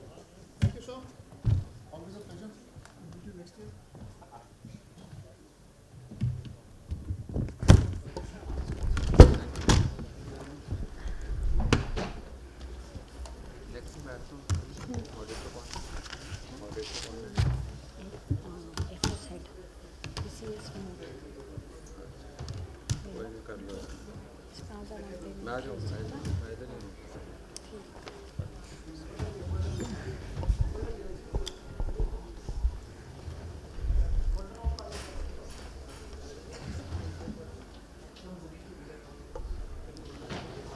So now our next session will be on Owned in Bharat, Strengthening Indigenization, Manufacturing and Supply Chain Ecosystems.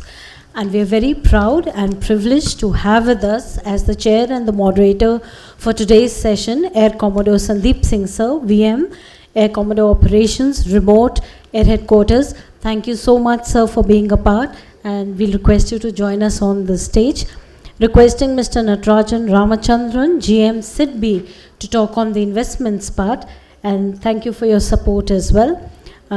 Inviting Group Captain Narang sir to also be a part of the panel. Mr. Vishal Markande sir, CEO Singularity, thank you for coming for the program, sir, and requesting you to join us, please.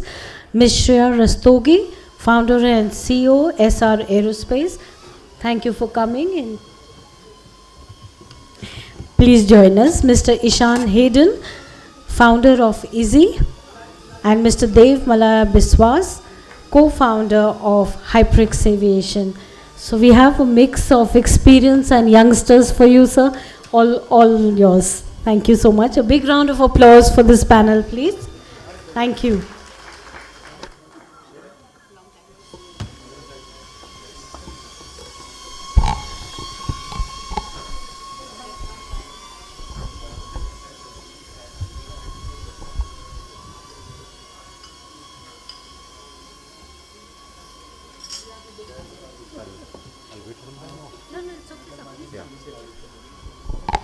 Okay, good afternoon, gentlemen and ladies. For all those who feel there's a hangover, all can stand up once and sit down.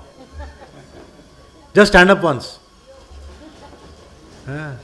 शरीर में हरकत आएगी और थोड़ा सा मतलब जोश भी आएगा. Thank you so much.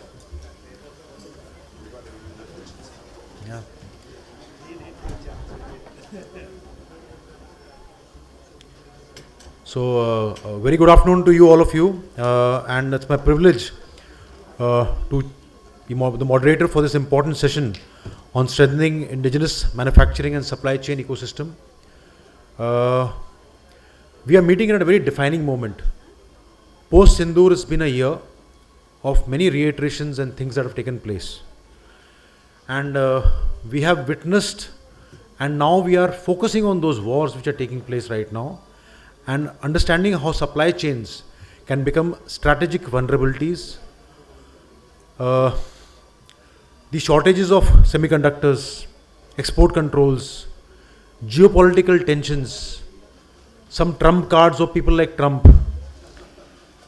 And not all nations can build critical technologies and guarantee their strategic autonomies.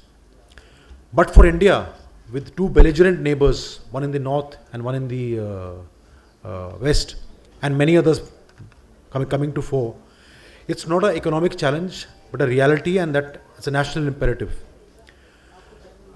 Being one of the fastest growing drone and aerospace ecosystems, we have a very vibrant startup ecosystem, established industries, world-class academic institutions, and very strong policy initiatives like Make in India, Atmanirbhar Bharat, production link incentive schemes, IDEX, and the growing innovation ecosystem. Yet, a significant portion still depends upon import.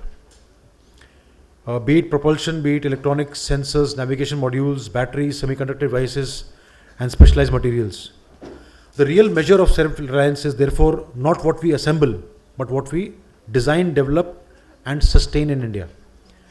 So the theme of this discussion goes beyond manufacturing and about creating a complete ecosystem.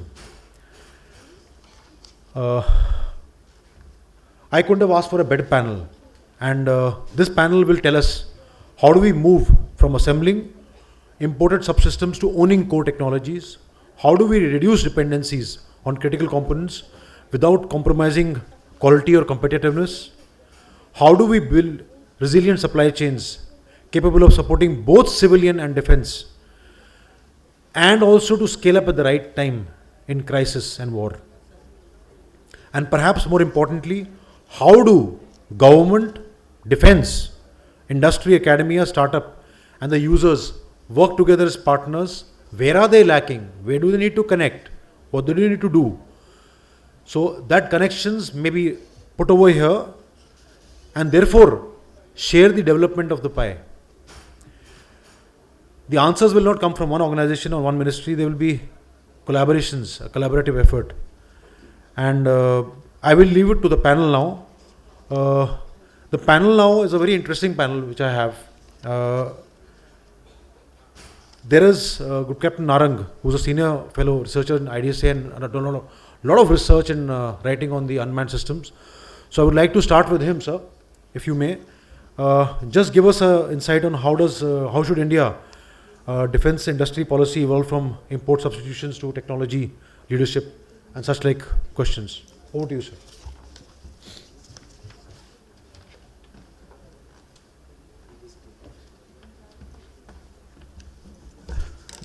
Good afternoon, everyone.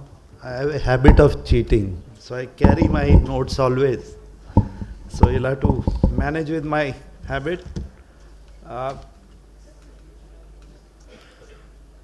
So if you see, what we did was, we played, did you see the drone here, which flew? Did you people see the drone? How's the Josh? That drone was imported drone. So this was to emphasize that we we need to focus seriously. And we are facing challenges in really building indigenous drones. Is my presentation connected? Oh, wow. Okay. This video is from YouTube, but this is to highlight how serious a component or a drone which was flying here can be. And this video is not important. What is important is the slide next to it. I want you to pay attention. Being a YouTube video, I may stop in between, but I want you to understand that. What does he do?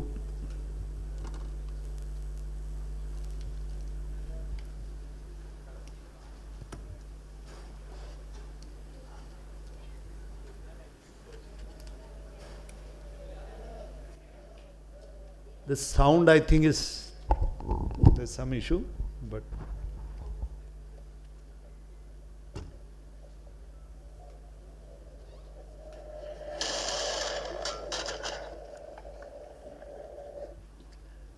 what happened? What happened? Can somebody tell me what happened? Say again? The site was tracked. The person who was operating was tracked. Now look at this is a 2022 tweet of Ukrainian Vice Prime Minister. It is a real life situation when he said hundreds of people died, and this letter was written to DGI chief, CEO. It's not a joke. It's a reality. Why Bharat Drone Network is there? And my biggest concern is, earlier we were urging the industry to make it. Today we and armed forces are also involved in some sort of drone development or production, you say. The challenge or responsibility of the defense forces becomes even higher to ensure that critical components do not become a critical vulnerability in future. This is the message we need to remember. And this letter, I want you to see it little more closely. What does Ukrainian Prime Minister ask CEO of DGI? He said, provide information of number of DGI products in Ukraine, their IDs, where and when they were purchased and activated. It's funny, he's asking a foreign company to give him details of the products in his own country. You know, that is the seriousness of the issue. If those things become part of our inventories and we are not able to trace and they become our vulnerability and they lead to dying of people, then something serious needs to be done. You know what happened in Pager's attack in Hezbollah? These are real-time challenges. So I urge all of you to understand the significance and understand tomorrow what it could become. Of course, we need to be interoperable. The drones we are procuring all around, there are multiple drones within the army, various entities are procuring now. We have innovation entities making some more drones. Are they interoperable? Any person operating in a peacetime becomes a challenge, and in wartime it becomes an even more challenge. And in fact, you see what Chief of Air Staff said, we don't want fratricide. We don't want our people killing our own people or the platforms. It's a serious issue. Now I come to the integration. Why do we need to integrate drones? There are multiple entities operating. And imagine now you have, imagine the Ops Sindoor kind of situation. By then we will have thousands of drones operating and they will have thousands of drones coming to us. Whom will we shoot? It can become a challenge and we need to be aware. If the timings are wrong, we will be in a situation. Now there are so many initiatives taken and yet we have the components being imported. And we are talking it for last so many years. Why is it that we have the drone centers of excellence? We are buying very, very expensive systems. We are developing, we are setting collaborations, MOU every now and then. And yet our critical components remain. So I think this is a subject for food for thought. This is guideline for indigenous Kisan drone. I think this is a template which armed forces need to look at it. How they identify indigenization content in the defense forces drones, but with one caveat: this indigenization validation should not only be on validation of bills of material, but scientific validation of each components or critical technologies. This is how we can address those technologies. So all those innovators who keep coming here on this stage, if their components is certified, they will have some sort of legitimacy. If their components are part of procurement, not only products, they will have greater chances of staying in India and surviving. We had a similar chat on that. There are a lot of capabilities which are in bits and pieces. I give a simple example is we had a 55 horsepower engine which was made by CVRD. It is still lying there, but it's not part of drones which are being developed in India. And we have Vishal. Vishal knows this about singularity. He knows what I'm talking of. And yet, some data links were made, and data link remains our vulnerability. Whether they were miniaturized or not, that could have been part 2. Whether some systems which were made part of it can be part 3. This is somewhere short of TB2. Okay, it is made from a proven airframe, proven engine, automatic takeoff landing, data link, indigenous data link, and it's not part of our inventory. So if we want Bharat stack, then we will have to find to make these systems successful, operationally useful, operationally successful. Indigenous Developers Data Bank is one of the important part. We keep doing these initiatives on a bits and pieces, but I think national or tri-services level effort or MOD level effort is required. Critical development roadmap with timeline and ownership. I think 50 to 60% of the products will already be available in India. But if we map them and then make roadmap for remaining and then ensure those equipments are procured, I have no doubt about 80 to 90% of these systems we can do it in a period of 2 years. Then if something is left out, then use these initiatives to make them happen. If public sector is able to do it, fine. If the private sector is able to do it, fine. Let's do it together. I think people spoke about DARPA model, so I never forget DARPA being repeated, often quoted in India.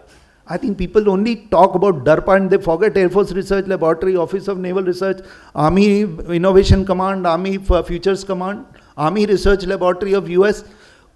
And what would you be surprised that China has equivalent structures in the armed forces. Equipment Development Department of CMC or Science and Technology Commission of Chairman Military Commission. So we need to study the holistic ecosystem, why a country excels. Then give a recommendation, we will do well. Procurements, as I have said, we need to find mechanism of including indigenous QRs. Morning, people were talking about QCBCS. Colonel Manik keeps talking about QCBCS system. There are a lot of people, but how and when are we going to implement? Why we are not able to implement is an issue which we need to look at it. Then only we can do it. If Rustam 1, Tapas, Archer NG has not met our QRs, when are we going to formulate a spiral development policy to launch the next variant? Block development, replace. My suggestion is the user is an important element. He has to become part of design and development teams. And I don't expect increase in manpower or thing. It is just this vertical specialization. The people who are part of project monitoring team, they need to have a specialization and they can be part of design team. Lot of money, effort can be saved. I think one of the vertical we need is indigenous design and development and manufacture products in GEM. So people sitting here will have a lot of smile. They know that their product is being recognized. And then this quote of Dr. APJ Abdul Kalam, Make in India is quite ambitious as we are facing now. We should not become a low cost, low value, vulnerable assembly line of the world. If we go on that path, growth will come at great price and pain to people. We need to do original research to design, develop and manufacture in India, and I'm confident these people are very competent, I can assure you. Thank you very much. A big round of applause for Upinarang sir. As always, very pertinent points, pointed points. Now, quickly going over to Shreya Rastogi. She's from AR Aerospace Solutions and SR. Sorry, my fault. And the questions which I would want her to answer are: what are the biggest manufacturing challenges in scaling from prototype to serial production? Which aerospace components continue to remain import dependent, and how large company mentors MSMEs to create resilient supply chains? Hi, thank you for the question.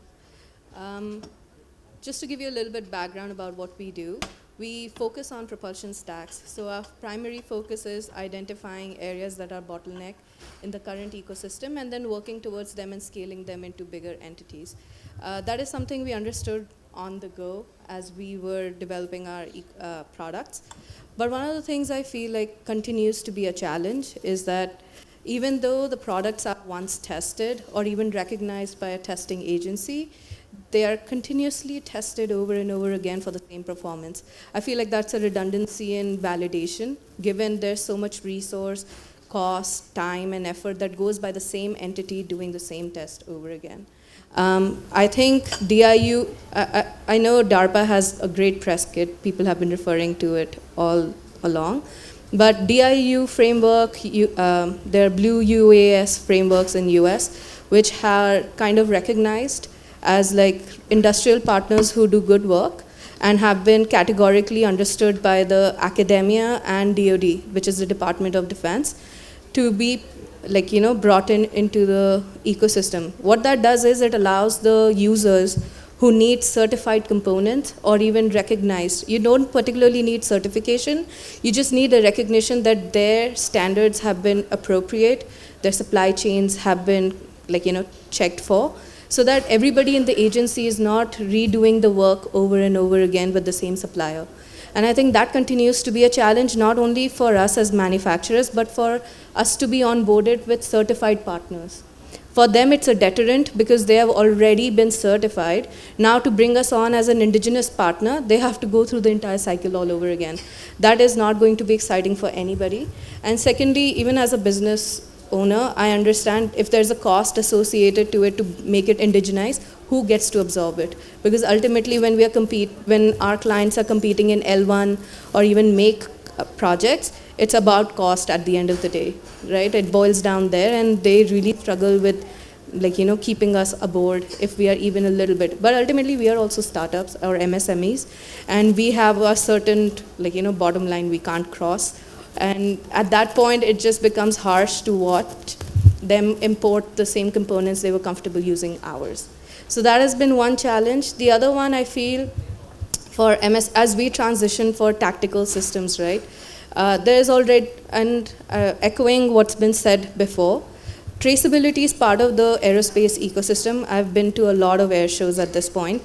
One of the things I have seen is that India has been late to the game, but the rest of the world has had over 30 years to explore drones as a solution or even as a medium to do different things, but we haven't seen anything mobilize. And that's primarily because a lot of it grew from hobby space.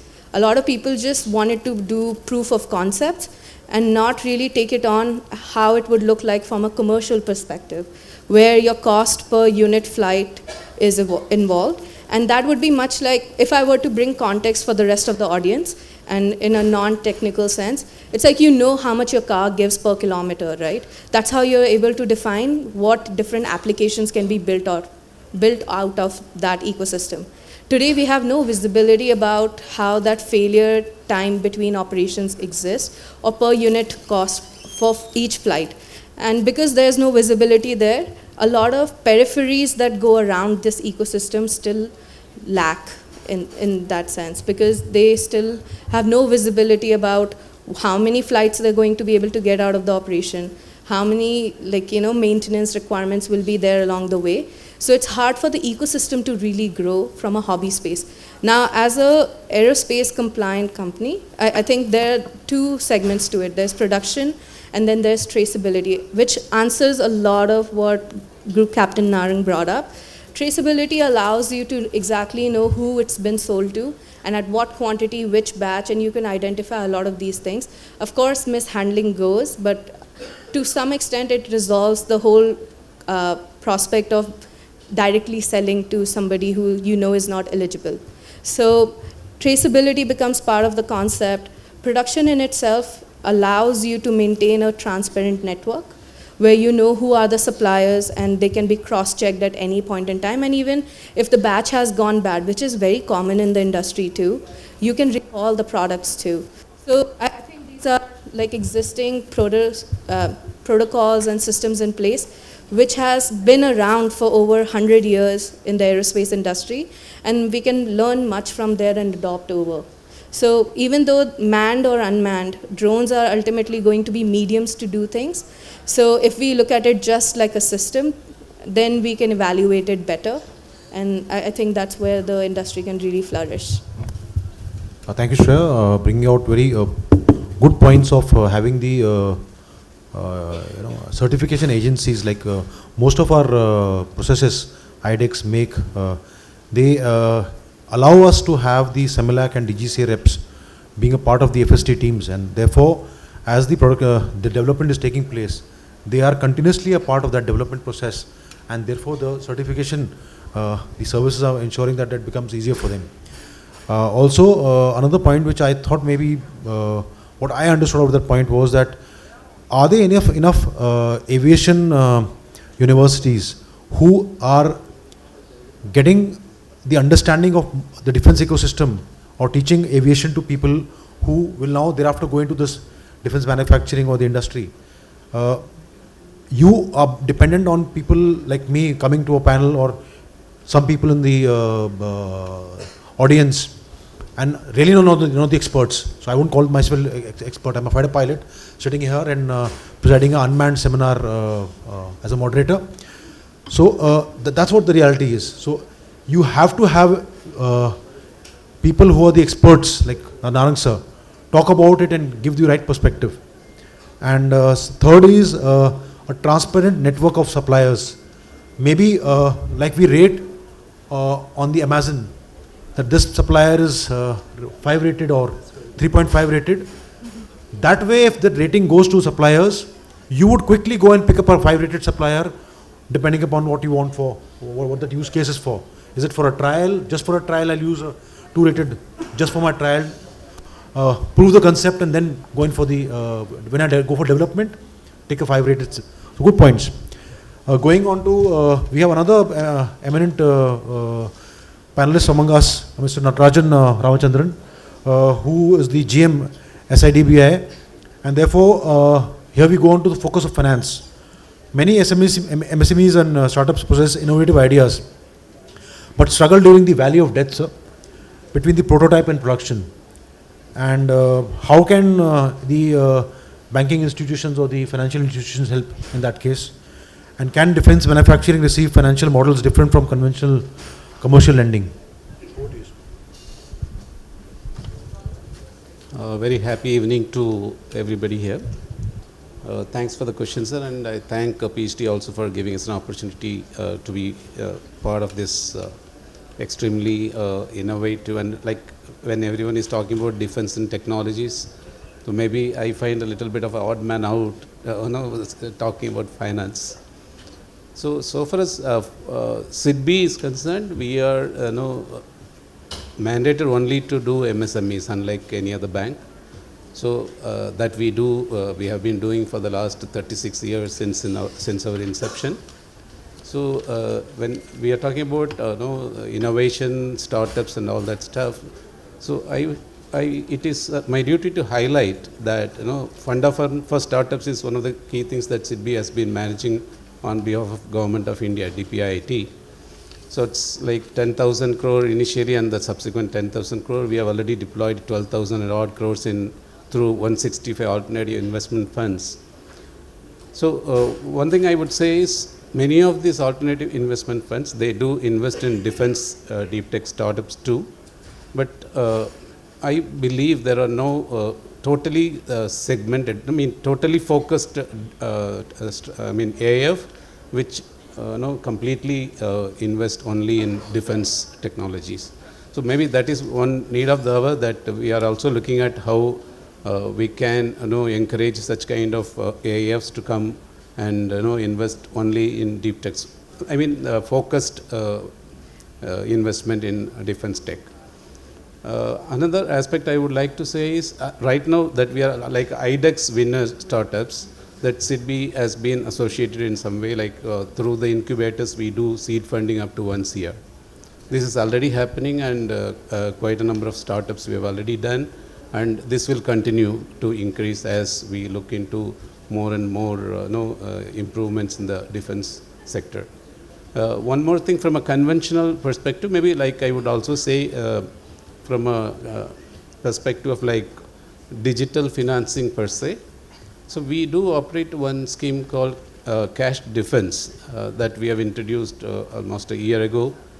Here what we do is we look at an umbrella limit of 20 crore to MSMEs for financing specific purchase order from any of the defense sector, and also from public sector entities like Hindustan Aeronautics, etc. So this is one scheme which is gradually gaining traction. Maybe I would look at all the stakeholders to refer to SIDBI, where this cash defense scheme is improving. So this is one thing I feel we can continue to support the defense sector. And as I said, defense focused startups is one need of the hour that we don't have. While we have done 160, 165 AFs, this is additional, but it is not a totally focused startup. That we would look at how we can encourage in the months to come. Thanks. Now I'll turn over to a youngster who's here in the panel, Ishan Hidden, who's the founder of Easy. Innovation and a startup ecosystem perspective will be given by him on supply chain, IP rights, TOTs. Startup excel at innovation but often struggle with continuing to end the defense production procurement with the services. What changes would you make, what do you advise to make the ecosystem more startup friendly? Some advice from you. Right. Thank you, sir, for such a wonderful question. Although most of the members before have covered a variety of things I was thinking to speak about. And coming to your question, I think I'm the only one right now sitting here who has experience with both consumer and enterprise. I would request the audience to kind of focus over here. There are some youngsters over there talking among themselves. It's a very important chance that you're getting to, mostly you'll find not many people listen to startups. Here's a startup guy who's going to give you a perspective. Listen to him. There'll be very good pointers that he'll give away. Right. So I would be the only person right now sitting here having experience with both, dealing with both sides of the industry, be it consumer and enterprise, having experience of assembling thousands of drones in a month, to now focusing on the enterprise segment where we were working in consumer, the main focus was speed, efficiency and cost. Here on the top of it, now it is indigenization, sovereignty and security, right? And may I request that last crowd over there, if there's something very compelling, then you can go outside and have a talk. The last 2 rows over there, the Sikh gentleman who's there sitting over there and some girls there. If it is very compelling, just please go out and have a chat and come back. Right. So now coming to the enterprise, where security, sovereignty and safety is one of the biggest factors that we now focus on. And the biggest challenges that we face in terms of now capitalizing it to a validated product, I would feel is considering the demand is ever changing and innovation is I would say a non-stop journey. For me, what I personally feel, innovation without manufacturing has no meaning. And for that, rapid prototyping is a mandatory thing, where we need to make sure that rapidly prototyping is happening. And we use CNCs, 3D printing machines to make sure that once the products are going in the field, we are getting the feedbacks and we are rapidly changing our product, adapting to the real life requirements of each of the field, depending on what kind of terrains or what kind of requirements are there. So I would feel rapid prototyping plays a very important role. And at the second level, considering after your product is validated, it would be the mass scale production. Because until the product becomes standardized, validated, you can't do mass production. So there has to be some gear changing in terms of when you rapidly iterate and create more prototypes, and when you switch to mass prototyping. So I think that is one of the biggest challenges a company like ours and startups in this ecosystem would face. And considering now in terms of working with a lot of global partners, having a lot of experience in TOTs, transfer of technologies, where we are partnering with the leading champions in various domains. And I personally advocate TOTs. I don't feel that's something I feel that, considering indigenization is the main goal, TOTs should be discouraged because, of course, localization cannot happen overnight. This is a journey that the entire ecosystem needs to work with. And when I say ecosystem, I feel all component players, vendor players, they need to work together to make sure the industry is rising up. And that's why ecosystem is the strongest requirement here, working together, partnering with each other, and helping each other out in terms of final outputs. So TOTs are a great way in terms of learning, I would say, what people have been doing since 30 years, 40 years in the past, because they started before than us in a lot of domains. But at the same time, intellectual property is something that needs to be focused, right? The source code needs to be ours.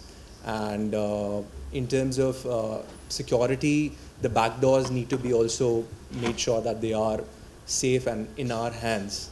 So in short, I would feel, yes, partnering is a very important part of how you scale up, but having your own source codes, having your own IPs and your own, I would say,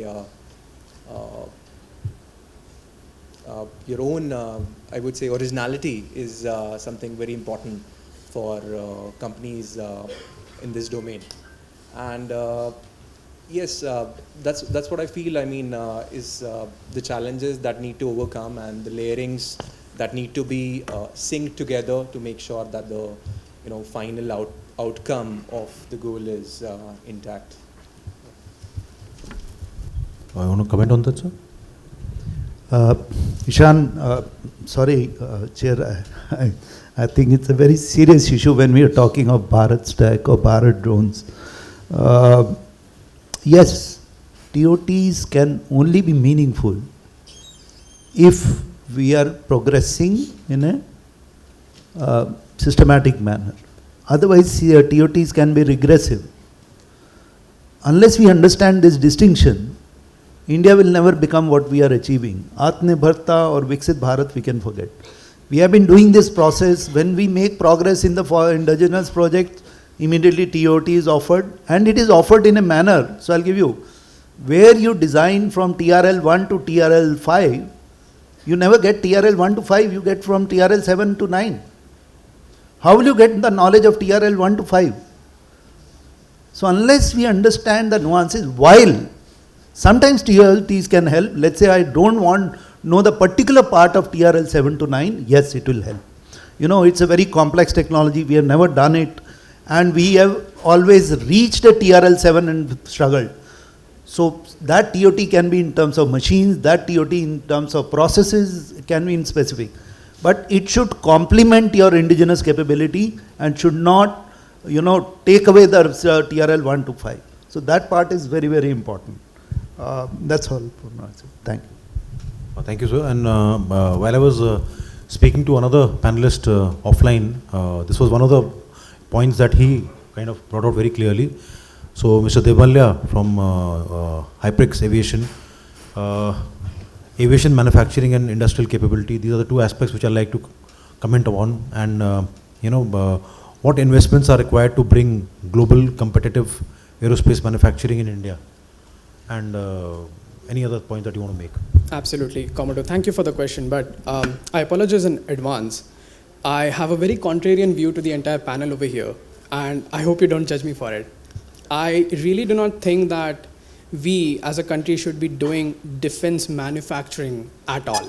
We should not be indigenizing and focusing on it, because as Indians, whenever we speak about defense manufacturing, we think of bespoke solutions with a very high idiot index. It's a term that's coined by Elon Musk, which is the ratio of the cost of the item sold by the cost of the raw materials to make it. And for Indian weapons, it's just insanely high. Today, it's a war of attrition and mass manufacturing. The only way we can live in this is by using commercial supply chains.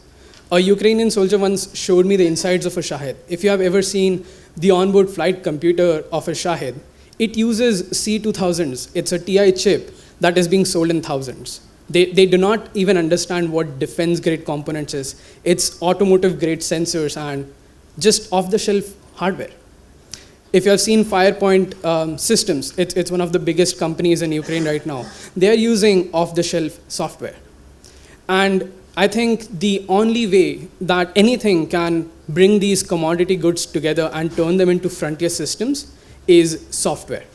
Software to integrate it all, software based on open architecture that makes your supply chains resilient. We are talking about as a country, but look at Tesla, one of the biggest companies on the planet, and even they faced a supply chain issue for chips being in USA.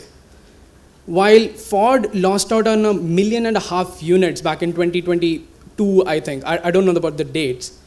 What Tesla did was just choose a new chip, write out the firmware in 2 weeks, and start production again. That's only possible when you have built out the hardware around the software as a platform and not hardware itself.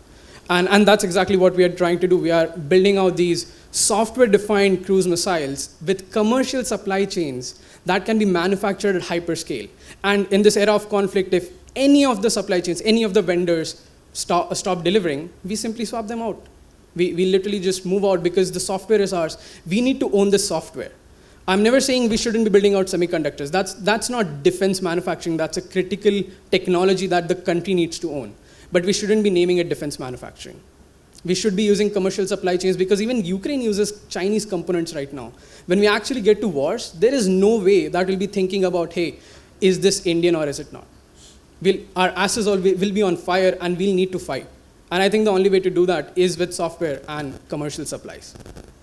On the side of investments, I think the market has opened up quite significantly.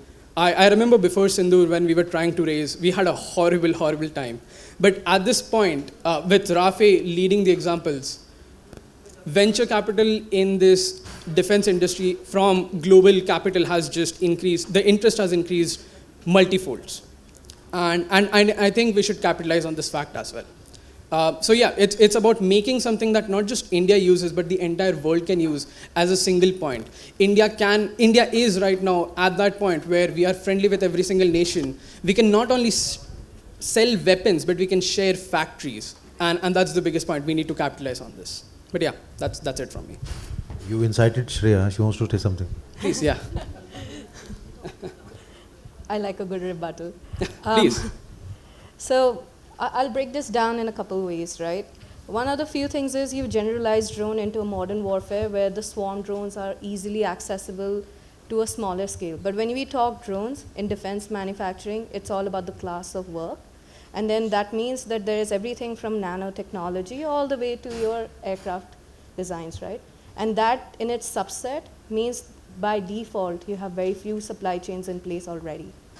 What that means is your FPV drone, which can be 3D printed today, I think, which is what you're referring to, is easy to take on, or like even do a automotive based sort of supply chain, whatever. But at the end of the day, what we are looking towards is actually a vision where you can have a supply chain that is sovereign, right? Ultimately, your sovereignty is what will allow you to tap into ecosystems that cater to your requirements. And what that means is India has the beautiful concept of widest operating temperature range. What that means is you have the coldest regions, you have the hottest regions, you have humidity thrown in the mix. Nobody in the history of whoever has made aircrafts before has serviced that line of work.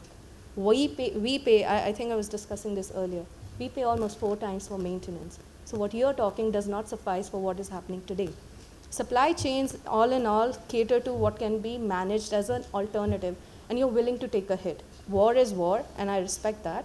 But if I'm trying to win the war, I will want whatever gets me to the target fastest. If you say like sending a whole bunch of swarm drones where they will die out mid-flight, that won't be my way. I will actually send out like, midliners and even large ones, so that there is like a mothership and that sort of concept, which is what everybody's looking at now. But can you say you can make a mothership out of what exists on an automotive supply chain? No. And even Tesla or even any other automotive industry partner, just putting it in context, there are 268 car manufacturers in China. Tesla is one of them. BYD has broken bounds like by miles in Tesla. Tesla is just the hype. So when we hear a lot about the US companies, it's a lot about selling the press kit. If you evaluate in terms of technology, which is what defense is really after, there's a lot of people with good work out there. And secondly, supply chain is about having that geopolitical stability between the respective countries as well. I think in the middle, we were not at good terms with Turkey, so we couldn't do certain procurements as well. So being in line with that sort of operations is equally important. That's it. In fact, when you mentioned Turkey, Turkey still does business with the US because they keep geopolitics and business aside, is what they say. And good points, Shreya. Sorry, can't resist myself. Please, let me have it. In the tea outside, you'll have a lot of people talking to you. Absolutely, guys. I'm down for this. Are you a software guy? No, I'm a CFD engineer. CFD engineer, even one. Okay, so I'll tell you what. We wanted carbon composite products. And one of the core supplier quietly reduced the supply of carbon composites. All manufacturers in India found it difficult to manufacture. Okay? Second, what happened in this war between Iran, Israel and US? Once they fired their missiles, they didn't have the components. The scaling up in the West is a challenge today. Why is Europe looking up to India as a partner? If it was just the world was one, they shouldn't have been looking at India. He's forgotten the goat's backside which flew off and the pagers. Yeah. So they were components commercial off the shelf. Third, no, not only that. You please look at 16 March 2022 tweet of Vice Prime Minister of Ukraine. I remember that. So while I understand, and secondly, which is the country which has got maximum population on this planet? India. India. Yeah.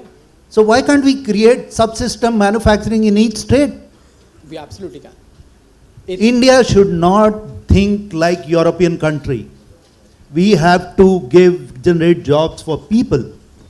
And we have to, only thing we should be discussing it, how to make it economically viable, how to make it commercially viable, how to make a scale up to the global level. That should be the discussion, not that every thing should not be made in India. In fact, everything can be made in India because of diversity, numbers, technically qualified people, and the people who are migrating abroad. This is how you retain your manpower. Why is he sitting here? Otherwise, he would have been working for a global company. Because today there is an opportunity. Now if we get those supply chains in India, India will look different and you will not have to look around. You will immediately call up your friend, I want this product. It will be easier. Thank you. No, absolutely, sir. I also think it's a very honored gentleman talked about the speed of relevance in the morning. We are still building out the Kaveri engine. We can absolutely make every single bit, but we can't produce Inconel in the country. There is no one in the country who weaves carbon fiber. It's still brought in from Italy. The manufacturers that you're talking about, they don't weave carbon fiber, they produce it, which is very different. At the end of the day, it's all resources and minerals, which India by itself does not make everything of. Sure, we make a lot of it, not saying no. But my point isn't to make the country great, it's to win the war. And to win the war, you do what you have to. That's my point. Please. I'll speak later. No. Okay, now let's have tea together. So I'll go over to the last panelist, Mr. Vishal Makande, who probably will give a very big focus now. The biggest focus now for all unmanned systems and the US in particular is artificial intelligence, which is becoming central to aerospace manufacturing. What skills should India engineering workforce develop to support the AI-enabled aerospace manufacturing is a question that maybe he'll be able to answer. I'll still try to. Yes, hi, good evening everyone. I'm Vishal. Is this on? Hi. Good evening everyone. So, well, that's not really something that is my subject, but I'll still try to answer that. If you're talking about how AI can help in manufacturing, well, then robotic systems and 3D printing is the first bit of it. But then, to get there, I guess there are a couple of things that need to be understood. What the panel on my left was actually talking about, or rather sometimes arguing also about. I agree with both points of views, but in general, it's the market, the economics that guides everything. It cannot be an opinion, it cannot be a government, it cannot be a regulation. These are only stumbling blocks that kind of correct themselves over a period of time, because the triage of enterprise, investor, and the user sits under the umbrella of the regulation, which is the government. So, indigenization and supply chain ecosystem, so that's what it all operates under. One of the examples is that, how suddenly the drone companies took off is when the government decided to play the role of a market maker and came up with some policies and grants and allowed these companies to mushroom and test it out in the market and fight it out amongst themselves. Some fell, some stood, maybe some will survive the test of time, and that's how markets evolve and operate. There is no other way to actually, even indigenization is part of that, because we have enough examples in India. I mean, look at the car ecosystem or the vehicle manufacturing ecosystem. It evolved. I mean, people came from outside the country, they trained, we got our people skilled here, and then eventually, the things followed from there, where probably India today has, after China, one of the largest ancillary automotive industry in the world. Same thing can happen with drones. I mean, I agree with I'm sorry, I didn't catch your name, but the point that you made, I agree with that it's an iterative asymmetric warfare that we are looking at. And Operation Sindoor made us taste the first no-contact war, where the soldiers never interfaced with each other. And if that is going to be the future of warfare, which, West Asia conflict, Ukraine conflict, Nagorno-Karabakh, everything was mentioned here. If that is what it is going to be, then, that's what we need to be prepared for.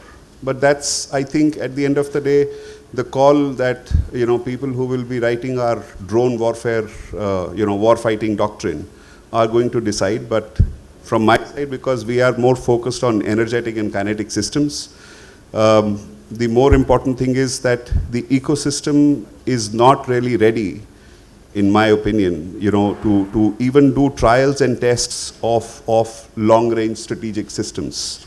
Because, I mean, I was talking to Ramit, Colonel Ramit, where is I? So, the longest range where we can test a system is just 40 kilometers in Pokhran. Now, if you want something, you know, there have been RFIs I've been reading which ask for a 1,000-kilometer drone. Where do you test them? I mean, within your radio line of sight, you can't test anything beyond 100 kilometers. Right? So, yeah, but those things, I mean, that's not critical because these things tend to solve for themselves. The industry will find a way or the user will figure out some solution. I guess, you know, it'll happen.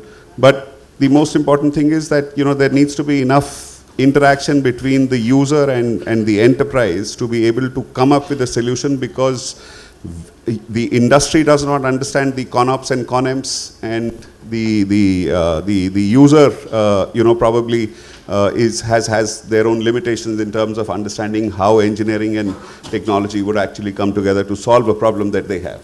So that, you know, if there is enough confidence, then that can also be solved.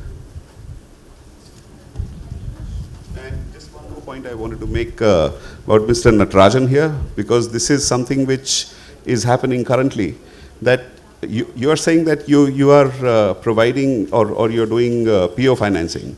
Now, even for companies which are engaged in innovative R&D, because they usually tend to have negative balance sheets where there is no solvency certificate available. Even in that case, because, you know, if you capitalize R&D, you will obviously carry a negative balance sheet. Absolutely, sir. Yeah. So this is where I was mentioning that, you know, by capital by way of equity infusion through the venture funds. So from a conventional perspective, it's a bit difficult, but from a cash flow financing perspective, things are changing. In fact, I would say the biggest revolution to happen in our economic ecosystem is the GST revolution, which has brought in, you know, tremendous amount of ease in, you know, quick delivery of credit. So cash flow financing is one of the biggest thing that has come up from this revolution. So a lot of things are changing. So we would also look at opportunities where companies having negative balance sheets are also financed, so particularly in the yeah. That's the biggest problem that we are facing in terms of regulations. This is where the venture capitalists in fact come into play as of now, but we should also from a conventional perspective evolve the system. We are gradually transforming to a cash flow financing perspective, but it is still in a kind of a nascent stage, I would say.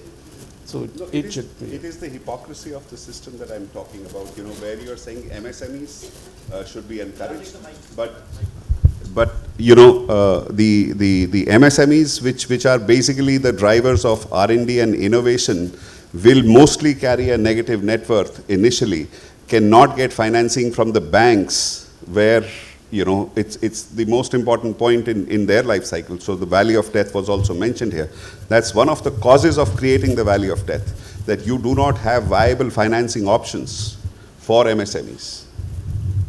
I agree with you that maybe the government should think of a sovereign fund, so which can be given to MSMEs and startups when they are in that, you know, when the graph is going down and they're short of funds. There is an order already placed where his money is already stuck up in that order, the PBGs or the APGs, and he can't now give, he wants to go for the second order. There are multiple issues, so there needs to be a fund who takes care of that, and banks don't understand defense. They say it's a risky business. I will give you based on your performance.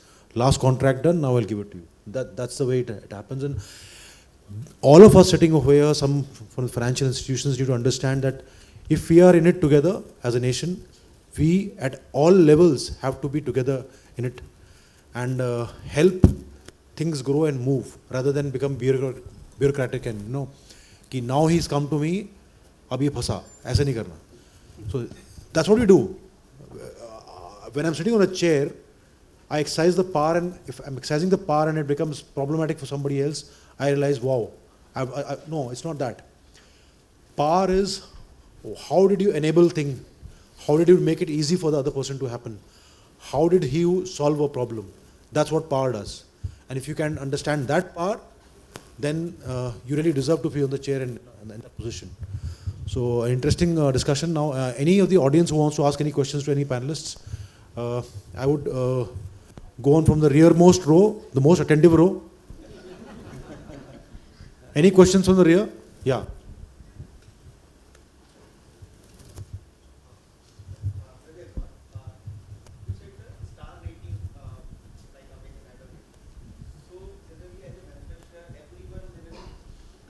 Struggle to find a actual manufacturer to source the components, because we do the googling search for everything. Generally we find the traders having a good website and everything, and is there any web portal or something, some source where we can get authentic list of Indian manufacturers, so we can source Indian products, so we can make sure ourselves that we are giving a good percentage of Indianized product to Government of India?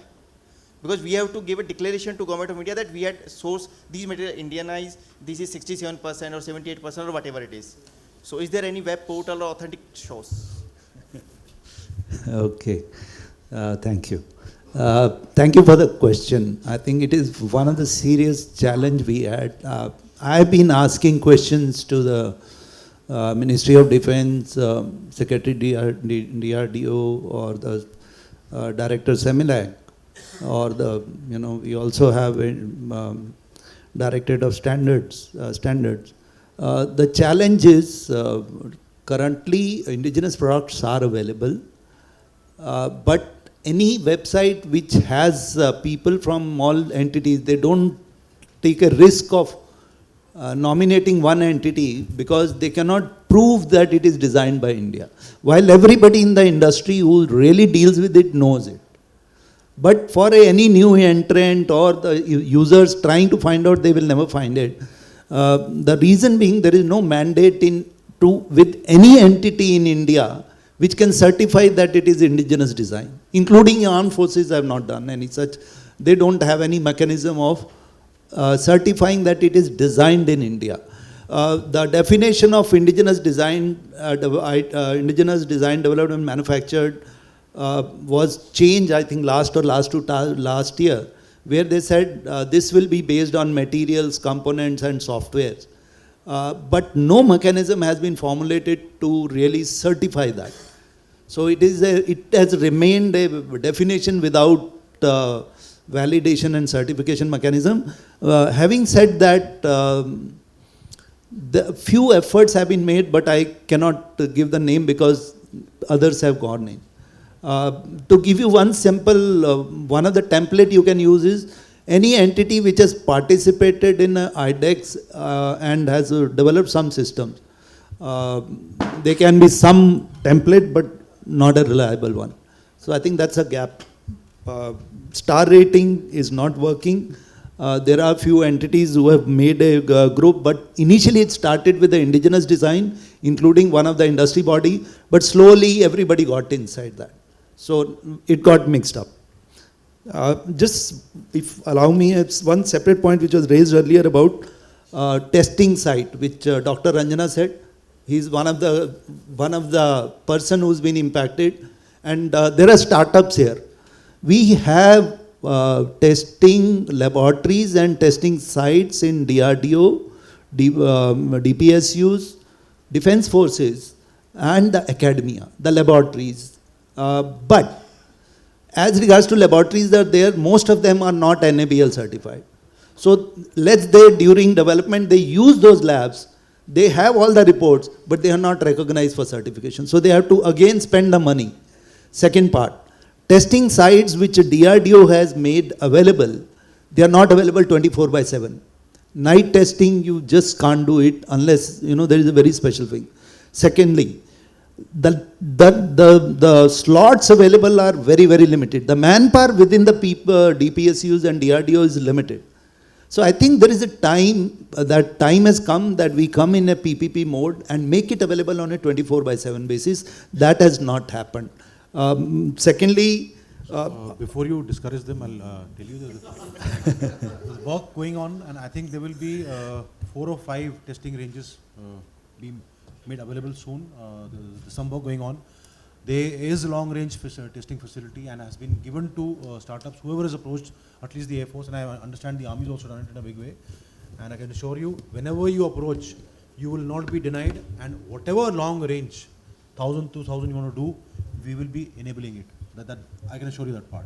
Wonderful. Wonderful. I think this is how you push policy makers. Thank you very much. But I hope it is available because design and development is an iterative process.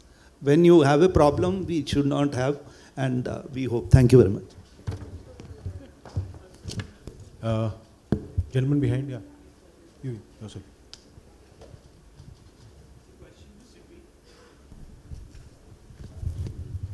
Yeah, absolutely.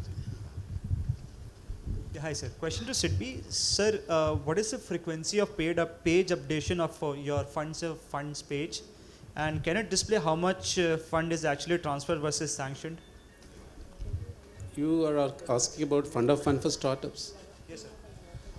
Okay, the data that I have is, I actually am not part of the team in fact. 12,000 and odd crore has already been deployed out of the 10,000 crore initial corpus given to SIDBI and the subsequent 10,000 crore corpus given to SIDBI. Not just sanctions, sir, delivered, actually transferred into their accounts. Okay. I'm not offhand with that particular data. Sir, is this a request that yeah, can it be displayed onto the website? It will be very much helpful for the startups. Yeah. We keep on running from AIFs to AIFs. Certainly we'll do that. Second thing, sir, can the number of AIFs be paired to IDEX incubators, AICs, which is Atal Incubation Centers, Atal Community Innovation Centers and TIHs, and bound with a fund to a district of Bharat? So can you bound them with a certain amount of fund to all the districts of the country if you want to have the better penetration of innovation? Can that happen, sir? I think we have to deep dive into that to figure out how it is going to work.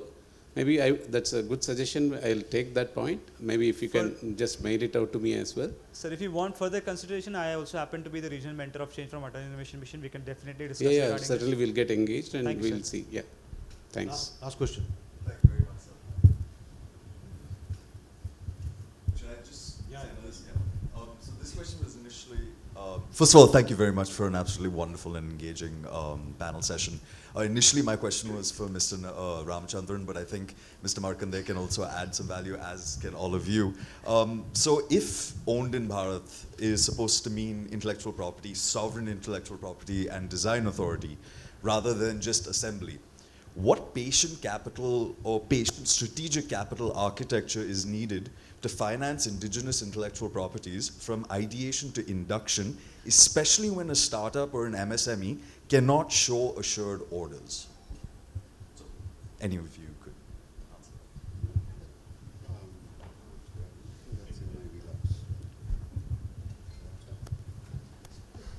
It's challenging, very challenging. You are asking God. But one thing is there, I'm a critique, remember. The wonderful job is being done by the Defense Forces. I'm privy to a lot of initiatives taken by them. Meher Baba is an outcome of a lot of hard work by the various agencies. IDEX initiatives are there, but there is an issue of some of the issues which I brought out. So remember, today you can just send a mail to your design directorate and they give you an appointment. Today so many senior officers, the way they approach you, it is, they are point of contact available to you, which is not the case in the past. Today testing, anyone who's part of IDEX or any initiatives really gets to, or even Meher Baba competition, they really get an access to those facilities. But I think we need a civil testing side, which is what I was referring to. Because iterative development requires somebody, having a problem tomorrow, again he can go when he doesn't have a appointment. So that's what I am thinking of. I realized US, when I wrote my first paper in 2017, US had come up with the 6 national level testing sites, drone testing sites. Japan has a robotics testing sites in Fukushima. So let's understand the military will do, to an extent they can do it, but having a military civil technology fusion, which Colonel Manik mentioned, will only be viable when the testing site is available, that like Amazon, I book it and tomorrow morning I test it. That is little what we are looking at. Thank you. But we formed a school of US in 34 Wing Batenda, where there's a range close by. And the intent was that when we do all research and development with the civil and military and the academia over there, was for that purpose. So this is only one of them. There are certain ones in south that are coming up.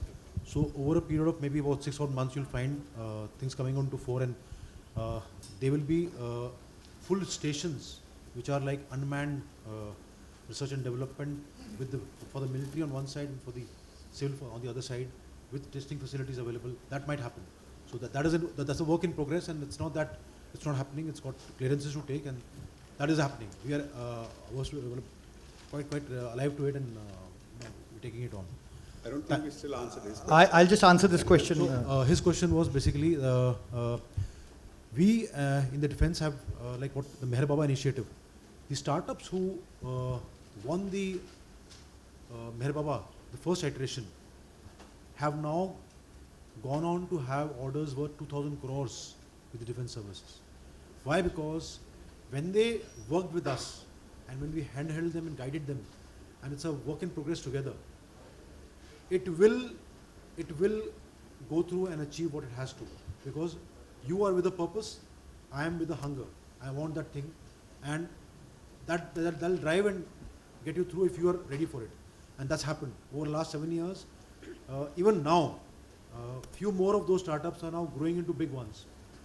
So that's IDEX was born out of Meher Baba. If people don't know about it, in 2016 and 17, when this Meher Baba was conceived and put to the government and was approved, IDEX took birth from there on. And what we can do, thank you for a big round of applause to all the panelists. I'll end it with a note, not giving some Angreji, but a very practical example to you. I'm from MiG-27s, a legacy aircraft which was on the verge of living out its life. Air Force had decided to upgrade these MiG-27s internally, with the SDI and the HAL and the squadron getting involved. The unit from Jodhpur was moved to Nasik, where SDI team was there, HAL team was there, and the operators were themselves there. So this operating squadron had people from Mirages, Su-30s, and such like aircraft which were taken from other countries. We made our own HUD better than a Su-30 HUD. We made our own UFCPs, those weapon panels, navigation panels. And in the last 2 years of its life, the MiG-27, which means about to phase out, it won the best fighter squadron. Can you beat it? जो जहाज बूढ़ा होकर retire हो रहा है, it beat the Su-30s and the Mirages because you had developed that weapon test on that, done the testing yourself. The Ditchcom, when it marked the cursor on the ground, the bomb went there because you had planned to do it. So that's the capability that we have, and that's what innovation, having your own IPR and developing yourself, can bring to the table. Thank you so much. Those who did not understand, HUD is head-up display. So, pilot looks up and he can see exactly what is there on the cockpit. So, he's a fighter pilot, so it's natural for him to talk about HUD. Thank you. Zordar taaliyan ho jaye. Thank you so very much for being here, sir. And thank you for a big support. Sandeep sir has been a big support in the program. Thank you so much, sir. And I'll request Dr. Jitendra Singh, sir, to please present mementos to our esteemed panelists, to our chair cum moderator, Air Commodore Sandeep Singh, sir. Can we have the applause coming, please? Thank you.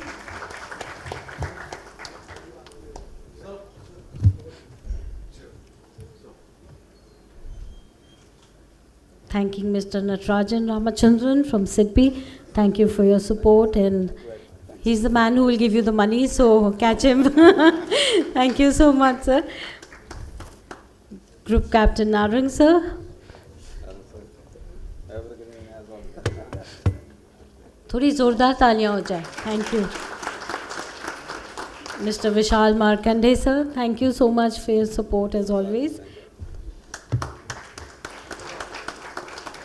Ms. Shreya Rastogi ji, thank you very much for coming.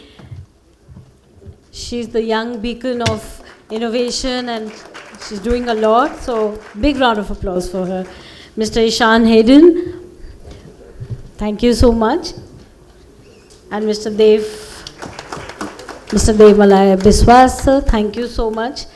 They are the new innovators on the block, so good to have you all here. Thank you.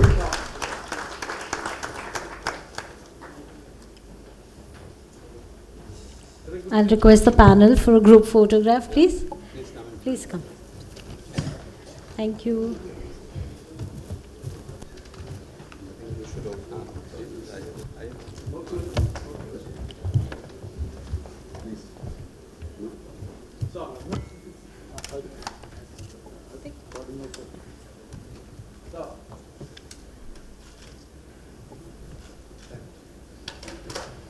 Thank you. And now we have a short and sweet fireside chat with Mr. Manish Kumar sir, joined DGCA.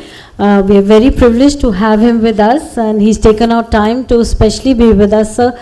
So we just have a quick fireside chat with him. May I request Manish Kumar sir, joined DGCA. So he comes in from the policy perspective to be a part. And with him is Mr. Tulsi Raman Krishnan, Director, Drone Directorate, DGCA. And I'll request Dr. Jitendra Singh, sir, to kindly speak with him and take the questions forward. So this is going to be a very interesting topic, talking on the policies, the challenges, and how the government can help. And Manish, sir, is a big advocate of ease of business. So it'll be great to have him here. Request everyone to kindly settle down so we can begin this. Thank you. So all yours. Great. Thank you very much indeed. And whatever said and discussed, unless we have the signature of DGCA as a regulator or anything, things doesn't move. We can talk about sky, we can talk about anything, but ultimately DGCA is the ultimate authority which gives all the permissions, make all policies, give all important amendments that we see, and also the bill that is in process right now, and that is going to be a landmark thing in times to come.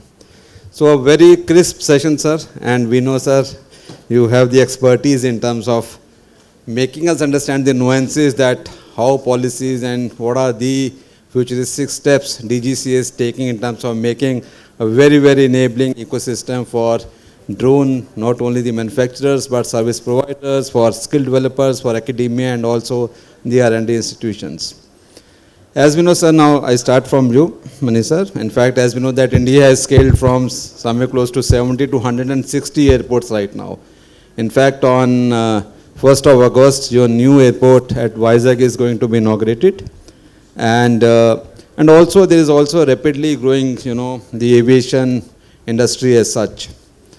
And as we know that drones and manned aviation are increasingly, they compete for same low altitude airspace. So what institutional or policy mechanism is DGCA building to integrate the UAS traffic management, that is the UTM, with the conventional air traffic control, so that the growth in one segment doesn't create the bottlenecks for the growth in other sector. Sir. Thank you very much, and good afternoon, everyone. It's a pleasure being here and talking about a few other steps which DGCA is taking and the Ministry of Civil Aviation is taking for promotion of drone. And yes, I would say that UTM is very essential in enabling the services. Because right now our services to begin with were limited to localized area surveys to agriculture application, but that's a starting point. And what we are now looking at is drones, heavy category drones, medium category drones. They are involved in logistic applications, transporting commercial loads from one place to another because the kind of advantage they provide. So that would happen only if we have a process of monitoring, guiding, navigational process in place. So for that we have already, using a due process, we have developed airworthiness specifications and the operational specifications for BV loss operations that would enable a long-range drone operation, maybe up to 10 kilometers, 25 kilometers. And yes, there are certain operational issues. There needs to be coordinations happening with the air traffic services, because when you go beyond 400 feet, that's where then you interfere with the normal traffic. So those are the few of the issues cutting edge which need to be resolved. But that's what we are working upon, that And with regard to UTM, another sector which is developing is the advanced air mobility, where the larger, more than 500 kg vehicle up to 5,700 kg, they'll transport people, they'll transport cargo. So we are looking at a number of bifurcations in the low altitude airspace, wherein we have a corridor for the drones to do their work, and then another in between a corridor which is being shared for the helicopter operation to some extent, and the eVTOL. So those are the few of things which are working upon, and we have a group, dedicated group who works upon this, and in fact few of the organization US has also shown their interest in working with us to work in this area. Thank you very much. Now, sir, question to you. And in fact, if we read some of the documents, DGCA documents, it highlights that, the India brought this pilot licensing fully under DGCA to reduce dependence on foreign institutes. In fact, in the morning also, the Chief of Air Staff, he mentioned about the skill development and the capacity building of the next generation, technologies. And as we talk about drone-specific certifications like remote pilot certificates, even type certificates for manufacturers, scale up in parallel with conventional pilot licensing. So do we feel that the DGCA's current manpower and digital infrastructure like the Digital Sky is adequately resourced to handle both without creating any approval backlogs for either of these sectors? Thank you, sir. Regarding the bandwidth in DGCA, that's right. We have not much officers in DGCA. That's the reason why we have authorized the Remote Pilot Training Organization in the first place to issue the remote pilot certification directly. They will do the testings of the train the remote pilots, and they will test them and then issue the remote pilot certification. So there is no backlog from their end, and they have to do it within 7 days. This is by rule, it is there in the drone rules 2021. And we do authorization of remote pilot training organization. In India currently 270 plus remote pilot training organizations are there, training even the farmers and the Namo Drone Didi schemes. They are doing the certification of the women remote pilots in the country. So and for the one more thing regarding the Digital Sky platform, we have recently shifted from Digital Sky platform to the DGCS EGCA platform last year for providing the regulatory services, and it was smooth and it's functioning very well for now. Thank you. Great. Thank you. In fact, Minister, in some of the reports I was reading that you have spoken about DGCA as, it's coming up with a proactive regulation in order to, draw more Indian and global investment into aerospace design and manufacturing. And specifically for the drone sector, there's also a PLI outlay which stands at close to 2,000 crore right now from like 2025 to 2028. So what regulatory certainty, or is there any fast track mechanism DGCA is preparing to offer manufacturers to compete with global drone hubs, especially given that civil drone bill is still under the draft stage? Yeah. So one of the things because we have a lot of experience now with regard to type certification of drones, so we are doing a little shift here. We're looking at an AI introduction for the review of type certification documents, so that we are putting our energies more on the heavy category, medium category drones. So our teams work on that. So that is one way that it will be very faster process, reduction in the time limits are prescribed. And with regard to our, right now in the previous panel I also, there were discussions about indigenization. So the best way to promote indigenization is to develop standards. So that's what we have taken that route, and we have already put for public comments our standards for the electrical motor, brushless motors, or the power units. And with these being in place, we will have our own technical standards, and that would encourage our entrepreneurs to manufacture design and manufacture those units as per the Indian type certification standards, and that would also apply to those items which are imported from other area. So at present, there's issue of scale, because people do compare with other countries which has a very larger scale because they started much ahead of us. But nonetheless, there is no restriction as such for the import as the movement for the manufacturer. But what is more important is they should be truthful in declaring what is indigenous and what is imported component. And yes, getting material is a problem, but once we have the scale, obviously the people would immerse themselves in creating or tying up with the other manufacturers abroad for those kind of technologies. I see that some of the mature countries which are quite advanced, they haven't done on their own. They have captured market in the Europe, they have bought the organizations in the Europe, and today they are customizing and miniaturizing those technologies. So India is not far away from them, but what is required is a push, and I see a lot of enthusiasm among our young entrepreneurs who are willing to immerse themselves, and we are coming with those standards for them to help. Thank you very much. Thank you very much. Thank you for clearing this. Now, sir, what do you like, as we know that if you see the drone policy ecosystem as such, there are multiple ministries who are playing a very important role. It's not only the Ministry of Civil Aviation, we have the Ministry of Agriculture, through this Namo Drone Didi project, we have the defense, we have the METI on the tech side.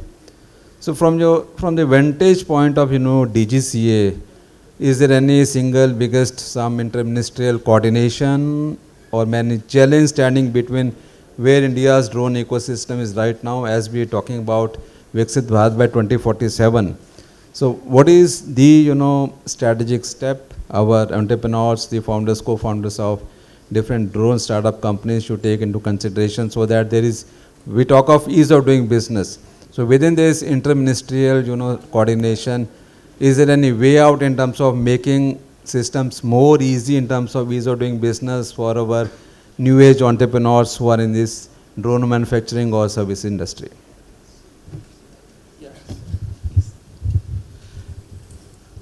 Sir, what we feel is for the interministerial coordination, things are much faster these days.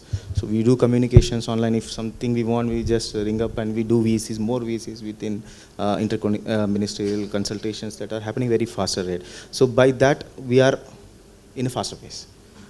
Regarding innovation and for the ease of doing business, in the drone rules, Rule 42 enables the unmanned aircraft system manufacturers, startups to innovate themselves without any hindrance from the government, provided only it has to be in a green zone. They have to do the testing within their sites, and they can do. There is no component certification work as of now. Like Sir has already said, we are working on giving the component standards and how to enable those component standards and how to authorize them. But still there is a freedom for them to innovate for now, and we have given the responsibility to the drone manufacturers only. So it is up to them to give the standards what they want and build those standards for the components, and then they can get the drones type certified at the aircraft level. So there is enough room for us to innovate. Only thing is we need entrepreneurs. We have very good entrepreneurs here to have the will to innovate. Not just import and get it assembled and certified. Minister, you want to build over it because it's very important, and there are many eager minds in this auditorium also who are very willing to understand the thought process of ease of doing business, particularly so that their R&D, their innovation, the technologies they are working upon or piloting upon, it becomes, it actually, gets easy regulatory pathway with little or very less bottlenecks. If you can build over that, sir. Yes, so along with the stakeholders, because you see the problem is in an existing drone, you have to change the components because the supplier changes, the availability is an issue. So that's where we worked upon and prescribed what could mean looking at AT again, what could mean looking at the DGCA again, what could mean doing yourself the changes, and informing. So that kind of aircraft level design standards we are bringing in the system so that it becomes easier for the people to work upon. And innovation, obviously I've seen that many of the people drawing upon, learning from others, they have worked upon and developed their technologies, and all our like standards or the ITCs which we have developed, which are we going to develop, they are with the cooperative participations from our industry. Expert bodies, we have technical committee and then the steering committee who look at them. For example, now one of the manufacturers wanted to use a very large site battery for which we don't have any standards at the moment. And permitting such a battery has its own downside also. So safety concerns, so we immediately recognizing that rather than saying that you please go ahead, and we're working on a standards, working upon so that we facilitate such kind of thoughts, and that is where we as a regulator are helping and immersing ourselves for facilitating innovation. Thank you. Now the house is open for any question. We have the subject matter experts who are here. Yes, sir. Please give a mic. And I know, sir, you ask very difficult questions. When do we see our beyond visual line of sight being operationalized and real-time tracking? Our future depends on these. Second part is, issue about digital sky. Digital sky, I remember talking for a decade. It came out as a single window for everything drone in civil segment. Now we see we moving into EGCA.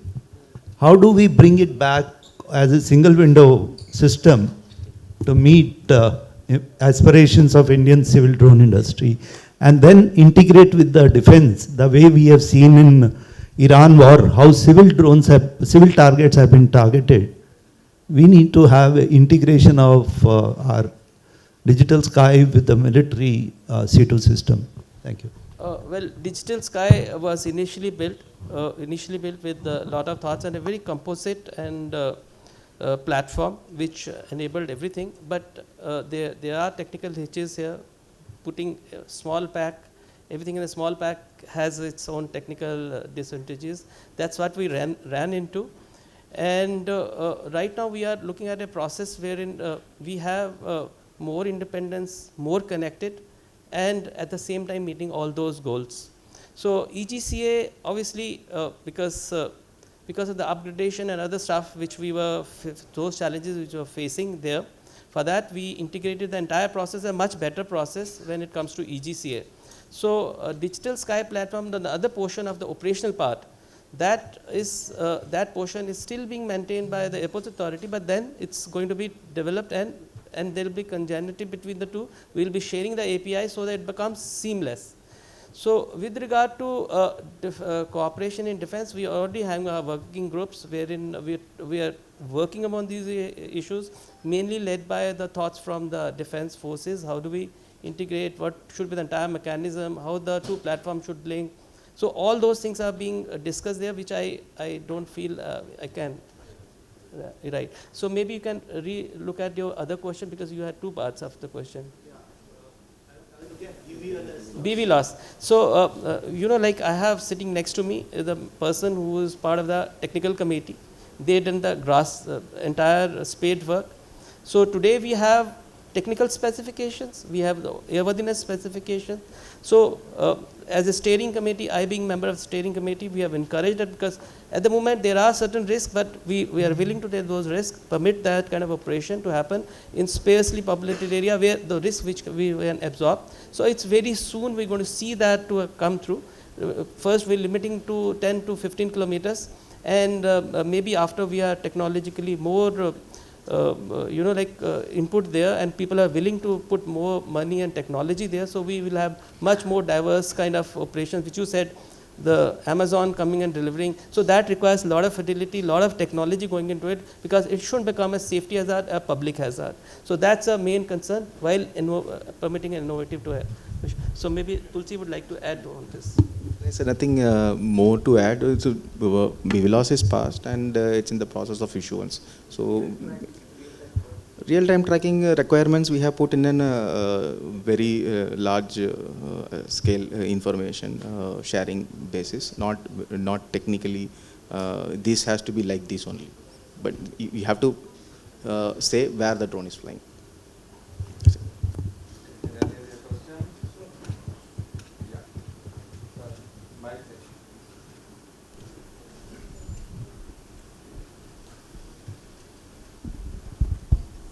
Jai Hind, sir. I'm Wing Commander Kushwaha, sir. So my question is on the unarmed, the counter unarmed unmanned systems. Now, with more and more miniaturization happening, and I would say the spread of drones happening in various universities and colleges, it's something which has become a toy and everybody can tomorrow make it. Over a period of time, we would see, I mean, components being available where people can assemble and start doing something. Now with that kind of stuff happening, there are two fears that I have in my mind. Is that how will we create a non-state actor to get hold of the items, create something and use it in a disruptive manner, examples and templates of which we have seen in Ukraine, point number one.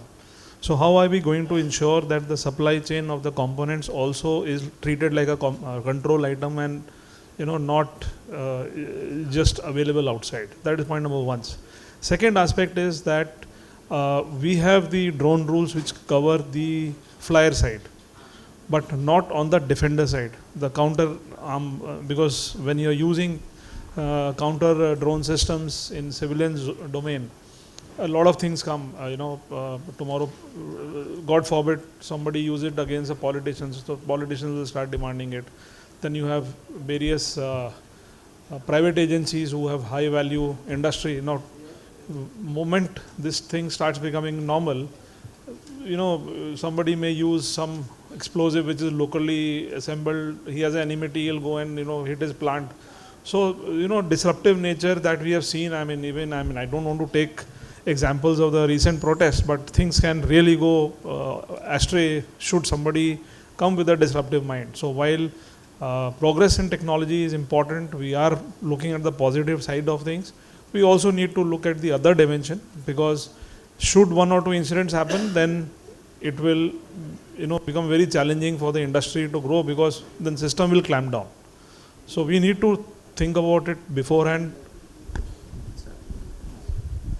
Thank you very much. And what you say, the threats are quite real, they are not imaginary. And that's what,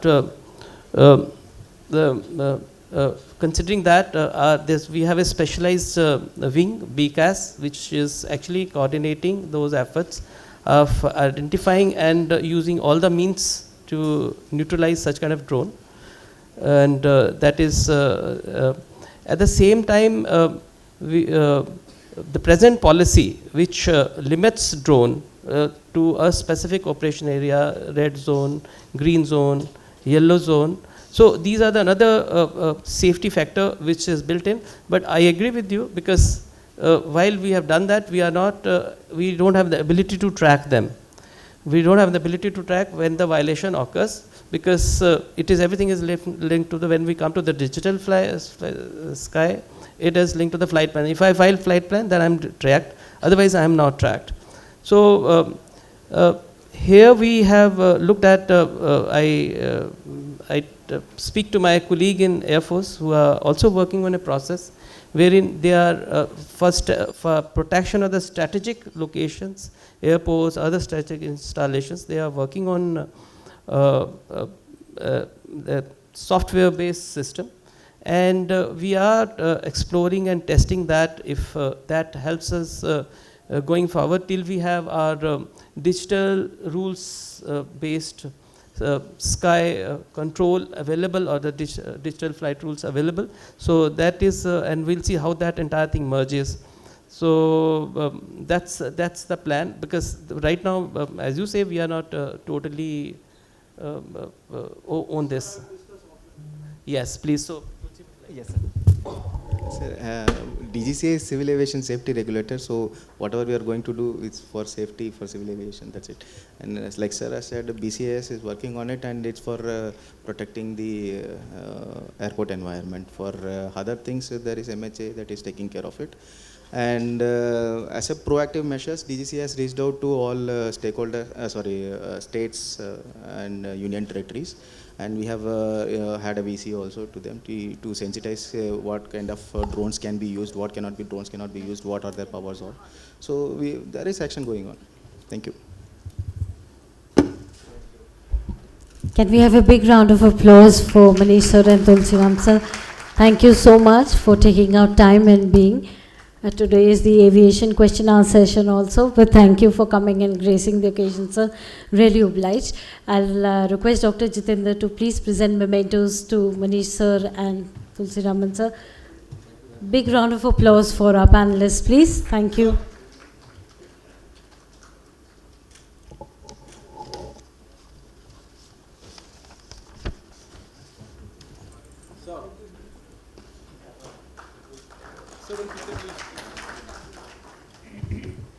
Request for a group photograph, please.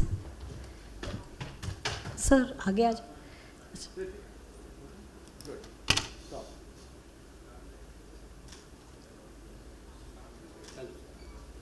Thank you much. Thank you so much, sir.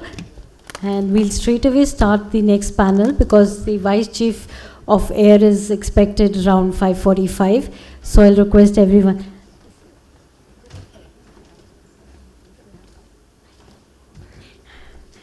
So the Vice Chief of Air Staff, Air Marshal Ashutosh Dikshit sir, is expected to arrive around 5:45. So we will, we'll be great to hear him as well. We'll start with this session, which is again chaired and moderated by one of the eminent people from the industry, requesting Lieutenant General Rakesh Kapoor sir, PVSM, AVSM and VSM, former Deputy Chief of Army Staff, who's seen a lot of action and is a veteran of the Indian Army, who will be chairing and moderating the session. We have with us Squadron Leader Mahesh Pundir sir, founder and CEO and Chief Designer of Aryavat Technologies, Lieutenant Colonel Amitabh Bharat sir, retired Indian Army Corps of Signals, Mr. Chintan Mishra, founder and CEO of Rebu Computing, and Wing Commander Satyam Kushwaha sir, founder and CEO of Shakti Incubator. So this is also going to be a very interesting session. I'll request sir to please take over. Thank you. Requesting all the speakers to join us, please.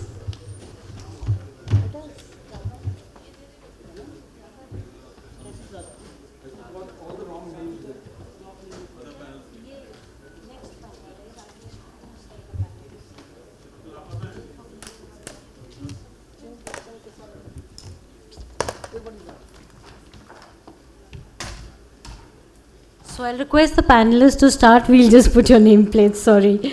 Please join us on the dais. Thank you.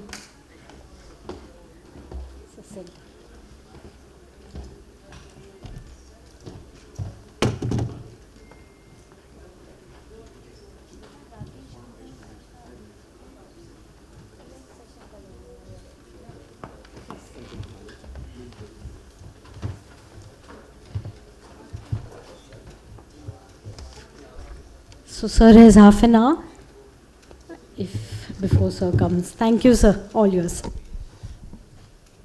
Thank you, Bhavna, and a very big thank you to PhD Chambers of Commerce for inviting us for this discussion. I think this is really the appropriate time to have this discussion, because we're seeing the unfolding of the US-Iran conflict, the way the non-contact but kinetic operations have been conducted, and with very few boots on ground. I'm sure through the day you've labored as to how drones have impacted both civilian life and military operations. So I'm not going to get into the things that have already been spoken about, but two, three things I want to talk about before I go to the applications of drones. What are the three unique advantages that drones have given the whole ecosystem? One is unobstructed three-dimensional mobility. That is first. A very low operating cost because the infrastructure is very low. The third is superior data capture and resolution capabilities, and it has also mitigated human risk. These are some of the four important components that the drones have brought into the system. Without further ado, because Bhavna has put a huge amount of pressure to complete a 45-minute panel into possibly 25 minutes, and I'm going to hugely play as the timekeeper. I also want to envisage in clairvoyance with you, what does the Indian investment in the drone industry look like? By 2030, we expect, and I'm talking comprehensively, not military, both military and civil. By 2030, it looks like $2.5 billion US. And in the next decade or so, it is going to range between 25 to 30 billion US dollars. That is what the drone industry is going to look like. And by the mid of 2030, India would be amongst the top 3 drone manufacturers. Now, this is where I have an issue, and this is where all the panelists here are going to talk about. And in the next about 5-6 minutes, with 1 minute to each panelist, I'm throwing a challenge here. And I would like you to address it. Who is looking at the future drone? Who is looking at the future drone which can operate in a contested environment, which can operate in a non-RF environment, which has quantum safe communications, which has low RCS signature, which can possibly operate on terrestrial navigation? So who is looking at it? Who's covering the technological gap? Who's looking at the human resource? Today in India, we have approximately 32,000 drone pilots. For a country of this scale, is 32,000 adequate? Who's looking at airspace management? Who's looking at the spectrum? And who's looking at certified training requirements? And possibly the last question that I would like you to address. So on this side of the panel, I'll request you to address the technological part. On this side of the panel, I'll request you to give recommendations on the capacity building part. And who's looking at the leadership? Who's going to take this drone ecosystem forward? So starting with Colonel Bharadwaj, then we go to Mahesh. And timings are important.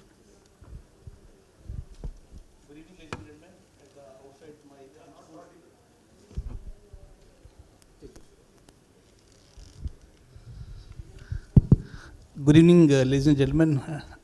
At the outset, my compliments to PSG Chamber of Commerce for giving this opportunity, and my honor to sit beside General Kapoor as well. And the question which he asked me, I wanted to ask him a question about 2 years back while he was in service, that who's the single point of person or who's the organization which is doing all that. But I'll not answer the question in this format. I'll just build up a narrative of last 20-25 years, what's happened in the airspace. Take your mind to 9/11. 4 aircrafts in the air, 3,000 lives were lost, total valuation of about 40 billions were lost. That was the damage done by the 4 aircrafts. Come to 2011, Iran has shown the capability to bring down the Lockheed Martin drone, which was much ahead of technology way back in 2011. Come to 2014, we don't speak of Russia-Ukraine war. The war didn't last more than about a month and a half because Russia could bring down the communication networks. Capabilities were same, NATO support was there, but the war didn't last more than 60 days because the communication facilities, the network was brought down. 2017 was the time when things changed, and certainly all of us woke up to the drone technology and the role of drone which will play in the warfare. 22 to 24, we have seen how, and we seeing till today, how the drones which are being made in the garages, which are being made in the battlefield, are making Russian-Ukraine war go on and on. Battle of attrition, different people who are serving, they call it battle of attrition or economical battle. But that's how the landscape has been changing. Come 2025, 26, this time, we see this new buzzword, that is AI. Everything now, drone over last, where I'm taking you is drone over last 2 decades. More than platform, it has become a computer with immense computational power, and with AI coming now, it is a real-time decision maker and real-time influencer. Come 2030, we'll have a quantum computing, and the way it will operate, it will start changing the dimensions. Now the question which journal has asked, it puts me also in a very scary situation that I've been to this panel today. I heard the word jugaad being used. I heard the word, kuch bhi karke kuch kar do. Some people said ki jugaad is a very positive term. Somebody thought ki, one of the panel speaker brought out, we should use commercial of the items. But my understanding is for a country like India, who has to become a superpower at 2047, sovereign and secure, until unless we don't control hardware and software ourselves. Drone platform with sophisticated computational is combination of 2 things only, hardware and software. Until unless hardware supply chain is our own, software are homegrown, we will always in problem. So we have to have our own capabilities. Country of 140 crore people aspiring to become superpower 2047 need to have these sovereign capabilities. So Amitabh, while you've given the aspirations, and since the Air Force is always ahead in technology, Mahesh, I want you to give us some strategy. How do we bridge this technology gap? Because if you want to be a leading drone manufacturer, jugaad is not the way forward. I was, okay, first of all, thank you so much, sir.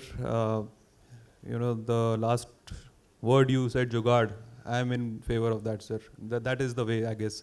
So now since you have said that is not the right way, I'll not cross that thing. But what is important here, sir? A country like India, where we have border areas in thousands of kilometers, and our requirement ranging from sea level to 18,000 feet and all. Nobody in the country, nobody in the globe has this peculiar landscapes, borders, and the defense requirements for them are very limited, and so are their resource capability and the capabilities of designing development. So country like us, we have, I don't see there is technological, when we constraints, we say there is no dearth. Okay, so let's start from the perspective, resources we have enough, abundance. Okay, conversion of that resources into something which is worthwhile is what we should focus on. Okay, getting items from outside, I'm not, there is in our forge only, sir, we say we should have war waging reserve, WWR. So for the present scenario where we may not be having that capability, we reserve our equipments, wherever we are getting it from. And at the same time, we have to invest so much that we come up to a level where we are, we want our forces to use the drones in a way. Coming on to the technology, sir, I don't see, we have the best of the engineers, being CEOs of and directors of the leading software companies in the globe. I don't see that, sir. We have, best of the talent with us. We have the resources. It is just, yes, some hand-holding from the government, obviously. Now, me as a representative of Aryava Technologies Development Private Limited, in just 15 months, we have developed a long-range UAV solution which can carry 20 and which can be increased further for more than 500 kilometers. And if you ask me, the engines, yes, it is not as of now the Indian company, Indian engines or something, propulsion system or flight controller or data link. Now that is the bottleneck. And it has nothing which cannot be done here. Indian companies who have got the TOTs and delivering all this, component level things which are required to develop these capabilities, there are available. It is just that cost, and that is because this global scenario has turned up. Just for an example, 10 रुपए की चीज आज 100 रुपए की हो गई है. It is just because of that. And that is the only limitation factor. Now, with time, we have to come up this thing. EW. We all know what is, sir, this will require just a minute, a minute. No, you can't take a minute over a minute. But irrespective of this jugaad, iteration, speed up, and again, developing a full-fledged solution. That is the way. We have all the capabilities with us, sir. I don't see there is dearth. Technological capabilities is just a matter of time. 2030, 2047, we'll have it. And like you said, sir, second, third largest drone manufacturer country of the world. I see it, sir. We will surpass that also. Thank you. So, Mahesh has talked about, the availability of talent. There's a huge amount of talent. He's talking about hand-holding. Now, Chintan, you've got one distinct advantage. You have not been typified by some of us who've been regimented into an environment. You come with a more open mind. Tell me one thing. If India has to become the next generation drone manufacturer, and if we have the talent, give me 3 points in the next 1 minute what needs to be done by the Indian establishment to achieve those goals. Sure. So the first thing that I would recommend is that we need more IT hardware. This is very counterintuitive. Why IT hardware? See, in 2017, when my co-founder and we started working from a simple single room rented apartment, we developed core algorithms that drive our autonomous navigation. And what we developed in past 6 or 7 years, from 2017 till 2023, we have developed more from 2023 till 2026. And it is attributed to the amount of software that we can write, amount of designs that we can make just by using LLMs. IT hardware is 1 point. Next. Yeah. Second point is availability and economic availability of these equipments. So what's happening is that when we go for let's say a very practical bearing, it's a very simple component that is used. Now the bearing manufacturers, we do not have an ecosystem, if I were to simplify it. Component manufacturing system. Yeah. And the third thing that is of paramount importance, I would highlight it as that there is a very long gap between the time it takes to develop and the time it takes to test. We do not have relevant test systems. We fly our drone in civil areas and we get calls from local authorities that we have to stop flying. So Chintan, you're saying a partnership model between the users and the manufacturers so that you have an evolution of the development. So I'm going to come to you, Satyam, and then go back to the panelists. So we've talked about the technology gap. I'm going to ask you one specific question, and I'm this time going to giving you 40 seconds on that. Who should take leadership of drones in India? You're talking of manufacturing, sir? Absolute, everything. Okay. Comprehensive leadership of drones. Who is that leader who will say, okay, the Indian drone ecosystem will be like this will be the technology, this will be the spectrums, this is how the airspace management will be. Who should be that one agency that should take leadership of drones in India? Sir, I think I think the way the drones are growing, you may have a ministry of drones, maybe in times to come, because it's a multi-dimensional, multi-sectoral issue which is getting integrated, and it is going much beyond the present systems of governance. Because you have manufacturing, you have innovation, you have induction, you have monitoring of what has been done.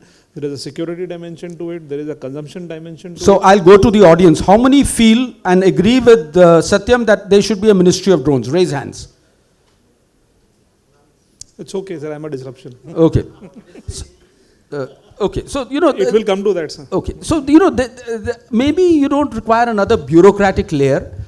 Maybe you need a PPP model or something like that. Sir, you asked me, the question was, what is that one thing? Yeah. If you're thinking future, you're talking about India being a drone superpower, you're talking of number 3 consumption in the world.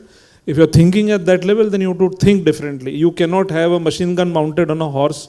You have to have a vehicle below it. Okay. Simple and straight. Okay. So now I want to come back to you, Amitabh. You talked about the evolution of drones and this, that, everything. If we were to create the next gen drone in India, what do you feel should be the, because both there are civilian users and there are military users. What are your expectations from the armed forces?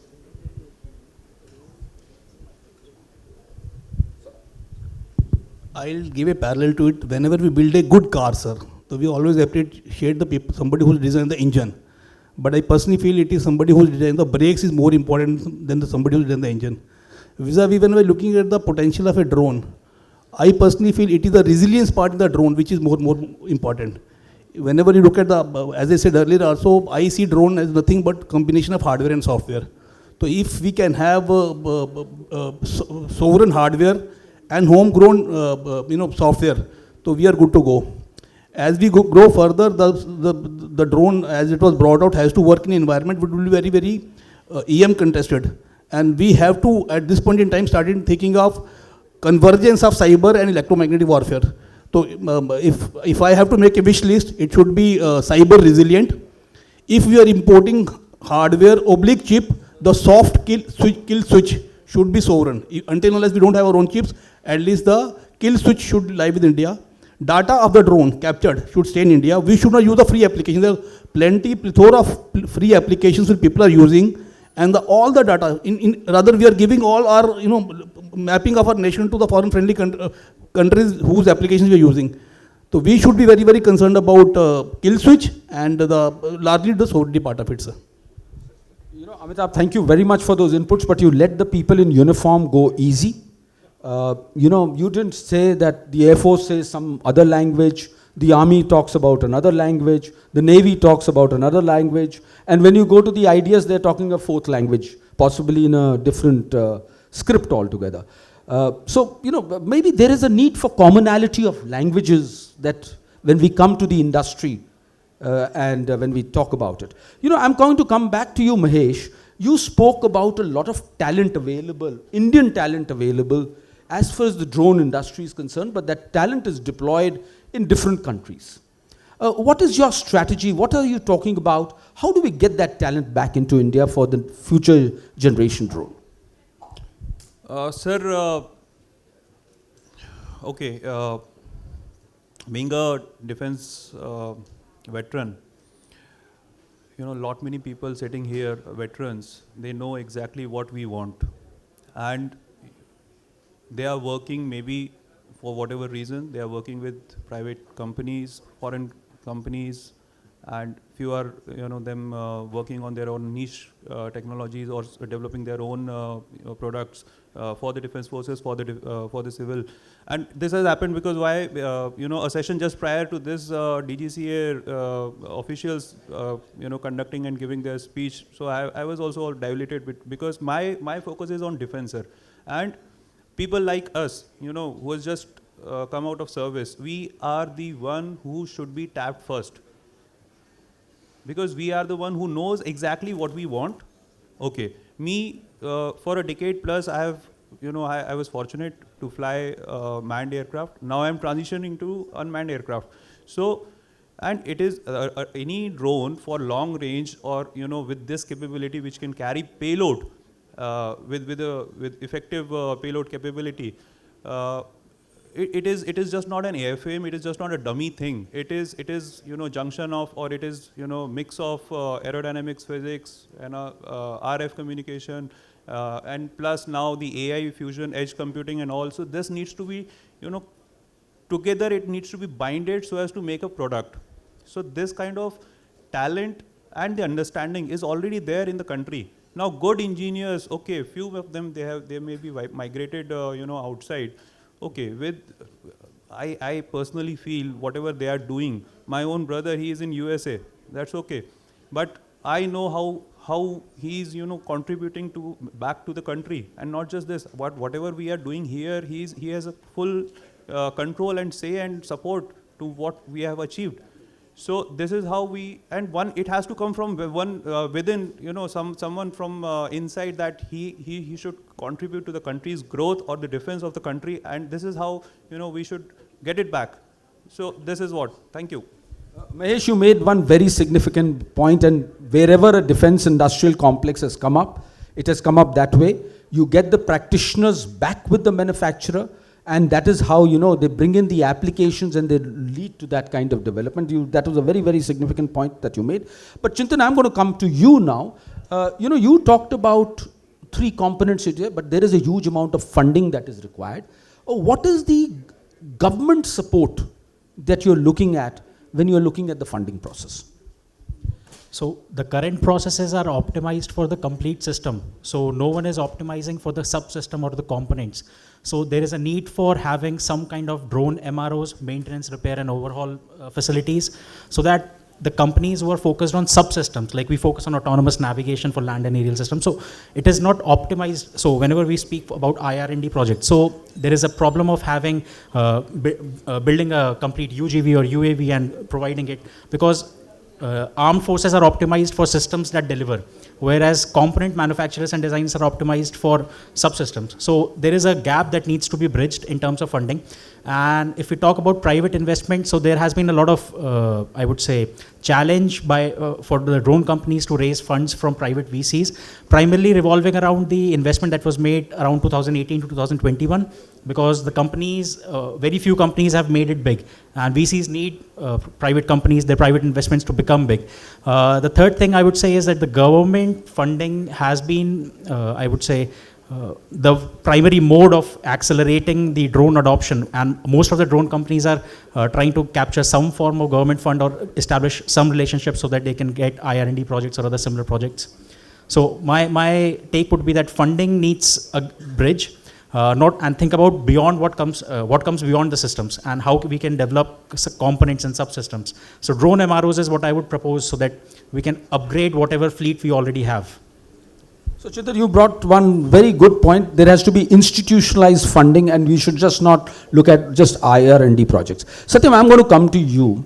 When we talk about the future generation drone, we are talking about quantum safe communications on the drone, edge compute on it. This requires a lot of research. If you were to, envisage, what is that drone research system we should have? Because, private manufacturers look at return on investment only sometimes. So what is that research that is really required? So I'd like to pick up from where he left. One is the core fundamental research in terms of materials, in terms of motors, in terms of, say, how to solve the problem of magnets. It's a control item globally, it's a challenge. So are there any incentivizations that can be done at a policy scale to incentivize it? So some battles have to be fought at that manufacturing and component level. The other aspect is to take these components and then come out with an outcome which is required at the armed forces level, which are more of strategic or operational by nature. If I may, divide the drone ecosystems into various levels. You can't have a HAPS being made overnight. You can't have a male kind of a drone made overnight. Where the major disruption in technology that is happening is in the small drones, especially which are in the very, very near tactical field area. That's the way we have seen in Ukraine. Now, there is something which I would like to propose, something out of the box, and that is, could we have regional formation heads quarters, maybe at div headquarter level, corps headquarter level, whatever that may be decided by the defense forces. Their academia as well as the industry partners are there, because there are uniqueness in terms of terrain, in terms of climate, in terms of the kind of battlefield conditions that they are supposed to be facing, the kind of equipment they are trying to be facing. If something has to be designed for, say, snowbound areas, there is no use having conditions like it should take minus 60 degrees, plus 60 degrees. So you're wasting your time, energy and effort in making a technology which will fit everywhere. So there has to be some decentralization in some, that's why I said the point of application of technology is very important, and from there you come back as to what solution I want to give. It can't be a generalized. That's what I wanted to actually bring out. One point, sir, which he mentioned, there has to be a cyber bill of material even at the firmware level. When you are talking about quantum secure, I am into that. So right now we talk of hardware or software, but finally it has to go at the firmware level, because the firmware will stay for next 15 years. The communication layers, harvest now, decrypt later in 20 minutes, what will you do? And that will stay at a tactical level. But if you have infected somewhere at the firmware level and you are putting in, say, 300 drones in a swarm, and someone can infect that and bring it down, there it makes a difference. Second point which I just wanted to bring out is materials. We need to differentiate a category between the expendables and the reusables. Now, why I am saying it is the expendables, it could be either in terms of counter drone or it could be in terms of ones which are going and attacking in enemy territory which are not supposed to come back. Now, can we treat them as ammunition? That means we move them to revenue budget. Now, the moment you move it there, then why I said this is, because it is linked to how you are bringing innovation and the entire ecosystem in place. So, now the more difficult part which I'm going to throw to the panel are questions from the audience. We have time for 3 questions, please. Yes, sir.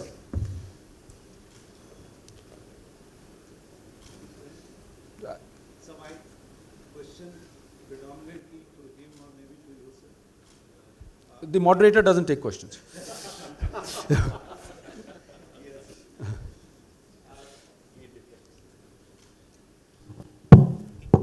Basically, Indian Armed Forces have taken a lot of initiatives in now, previous chief gave a call that every entity should have a drone on its arm.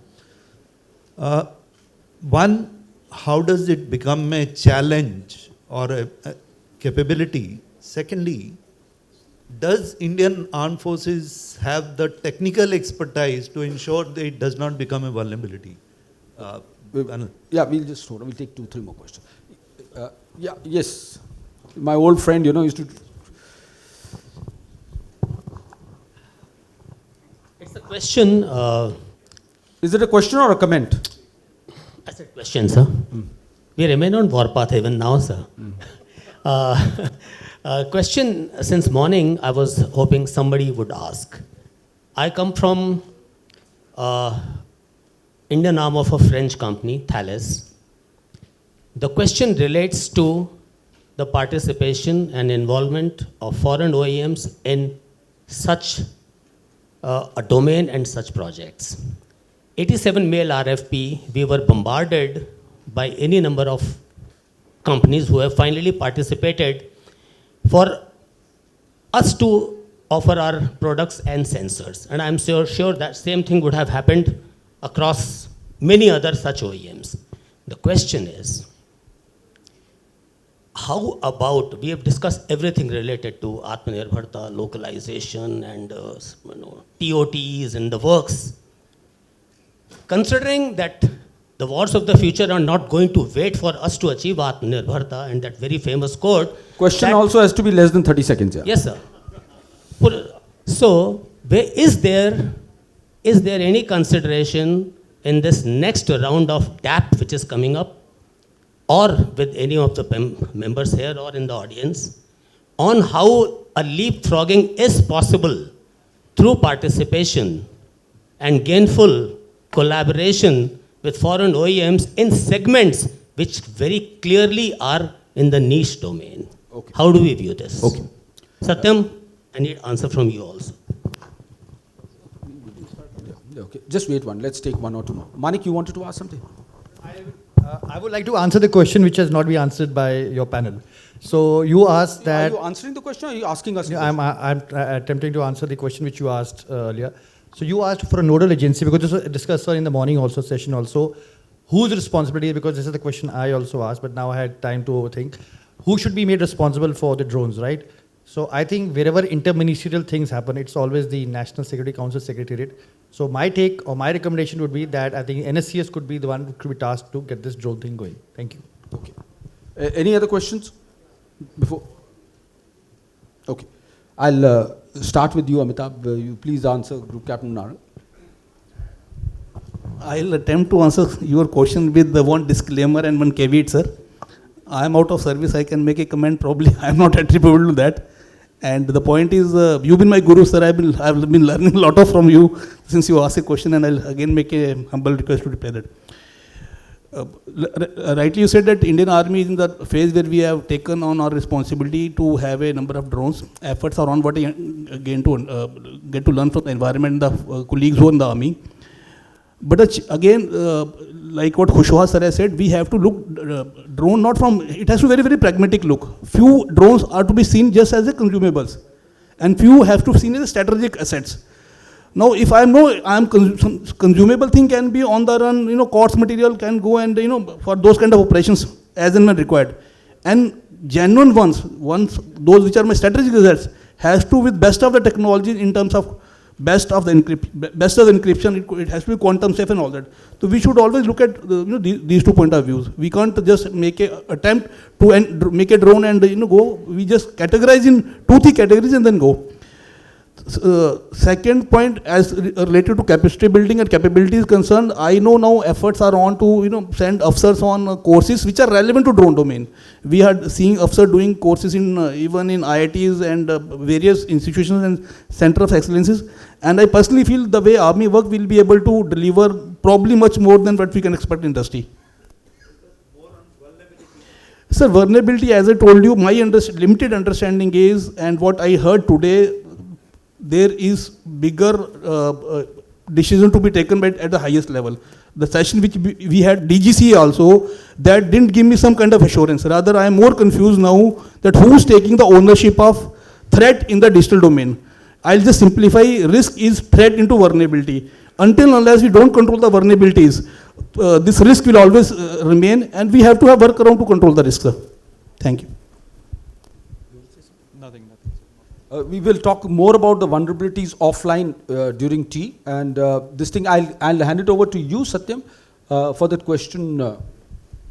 Sir, as far as the policy is concerned on DAPs, I think some things are under making, so I may not like to get into that. My personal opinion is, sir, and that is based on...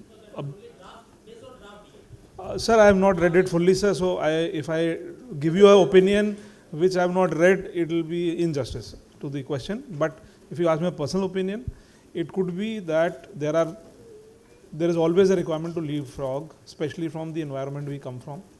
And that is a question that the service headquarters will have to position, that which are the technologies identified on which we would like to do maybe a strategic relationship with the country, maybe become a part of their program, have, I would call it collaborative interdependence, so that it is a very firmly bound relationship, and that is again based on what is the thinking at the higher level. But yes, a model based on this aspect can be designed, so that places where we really, we can't wait for a technology to be made कि हम 15 साल में बनाएंगे, तो एक वो जो leapfrog वहाँ fit होता है sir, not on other kind of technology. So maybe some critical technologies can be identified where we need to leapfrog.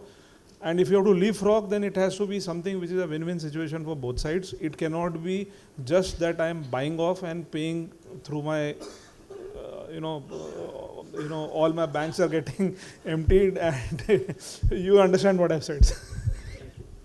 I think, Satyam, you've transitioned from technology to statecraft, where you talked and you coined a wonderful word, collaborative interdependence, where interests of both parties are met, and where both the things that both parties are may look at joint development, joint research, some maybe joint export. So that is a really a statecraft subject, but that's a very good thought that you're bringing. Before I thank the panel for their excellent and forthright views, I just want to leave a thought with the audience. If the next generation drones have to be manufactured, it is a national endeavor. It's absolutely a national endeavor. It has to get everybody on board. Is there and resources are scarce. Is there a need, as far as the industry is concerned, we create a drone consortium where somebody is focusing on the flight controller, somebody is focusing on the airframe, somebody is focusing on the communication, so that there is focused research and development, focused investments going, And then as the Indian drone, the next generation Indian drone comes to the market, and then it is worthy of competition with any of the nations in the world. So this is one thought you can all reflect as you go home this evening. But it just rests on me to thank the panel for all their forthright views and coming right from the heart. And may I request the audience to give a big round of applause to the panel. Thank you. I think we've also met the timelines that Bhavna said, and thank you very much for being a patient audience.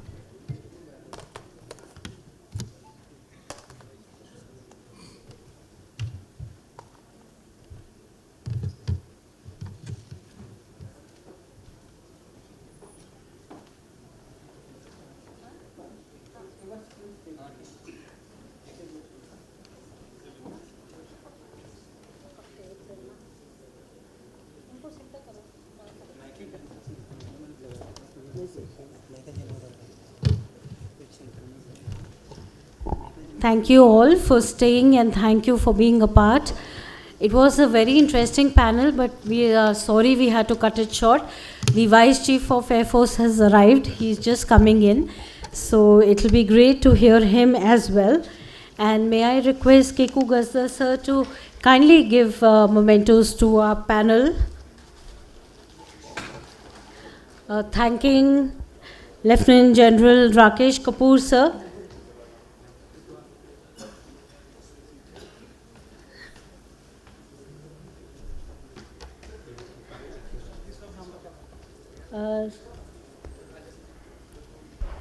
A big thank you to Rakesh Kapoor sir for moderating the session and chairing it. Requesting Keku sir to please present a memento to him. And a big round of applause please from everybody. Thank you.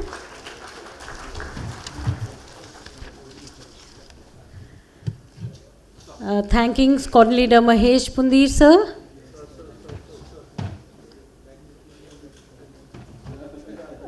Mahesh Pundir sir. Lieutenant Colonel Amitabh Bhardwaj, Mr. Chintan Mishra, and Wing Commander Satyam Kushwaha. Thank you to the panel. Please accept a memento from our side, and we'll request you to stand for a group photograph as well, sir. Thank you.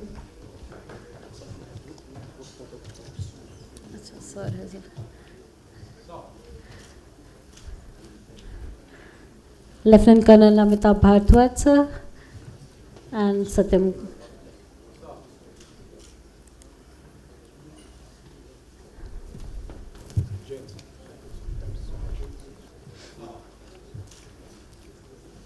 We'll request the panel for a group photograph, please. Thank you.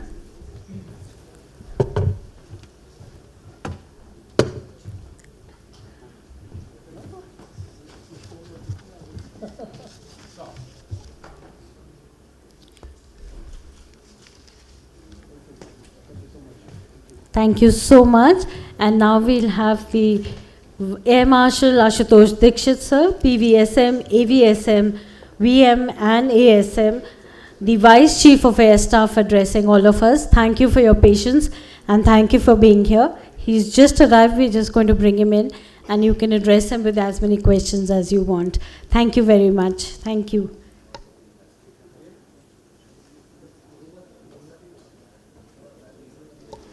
We also have two very interesting panels after Sir's address. So I'll request everyone to stay and join us for networking cocktails after that. So it'll be great to meet you one-on-one after the sessions are over. We have some women entrepreneurs and some trailblazers, and we have a very interesting channel topic in the next panel as well. So thank you for staying again. Thank you.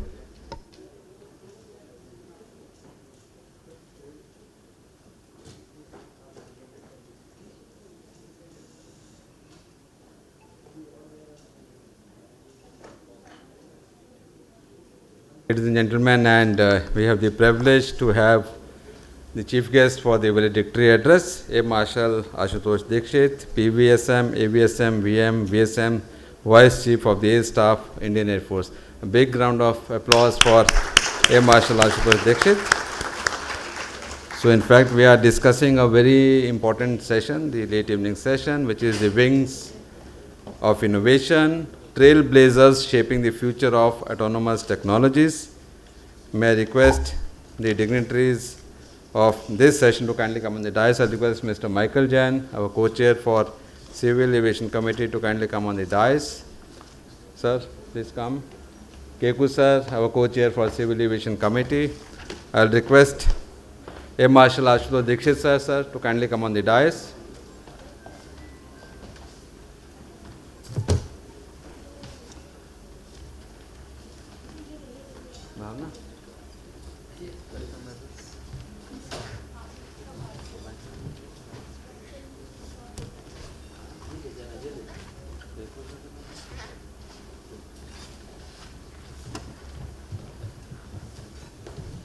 So I'll request Mr. Keku, our co-chair for Civil Aviation Committee, to kindly come on the dais and please give the welcome address for this valedictory session. Over to you, sir.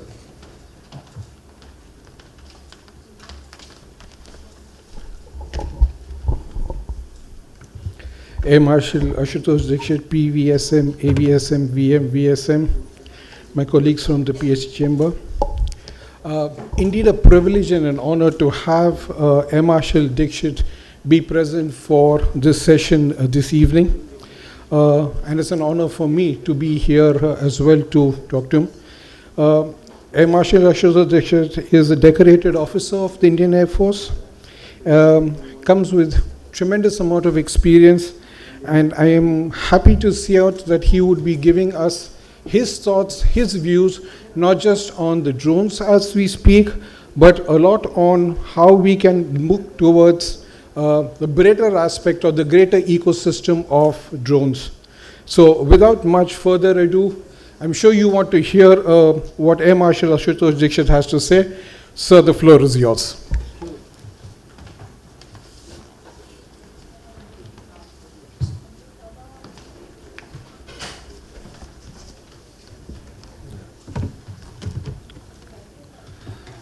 All the distinguished people sitting here, sitting in the audience, all the guest members from the media and all my friends, ladies and gentlemen. It is indeed a great honor for me to deliver this so-called valedictory address. I know throughout the day a lot of topics have been discussed, and I will try to put things in perspective, and I will try to give you our opinion and maybe throw some light on how to proceed forward from here onwards. So there is a well-known saying that the future belongs not to those who possess the biggest weapons, but to those who innovate the fastest. So that is the starting point which I am starting. From the place where I am, I can clearly see that the character of warfare is changing at a pace which is very, very fast. Technologies which were once there only in research laboratories are already deciding the outcome and getting replaced in real time in the battlefield itself. So you must have heard a lot about artificial intelligence, autonomous systems, robotics, electronic warfare, cyber capabilities and such like things throughout the day. But this all is very real, and they are rewriting the rules of military operations. And to tie this up all together is the main thing which is the topic or the overall theme of the seminar, drones. And when we say drones, it is from one end of the spectrum to the largest end of the spectrum. So instead of using very many names, this is it's a kind of acronym, or it covers the complete spectrum. So please remember this. Now drones, of course, we will talk more of the drones which travel via the medium of air. So let me begin with air power, because air power will remain decisive in every future conflict. So if you look at history, it has taught us a simple lesson. The side that controls the air shapes the battle on the ground, at sea and everywhere else. Nothing about the future changes the truth. But the way we achieve control of the air is changing completely. In last operations we have seen this. So it was earlier measured by fighter aircraft, missiles, radars. Tomorrow it will also be measured by who dominates the unmanned battle space. Sky above a future battlefield will be crowded with fighters, with drones of every size, with loiter munitions, with sensors, and with the invisible contest of the electromagnetic spectrum. Recent conflicts which are happening in the world or which have just concluded, they have shown us the shape of things to come. Air power today decides the fight faster, reaches deeper and sees more than ever before. But it must also survive against threats that are cheap, smart and far more in number. A single low-cost drone can now threaten a very expensive platform, and it is a new reality of air warfare. Also, one more thing which recent conflicts have made it very clear is drones are no longer simple surveillance platforms. They have become essential tools for intelligence gathering, target acquisition, precision strikes, logistic support, electronic warfare, battle damage assessment and swarm operations. So everything and anything which you can think of about a modern battlefield, most likely a drone will be able to do it. This has created new operational realities in front of us. Air superiority is no longer decided by fighter aircraft and missiles alone. It is also decided by our ability to dominate the unmanned battle space. Now this future, what I am trying to explain to you is, it is already happening. It is not future, it is reality today. We have seen in Russia, Ukraine, Iran, US war live. So three things have made this possible. I just want to give you this perspective, how we look at it. And these three things are as follows. The first lesson which we have learned from all these things which are happening around us is doctrine, not just gadgets. Success will not come simply from buying more and more and more number of drones. It will come from organizing them into a system, standard units, central logistics, shared tactics, constant data analysis. All this we'll have to do. This standardization will allow us to have a good tactics which should be spread across the whole force, and this is what will differentiate between an average unit and the unit which will do very, very well in combat. The second lesson which we are learning is algorithmic warfare. In this new kind of fight, victory grows not to the side with the most mass, but to the side that detects first, decides fastest and closes the strike loop quickest. Basically, you have to operate within the OODA loop of the enemy, and it will not be possible by humans alone. You will have to take help of machine. So we also call it decision or the fight or closing the loop at the machine speed. It is a contest of network intelligence and speed, and we are building it. The third lesson, which is most important lesson and which is going to affect all of us in this room, is mass-produced precision. In Ukraine, cheap first-person view drones are now being fitted with guided munitions that cost only a fraction of traditional missile. And the same munition is being fitted to drones in air, to robots on ground, and maybe to boats at sea. So one weapon, many platforms. So this is, I think, the way to go, where we can repurpose our equipment, our inventory, and use it across the battlefield.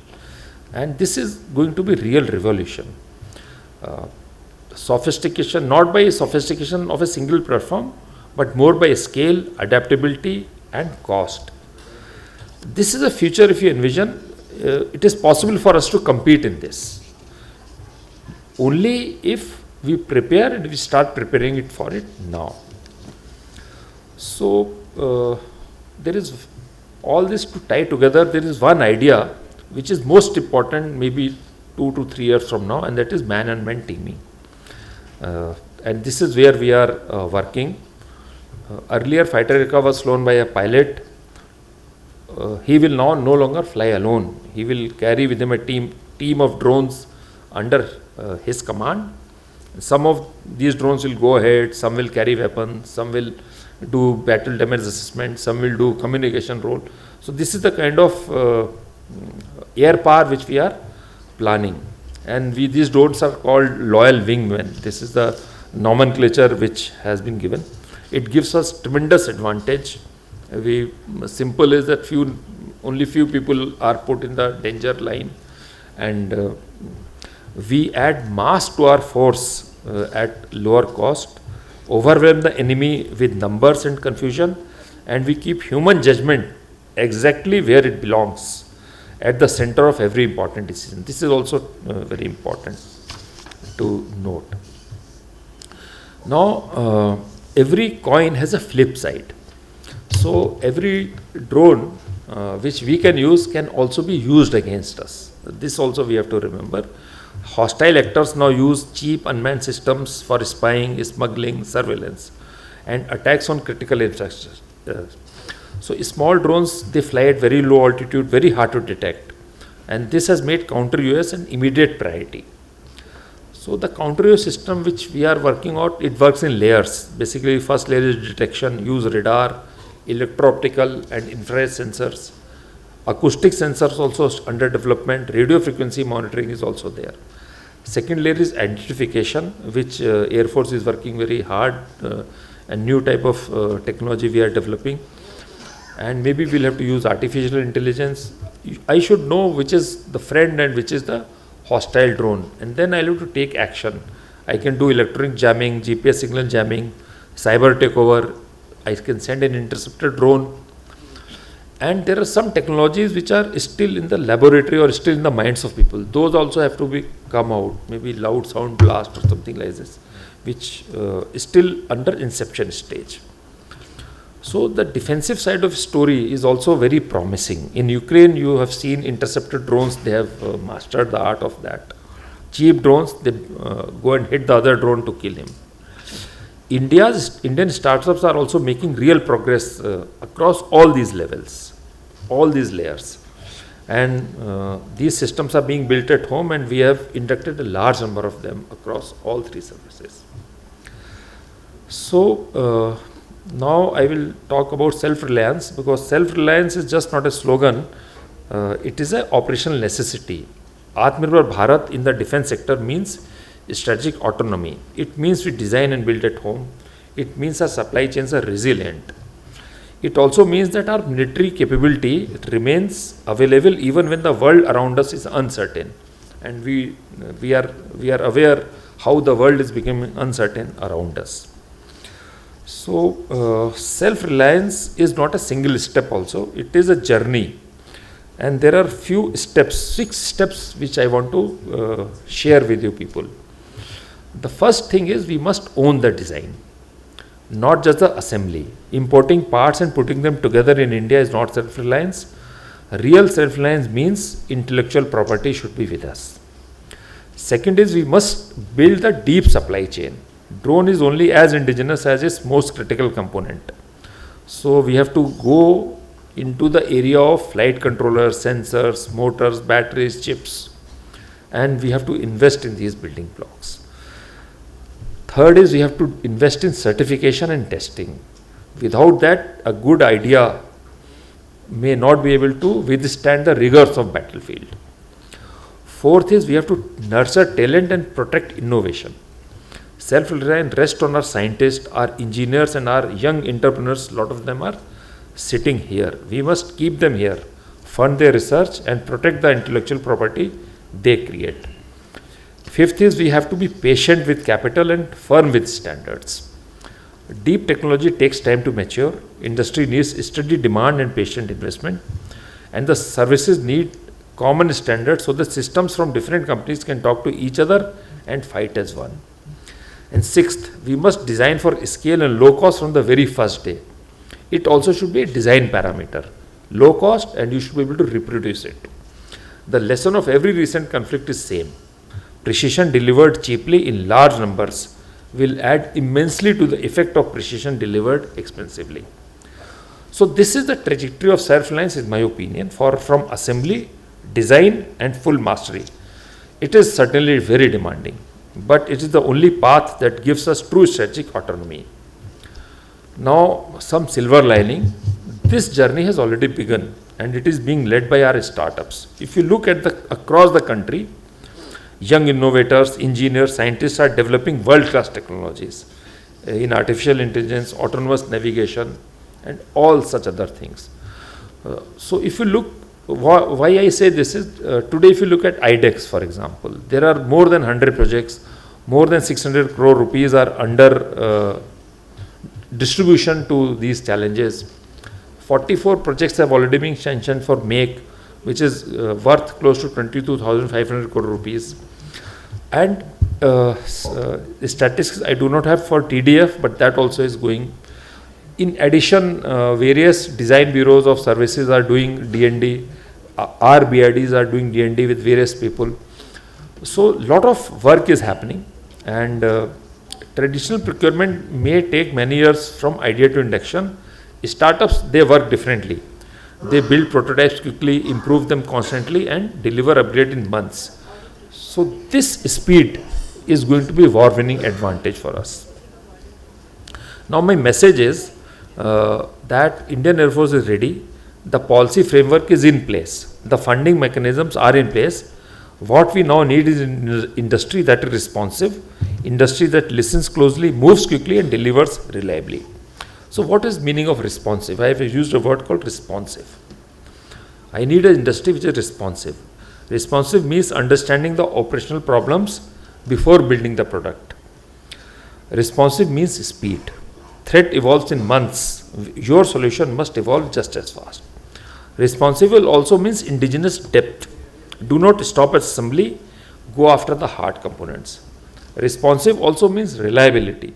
A system that works in the demonstration but fails in the field, it's worse than having no system at all.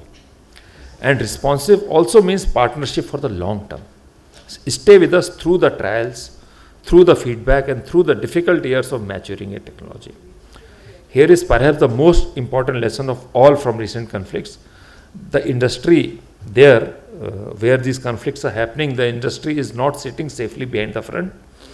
It sits inside the fight. Companies act as both the builders and live testing ground. They are using the area where action is happening. This tight loop between the workshop and the front line is the single greatest source of advantage in modern war. Some of this we have seen earlier. We must build the very same loop here in India. Fast, trusting, continuous partnership between our startups and our air warriors. So let me leave with you with 5 clear takeaways. What I have said, I'll just summarize it in 5 bullet points. First is air power will remain decisive in future war, but it will be won by those who best combine manned and unmanned systems. This mix we need to master. Second is man-unmanned teaming is the future. Believe it or not, we have to build the loyal wingman, the swarms autonomy that let one pilot command many machines. Third, Cheap at scale helps expensive in small numbers. Fourth, self-reliance is a trajectory, not a slogan. Please put your heart and soul into it. Fifth is industry must be responsive, which I have already defined, and must stand with us through thick and thin. So Indian Air Force has always been a technologically advanced and professionally competent force.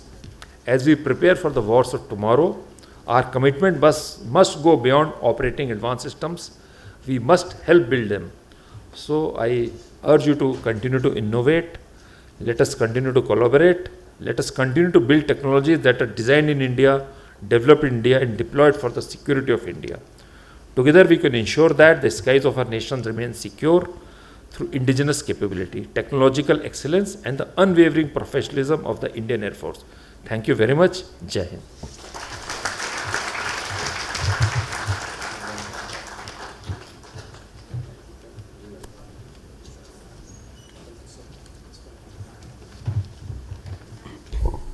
Thank you very much, sir, for giving the comprehensive overview of the drone ecosystem and how we can integrate the entrepreneurs from the drone with the defense services, and also the last 5 bullet points that you mentioned, it basically encapsulates the entire understanding of what is the way forward, what is the future in terms of creating an enabling ecosystem for the drone industry. Thank you very much, sir, for your thought leader perspective. It was very, very enthralling, very charging, and you talked with so much passion that, you know, it instills confidence in all of us that we all are in very, very safe hands. Thank you very much indeed. And we would like to felicitate sir with a small memento and a plant from PhD Chamber. Request Mr. Michael Jain and Mr. KK to kindly come forward and please give this memento to sir.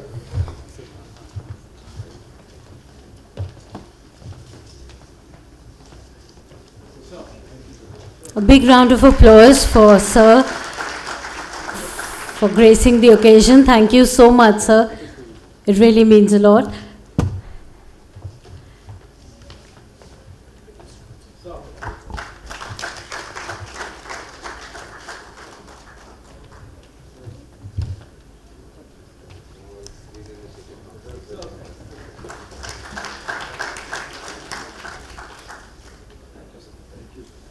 We'll request for a group photograph, please. Yeah. So, Colonel Anand, if you can also join. And Arun Gulaya, sir.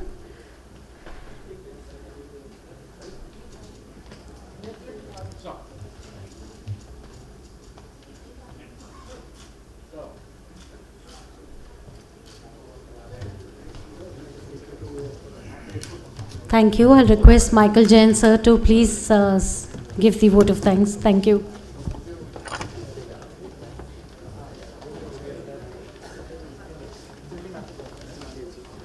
Thank you so much for this. Thank you. I know it's so grateful. Thank you very much. I could make it at least. No. It was very important and your presence is a lot.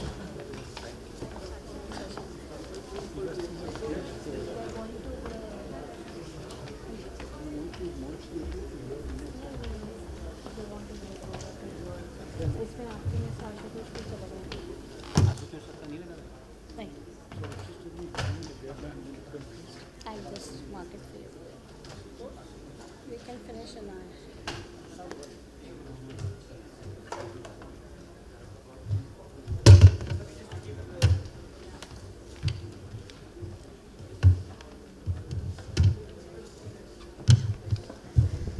So thank you for your patience again, and now we have a very interesting session where we talk about how these drones and they can be applied to the industry. So just give us 2 minutes to set up the stage, and when we're talking about innovation to enterprise, business transformation through commercial drone applications and robotics technologies.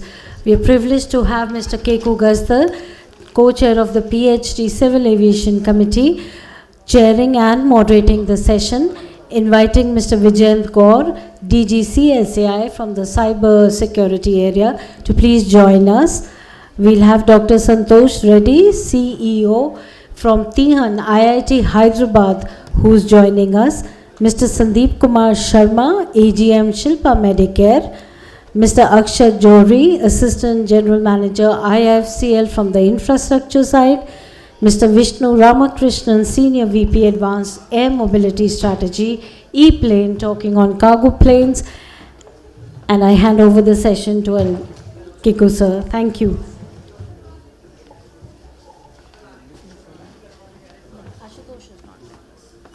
One more. Yeah, okay, fine. Thank you. Thank you. Thank you. Gentlemen, please have a seat.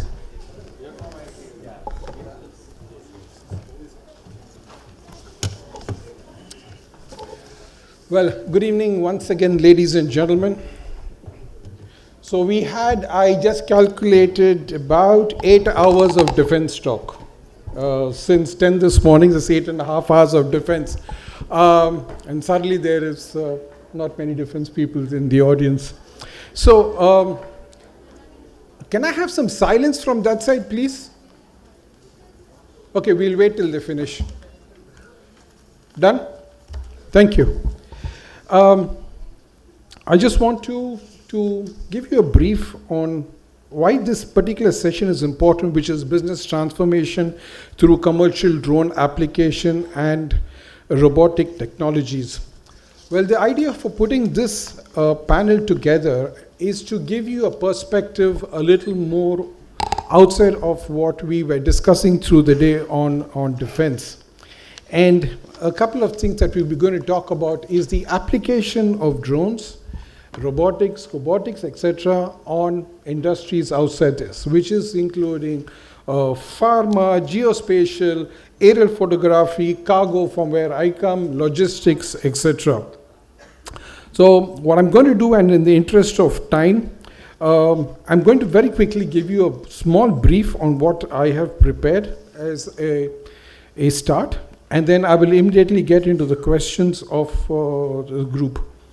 So, ladies and gentlemen, let's understand something first. We still live in a world of uncertainties, okay? But there is also a different world, which is the world of certainties.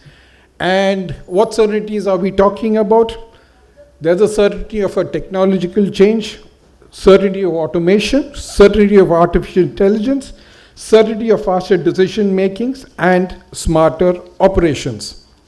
Now, from purely a logistics perspective first, and then I will come to you to have the other points inside.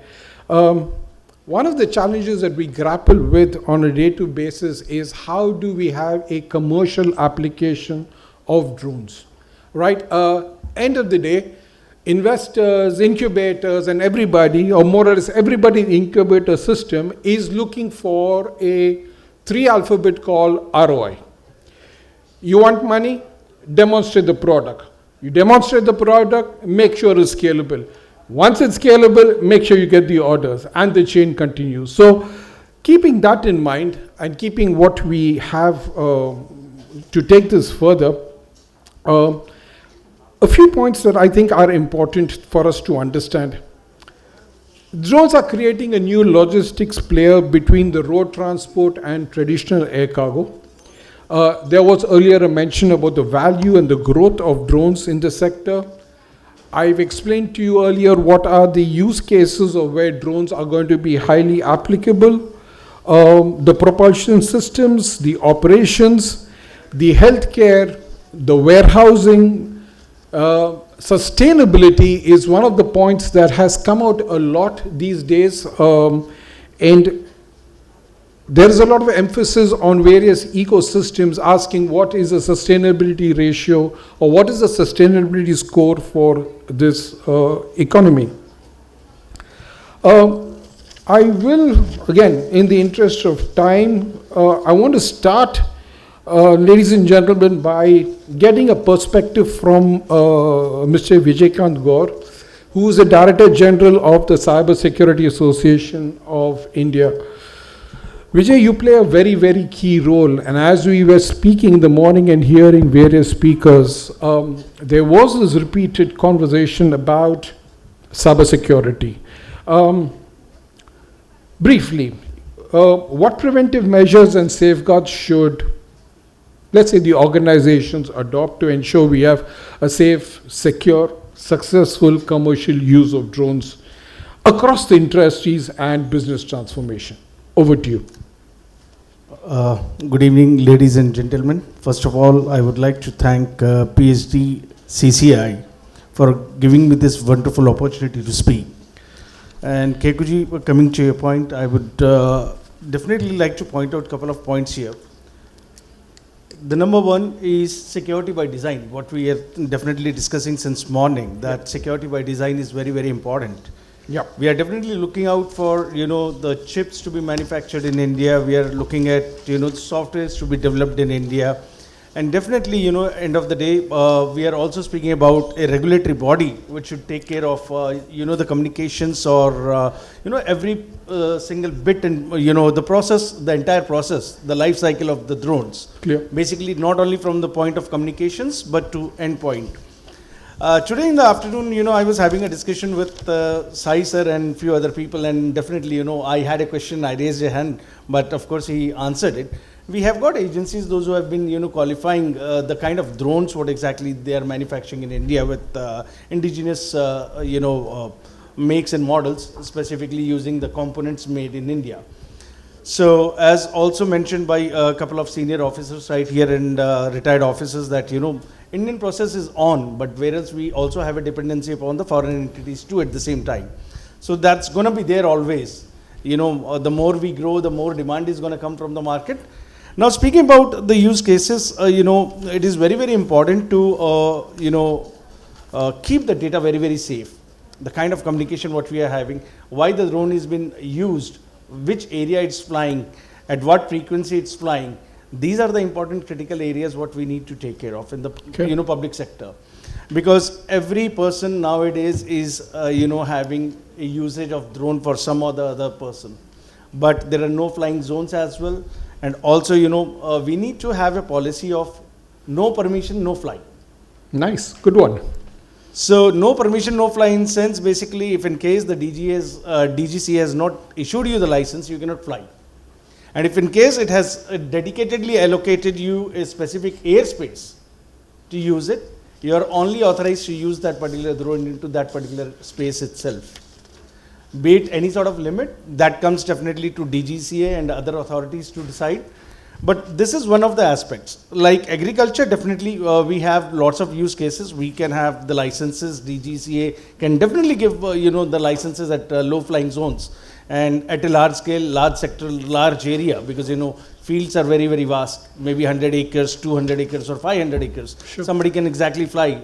Something you can say that equivalent to the campus of IIT, which is nothing but 350 acres or whatsoever, what I assume. So, we need to have the permissions in place, and somebody has to definitely look into each and every aspect of that particular thing. And like we have also analyzed during Operation Sindoor, we have spoken since morning about Operation Sindoor. We Correct. have a classic example.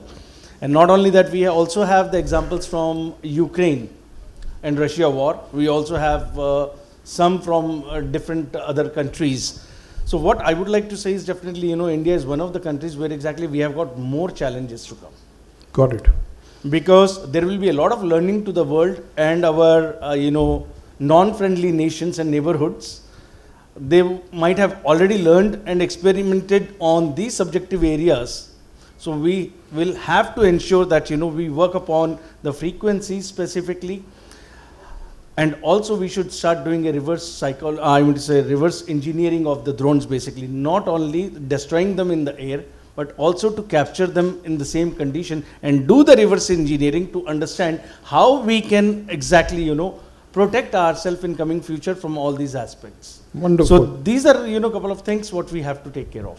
Yeah, I have to tell this audience a good incident. I gave him to scan my QR code for my my visiting card, and he says, no, I'm not going to scan it. And now I know why he said he won't going to scan it. Thank you for that. I want to come to Dr. Reddy with you. Dr. Reddy, please give me a brief of what THAN is. It's news for me, and I think the audience also would like to have a little brief on what this is about. Yeah, good evening everyone. THAN stands for Technology Innovation Upon Autonomous Navigation, funded by Department of Science and Technology under National Mission Interdisciplinary Cyber Physical Systems. So under this, we created a test bed for testing both aerial and ground vehicles. This is the first of its kind of in India, which is integrated both aerial and ground vehicle testing facility, which is around 10 acres of lab inside IITH campus. And we have a lot of propulsion, NABL accreditation, propulsion lab, wind shaper lab, CTDDC center, rainfall simulator, fog simulator, and many more things. So we are doing in-house R&D, both aerial and ground vehicles, and we are also collaborating with defense and other industry partners. In this regard, I was hearing like if something works in India, it can work globally.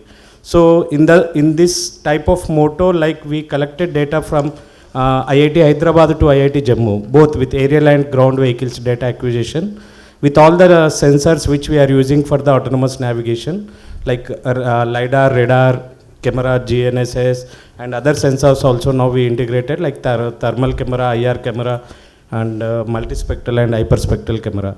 So with this, now we build drones from bio-inspired flapping drones to micro, medium, small category, and for drug delivery, payload dropping, and heavy payload like up to 200 kg we build. So right now we are in a stage of testing and validation of our POCs. So currently we tested in our campus, which is spreaded around 5 kilometers from starting to ending. So continuously we've flown around 100 tests. Now we are looking for larger endurance and high altitude tests. So we are in the process of taking approvals. So once after getting, we want to demonstrate with the PO different use cases like payload dropping, air ambulance, air taxi, and cargo applications. So we got a few of the requests from defense. So we are trying to integrate those things, and we are trying to make towards indigenous by building the ecosystem with the different industry partners, and we want to demonstrate to make it more indigenous. Thank you, Dr. Reddy. For those of you who had questions on the capabilities of testing areas in India, I think Dr. Reddy, you'll be the right person probably to address this probably during the course of the evening. Thank you. Mr. Sandeep, over to you. We had a chat before this, and you were telling me about this wonderful product that you have. Keeping that as your subject, what are the challenges for commercial deployment of drones that you see? We leave the defense part of it, enough is spoken. From a commercial perspective, technological advancement strategies that you think will propel a lot more of startups, entrepreneurs to come into the drone deliveries from the pharma perspective. Yeah. So thank you everyone, and good evening to everyone. This question, basically I am a pharma medico guy. I am here to highlight the product we have. Basically, since morning we are talking about drones, we are talking about technology, we are talking about AI. So I hope something interesting we can highlight also today. So when we see the building, you know, building can occur anywhere, right? So whenever we see the building, what we do? Simply we place a gauge, place a bandage, right? But it's always work for the mild type of building. So sorry for the question. Please go ahead. This is my topic basically I have to highlight. So it's only work for the mild type of building. But what about the moderate to severe? So you know the data suggests the patient can die, the person can die within a 5 minutes if he having the severe bleeding or moderate bleeding. But where you see this type of bleeding? So this can be happen anywhere, maybe in the road accident, maybe in the domestic violence, maybe in the, you can say, construction activity. But here we are sitting on the platform for the armed forces. You know, armed forces also, when they are going for the combat training, they are going for the operations, they are going from different type of things, even the daily exercises. So they have the chances of this type of bleeding. And you know, for controlling this type of building, there are limited options available. In the market, they simply have the bandages that will having some pro and cons. They having some powder which can cause you again very severe irritation and all. So to think about this, we have also done the innovation for the controlling the bleeding, mainly that is moderate to severe nature, and that is the product called Dr. Clot. This is a simple spray patented by Shilpa Medicare. So simply what you have to do, whenever you have the bleeding, just spray on the particular area for 7 seconds, and within a few minutes it will arrest the bleeding. Wow. So, arrest the bleeding, stop the bleeding. So, you know, army personnel who having some, they are doing the operations, normally they tie up the wound. Normally they do the pressure, but it will not work for the highest severity of the bleeding. So all the clinical study or the preclinical study, human study we have done into different specialties in the trauma center, in the dental surgeries, in the different surgeries also, different operations also, and even many of the armed forces, they are using it, like SSB, CRPF, command hospitals, and Goa police, Pune police, Mumbai police, Bhishm, everywhere they are using it. So I just want to highlight today here is, so I got this chance to highlight this product in the army platform, although we have the discussion from the since morning with the different personnel in the armed forces. So that's the from my side, sir. Thank you so much for this opportunity. Thank you, Sandeep. Mr. Akshat, thank you. Welcome to this panel as well. Akshat, commercial drone applications, I want to come back to the ROI part of it. As an entrepreneur, as someone who's been in this industry for quite some time, what pointers could you give startups, incubators, etc., on how should they come forward with a product that helps them define what a good ROI can be with the kind of investments that are available in the market? Hi, good evening. I understand how difficult it is to be, sitting in as an audience after 6 p.m. Please bear with us. We have a lovely panel. So first of all, thank you for the opportunity, Mr. Keku. I am not actually an entrepreneur. I work for a financial institution called IIFCL. We are lenders, and we typically work with infrastructure project finance. But the question that sir has asked is very pertinent. If you don't mind, sir, I would like to answer that question. I would, of course, answer the question you asked, but sure. I would like to answer the question from the lens of the people who are purchasing the drones and services. Because we've heard enough about defense and drones today. I want to talk about the commercial applications where I come from, infrastructure projects. I think drones are looked at primarily as a capex line item by anybody who's buying it. And then they want to reverse engineer it by sort of, justifying its cost just like any other asset it's purchased. I don't think it's anything to do with that. It's actually backwards. Okay. Drone applications are actually a frequency play because your problem statement is being solved over a period of time. If you look at the life cycle cost of a project today and how much you spend by doing drone monitoring rather than manual intervention, whether it's airports, whether it's railways, whether it's the road sector, it's a very minuscule cost. I'm sorry, I'm a finance person, I'm not a tech person, so I'll bore you with some numbers. Ministry of Statistical and Project Implementation came out with a number very recently as of June 2026 that the ongoing projects across multiple sectors, energy, roads, railways, mass transit, is roughly around 1867 with a capital outlay of about 4 lakh crores. The cost overrun there currently is somewhere around 267 crores per project. 267 crores, now think about it. If you have a 1,000 crore project, that's the amount of equity you put in. So this is hampering your credit rating. As a promoter, you are getting away with things by doing manual interventions. Your cost overruns are very high. Your land, it could be anything. It could be land acquisition. It could be vendor issues. It could be multiple things. Thank you. So please understand from a life cycle perspective what a drone is enabling and the kind of return it is giving back to you.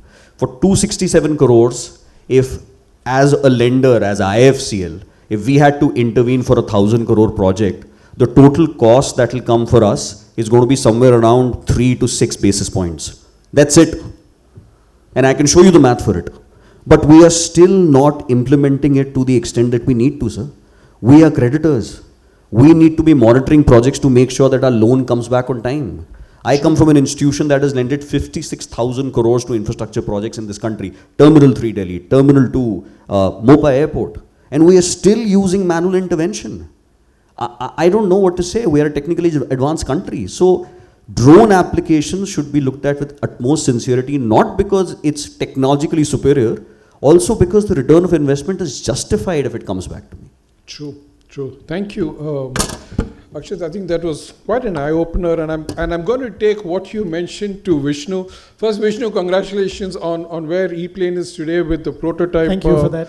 Everybody talking about it. So are the investors, I think, very happy.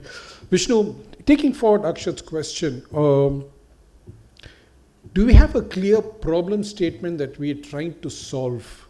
Or are we shooting in the dark by creating problems that we want to solve? Two distinct paradigms. In your opinion, okay, probably with the E-Plane's background, have we identified exactly what problem that we are trying to solve? Yes, right. And I'm actually quite fortunate to sort of get this opportunity right after Akshat, right? Because he hit the nail on the head, right? Correct. As opposed to you taking existing frameworks and trying to apply a drone to it, you've got to look at why are you applying a drone to that problem statement, right? And frequency is what Akshat mentioned, right? This is a fallacy that I also ended up with when we were trying to commercialize the early cargo drones that we were going after. If you were to simply compare them on a likes-to-likes basis with ground-based transport, you are going to fail terribly. Because the cost in India to do last mile sort of delivery is 12 paise per kg kilometer. You will never beat that cost, right? Let's be very clear about that. Which means you've got to do two things in this entire activity, right? One is very clearly map out where does your product have its highest efficiency, right? Which means you know exactly what my aircraft can do. Where does it give me the best ROI from a platform perspective? There are enough niche use cases in logistics that require that to happen. Are they discovered? Yes, they are not. Who you need to sit down to do this is the FP&A team, not the logistics team, right? Correct. Most likely, you are looking at use cases where perishables are high, right? Where you're losing money on inventory that is sitting around. That's the number one place to do this. Second is also in warehouse costs, right? Huge opportunity waiting to blow up in India is quick commerce, right? Because the rise in quick commerce is exponential. Those vehicles are stuck in traffic with you because there are these 700 kg class vehicles that are staying in traffic with you trying to get into large residential societies. What that requires, unfortunately, is a huge change in the way supply chain is decided or planned, which means your intervention to bring the solution into life needs to be slightly more strategic, right? That's what I have learned, right? Because when you start adding the non-direct costs and the impact of that, that's when drones start making sense to you. Absolutely. Right? In terms of the warehouse costs, in terms of the cost of just ensuring that you have cooling systems for perishables, in the amount of labor that you need to put into a warehouse. We will very soon, my prediction is less than 3 years, move to a completely self-serving sort of warehouse for quick commerce. And drones would aid that because you have already established the concept of a superstore and a dark store, right? Today, there are companies that sort of burn anywhere in the 30 to 40 rupees for a delivery to you from their dark store, but almost $100 from their superstore. So that is the margin you're working with. Those fit your drone use cases. That's where you make money. So it's very important to first of all identify. Let's not chase to build the best platform. Let's look at the platform that you have. Where are you getting the best efficiencies from a platform perspective? Then look for use cases that fit that bill. That would be a much better approach. And what Akshat said for surveillance is a no-brainer in my opinion. Wonderful, Vishnu. I could not have expected a better answer. Brilliant, spot on. Right? The second part, E-Plane, primarily we are going after human transport, right? Passenger mobility on its own, the regulatory requirements for doing that is exponentially higher compared to a unmanned system, right? Yeah. And that happens at two levels. One is at the level of design, because you're designing for higher reliability on the whole. Second is the cost of operation, right? The moment you have a pilot on board, the cost surge happens. So again, like I told you, there are specific use cases on the cargo front that we're going after. One of them being organ transplants. Right now, I'm aware. The regulations mandate that a doctor be on board when the organ's being transplanted. That's one of the use cases that we will go after on. Air ambulance is the first variant we're going to market with. subsequently an air taxi. But in the air ambulance use case, we're primarily going after trauma care, highways to hospital movement. Once you establish that, the aircraft we're building is fairly compact. So you could cordon off the highway for a good 10-15 minutes and evacuate the patient from there itself. Move them to a hospital. Once you have that going for you, we've then started looking at setting up intra-hospital networks. There are different hospitals that specialize in different trauma care. We would now be able to bring that to patients, right? Where you have patients moving between these hospital chains in itself. Over time, we will then be able to start unlocking these helipads that already exist and then start trying to see how you can start offering the service to the residents in that society to begin with and then start feeding in. By then, there will be a domino because the biggest sort of thing that will blow this up is insurance, because ambulance is mostly paid for by our insurance, right? And that's Absolutely. waiting to happen, and that's the commercial construct that we're working on right now. Vishnu, perfect. From a cargo perspective, get to the phase 3 quickly because that's where my interest lies. I'm going to come back here very quickly from Dr. Reddy. I'm going to go off track and I'm going to talk about 2 to 3 wish lists that you think the regulator / government should hear from you. And this is for everybody. Yeah, we are also part of few of the regulatory framework bodies, and now only initiation has been taken across different use cases. So we are worked with the fisheries department to come up with some regulatory frameworks for 50 kg payload and 100 kg payload. And coming to other sectors like that tech, which is very advanced compared to the Indian adopted regulatory frameworks. Very good. So like now we are behind the regulatory bodies or to form the bodies and create the regulatory frameworks, standardizations. So that's where like we are in the struggle or we are in the phase of making commercialization of our products. So there we are lying. So recently only we got boosted up with we have done transfer of technology of 3 technologies to the industry partners. So now we are looking to make it more like battle grade field drones. Wonderful. Vijay, wish list. Wish list. 2 to 3 wish lists. We keep it at 2 to 3 because I know you have a damn long wish list. So, top 2. Well, in my wish list, first thing is a regulatory body. Yep. Which can regulate it. Yep. And as you know, the question was put by sir right in the front row that NCSC or NSCS can exactly take care of this, which is the National Security Council Secretariat. Yes, I believe we can recommend them to take care of the drone section area Good. also, because they have been taking care of the entire cyber security subject from telecom to further. Correct. And even satellite and space communications too. So I believe yes, a drone can be one of the parts of NCSC now and National Security Council Secretariat. Perfect. And helping them, Indian Air Force, Indian Army and Indian Navy according to their requirements. Operational values can be distributed to them. Thank you. Rest the framework can be decided here. That's my wish. Perfect. Sandeep, wish list.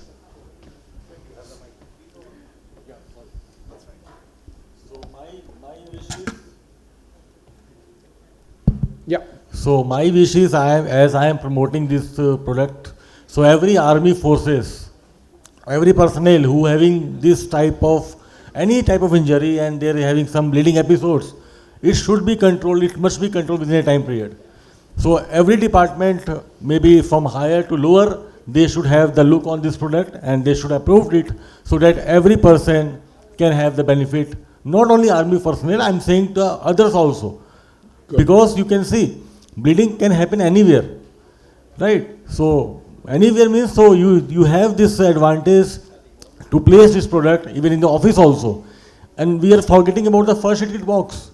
Every army hospitals, base hospitals, they have the EMS, emergency medical system, or they have simply say first aid kit box. So from the last 20 years, there is no change in the first aid kit box. Same bandage, same gauge, same box also, the red box, right? So we wish something will change. They have some newer innovation in the system so that it can more benefit the patient, more benefit the person who having some bleeding episode that is not easily managed by the simple procedure like bandage and a gauge, etc. Thank you. Perfect. Akshat, wish list. So I think I'm going to say my first wish list is what I said last year here. That's demand aggregation. Okay. The government needs to aggregate demand, and I'll give you an example. When the government 6 years back, right before lockdown, did a project for rooftop solar, many state industrial development corporations aggregated land areas where industrial development corporations are set up to sort of, give it on a RESCO model to organizations which can put up solar rooftops. Because again, a solar panel and a battery is a capital expenditure. Correct. Nobody wants to take that on their books. They're ready to pay a fee if you're managing it. That kind of a mindset needs to come into every ministry. I'm not going to comment on defense because I think there are much better people sitting in the audience, and I think the IDEX program and Meher Baba are doing great, but why are the other ministries not doing it? For example, National Disaster Management Authority. Why are they not aggregating demand using drones when we live in a country which is so geographically diverse? That's number one. Very well put. Number two is Swiss challenge. I am a transaction advisor and we do procurements for, various ministries. The government should not be in the business of owning assets. The government should be in the business of, empowering the private sector to sort of give them solutions to their problems. So why are you still taking out EPC tenders for drones? Please come up with a Swiss challenge. A Swiss challenge, for people who don't know, please Google it, is a method used in the EU and in, Eastern Asia also, where a particular proposal is put for a niche solution. And the government asks private sectors that, okay, here is a solution. These are the technical metrics. That's the output and that's the cost. Can any of you come and match it? We will do a comparative analysis. And if there is nobody, then you give that project to the person. National security, disaster management, infrastructure monitoring, all of them require different ways so that drones can come in. As an investor, I value that you have a grant from IDEX. Great. But what I value more is where is your pipeline? Correct. I was discussing with one of the entrepreneurs, I think, and that makes a lot of difference. So these are my two wish lists. Perfect. Thank you. Vishnu, wish list. I think it's fairly simple. Single window for regulatory clearance. BV loss is what I'm keenly waiting for. I said wish list, not dream, Vishnu. Big difference. Out of everything that has been spoken about, mine seems like the closest yet the farthest, right? Sorry, yeah. We'll conclude. I couldn't help with that pun, but yeah. Right. BV loss will really blow things up, right? And I think at some point in time we also work quite a bit. We were one of the first partners for Inmarsat. Yeah. Right, so we've demonstrated also that we can do triple redundant comms, right? Start with RF, fall back to LTE, fall back to SATCOM. Even a process framework on who adopts what, right? So BV loss and a single window clearance for advanced air mobility, I include eVTOL aircraft in them, will really help the industry. Perfect. Good. So, ladies and gentlemen, let's play this very differently. I think I'm going to ask the panel to ask you questions to check if you guys have been listening carefully to what they're doing. Or no, it's not a good idea at 6 o'clock in the evening. Okay, so questions. Is there a mic available? Or you could start, please, in the interest of time. Bhavna, 5 minutes. There's a mic coming. Question to Akshat. So you talked about some sort of hurdles. So I would ask, what were the hurdles that you feel are present for drone application rather than manual intervention that you were talking about earlier? I think I'll give you a quick example. We still use so we lend to infrastructure projects, PPP projects, right? Like a toll project or a thermal power project. There, RBI mandates that all banks must, get a report done by a lender's engineer.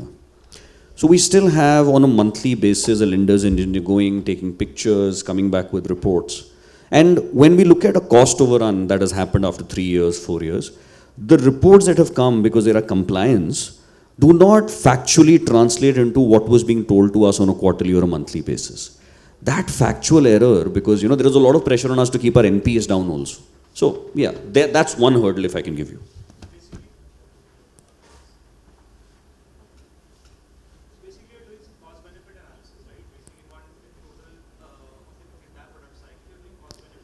I am actually doing a life cycle analysis of my own books.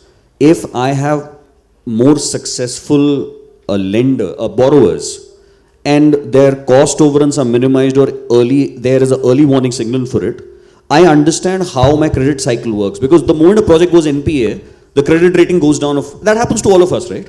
When we default on our loans, the credit rating goes down. There is an early warning signal with drones to catch that for credit people. So why are we not implementing it? Okay. We too do these analysis sometimes when we bring up our projects and propose it. Many a times we have seen that investors then back out sometimes. They tend to not understand this. So is it that is it the technical aspects, or it is that in one of your wish lists that you can bring that what you actually need, you can tell us? I think it's to do again with what I said earlier, that for them it's an asset जिसकी cost justify करनी पड़ेगी कि अब ये ले तो लिया है, इसको कैसे हम depreciate करेंगे. From most people today are looking at it as an asset where you have to probably use it with multiple people. The cost will go up, and it's better to deploy using manual interventions and how things are going. Plus, I don't want to comment on this because I work for a public sector, but public sector banks need to, take up things more seriously. So that's another problem. Yeah. Thank you. Anybody else has a question? Sure. Last one, Bhavna. Well, I think we are at the end of the day today. There is another session maybe. Throughout the day, I was looking for one aspect to be discussed, drone as a service. As we have got ITS sector developed 2 decades back, today we have data center which came as a service. We are also having drone as a service which will be cutting across sectors in the civil space. We haven't deliberated on that. What's your view on it? Thank you. Anybody want to take that? Drone as a service? Vishnu? See, already that's been promoted by one of the organizations. Correct. Right? Sorry. No, please go on. There is already some organization which has been taking care of drone as a service, and they have been actively promoting it, and I think that's been chaired by Lieutenant General R.K. Anand Saab. So, he's one of the persons who has been promoting this for the last couple of years. And I believe definitely drone as a service is very, very important if in case, agriculturists, specifically the farmers, those who are at a, below the poverty line, and, those who are unable to buy a drone or whatsoever, definitely the services are required by them. And these are the kind of use cases where exactly, we can definitely, support the industry. Okay. Just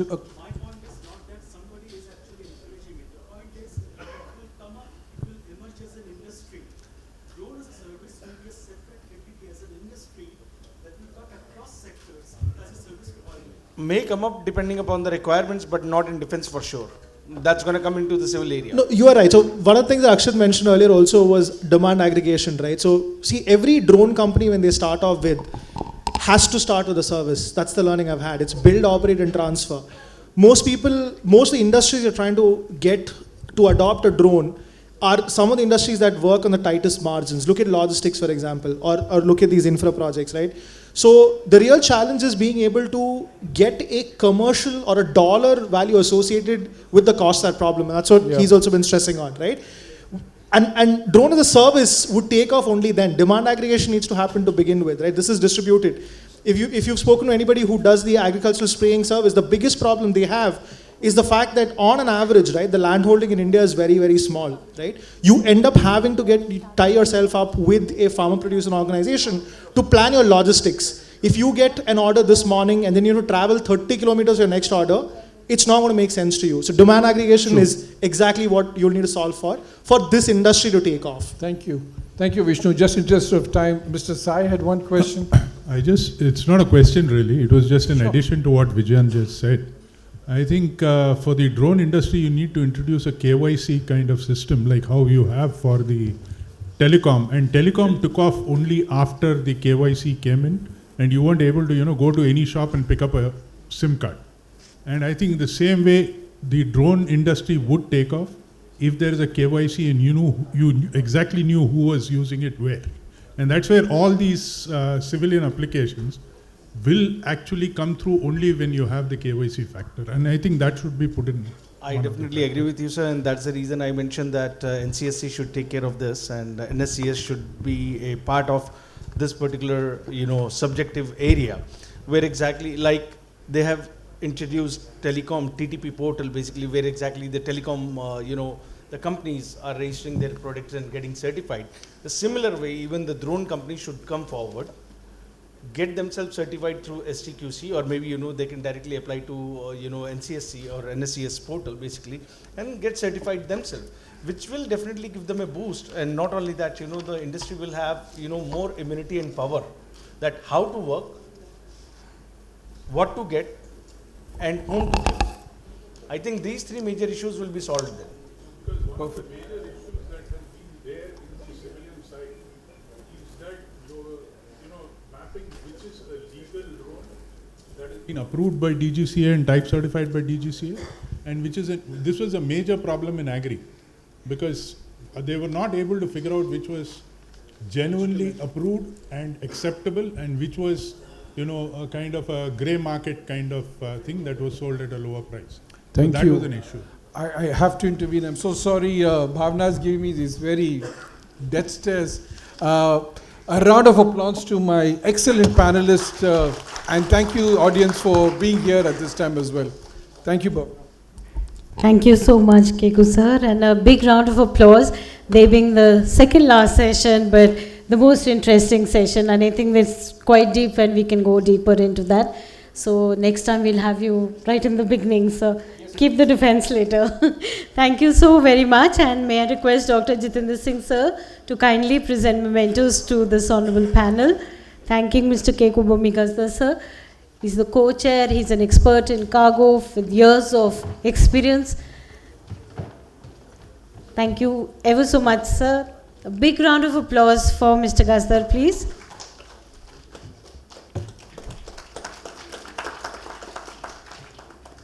Thanking Mr. Vijayant Gaur, sir, talking on the cybersecurity aspect from the Cybersecurity Association. Thank you so much. Dr. Santosh Reddy, sir, CEO from Tihan, IIT Hyderabad. So he's representing the IIT Hyderabad Incubation Center and I think mentoring a lot of startups. Thank you for coming, Dr. Reddy. Mr. Sandeep Kumar Sharma, AGM Shilpa Medicare Limited. Thank you so much for coming and for being a part, sir. We bring in the healthcare aspect. Mr. Akshat Jori, Assistant General Manager, IIFCL, talking on the infrastructure part. Thank you so much. And Mr. Vishnu Ramakrishnan, Senior VP, Advanced Air Mobility Strategy, the E-Plane Company. Thank you so much, and I think his company will be showcasing the cargo drones soon. Thank you. Can I request you all for a group photograph, please? And then we'll quickly go into our last and most interesting session for today, which is Wings of Innovation. We are talking to three trailblazers of autonomous technologies, and I'll ask Dr. Arun Goyla to please moderate the session. We have with us Ms. Shreya Rastogi, Ms. Rashi Mehlotra, and Ms. Alisha Raj, who will be just talking about their journey and their challenges. So this is going to be a very interesting, quick discussion. Thank you so much for your patience, and then I'll invite everyone to kindly join us for cocktails in Modi Hall. Thank you so much.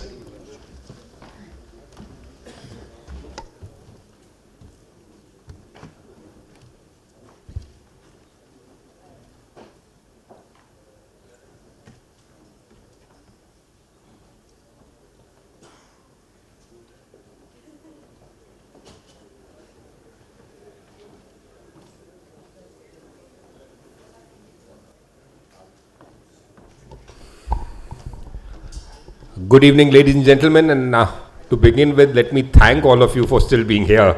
You know, the people who are still here obviously are the ones who are very interested in this. We've saved the best for the last. This session is about women power. We have three, they say behind every successful startup is a woman. So we have three CEOs, entrepreneurs, very well known in their field. Those of you who are into defense would have at least heard of them, if not seen them. This was supposed to be moderated by Dr. Tara Karta, but she had, because of the late time, she had to go for a TV interview, and Bhavna, using her woman part, told me to step in. So this will be a very different session. We will not be talking about drones. We'll not be talking about drone components. We'll not be talking about motors. So let's talk about you. So we'll start with giving each of you, because all of you have got into fields which are, and I'm not being misogynistic or anything of that kind. I'm not saying for a woman, even for anybody. You are into niche fields which not many people are in, right? So that would have been a very, very fascinating journey. The fact that you're all women and women of substance is just additional. But the point is, you're people of substance, right?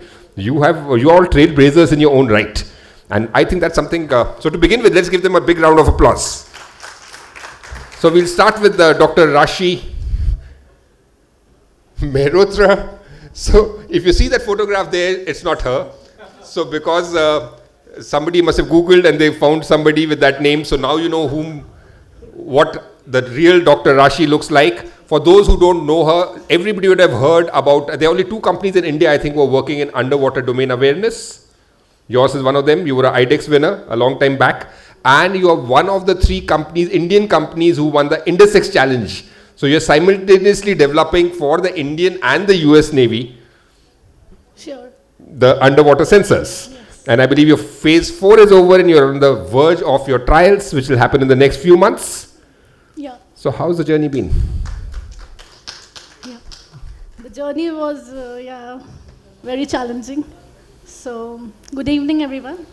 And I thank Bharat, Drone, Manthan 3 and PhD to give me this opportunity to speak about vision to action, deep tech. And by profession, I'm a researcher and a scientist. But I always dreamt to be a fighter pilot. So since the beginning of my career, I did my engineering, and thereafter I earned my PhD in electrical engineering, working outside in Germany. I came back to India thinking of working in the deep tech research, coming back to India and serve my country, and making a deployable product for Indian Navy. So previously, working on the PhD part, I was working on signal processing and underwater signal processing and doing some research in the lab. And after that, we got the idea of having this defense startup and working for Indian Navy.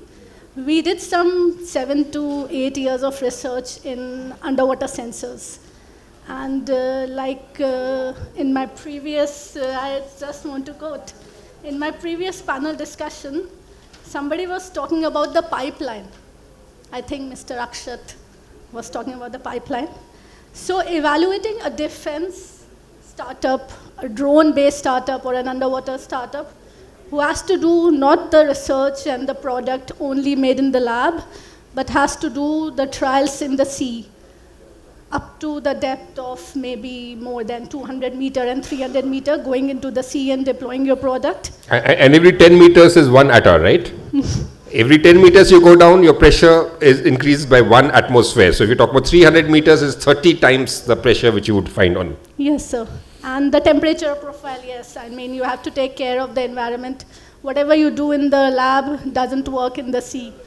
So quoting to that, evaluating a defense startup, whether it is an army-based or an air force-based or a navy-based, a startup, the investors shouldn't rely on the immediate revenue of the startup, because that will eliminate the technology. The person who is talented will be very disappointed and will go back to Germany and serve their country. So that shouldn't be an evaluation point for a deep tech startup.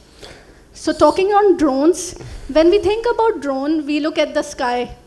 But the drone is not limited to the sky, it is limited to it is more enhanced now towards land and sea, especially beneath the sea. So we work in underwater communication, and also a drone or a AUV, what you think, an autonomous unmanned vehicle, has limited application when there is no sensing applied. So we have made an indigenous underwater sensors, and did some sea trials up to 100 to 200 meters of depth of sea, going into the sea with the fishermen on the boat. So I was more encouraged going to the sea. That it was the first time for me to do the trials in the Bay of Bengal and the Arabian Sea. That was very, it was very challenging, but we were aware of the idea that without that, our product, which has now been, looked for the RFI by the Indian Navy, is being deployed by them at the harbor, for the harbor defense. So talking about that, after coming back from Germany, as I mentioned, my role in the company is Director R&D. So we have to take deep tech research, and we work on signal processing and artificial intelligence and the electronics part. So my say to today's women and the students who are coming up, so a few days back I was giving some career counseling to the Amity school students about this 11th, 12th, about this career. So my giveaway to this lot is that you should work more on the hardware side on your research and more on the go to the field and do the trials, because if you have a defense startup, it is only about the field. Military works in the field, they don't work in the lab. So that is my takeaway and giveaway to the women entrepreneurs. And you haven't told us your company's name yet, ma'am. Yeah, so AI Caros, yeah, so my company name is AI nice Caros play on Private words. Limited, and we work in underwater signal processing. And as sir mentioned, we are also winner of one of the US Navy Challenge, which is underwater communication, making some hardware which has to be deployed on the submarine. And again, the fitment and the other drawings, these are the challenges from the requirement and the user side. So yeah, as I mentioned, that the immediate revenue can eliminate the valuable technology. So you have to work very closely with the user, because the user can only provide you the application. You have the research, you have the knowledge, you have the idea, you have the innovation. But without user, you don't know what your product is important for. So yeah, so at the end I would read few lines which I have written for my young entrepreneurs. So you have to build some strong fundamental and do the real programmable and real world problem, and do some hardware on the stuff which you have to do in the field trials, and do the research across all the discipline, not only sticking to just one line of research. You have to do some research on the multidisciplinary department. So yeah, that's my giveaway to the young entrepreneurs. Thank you for covering that. And I love the line which he said, that what works in a lab might not work at sea. Those who've known me in the Navy, I never worked at sea, but I do work in a lab once in a while.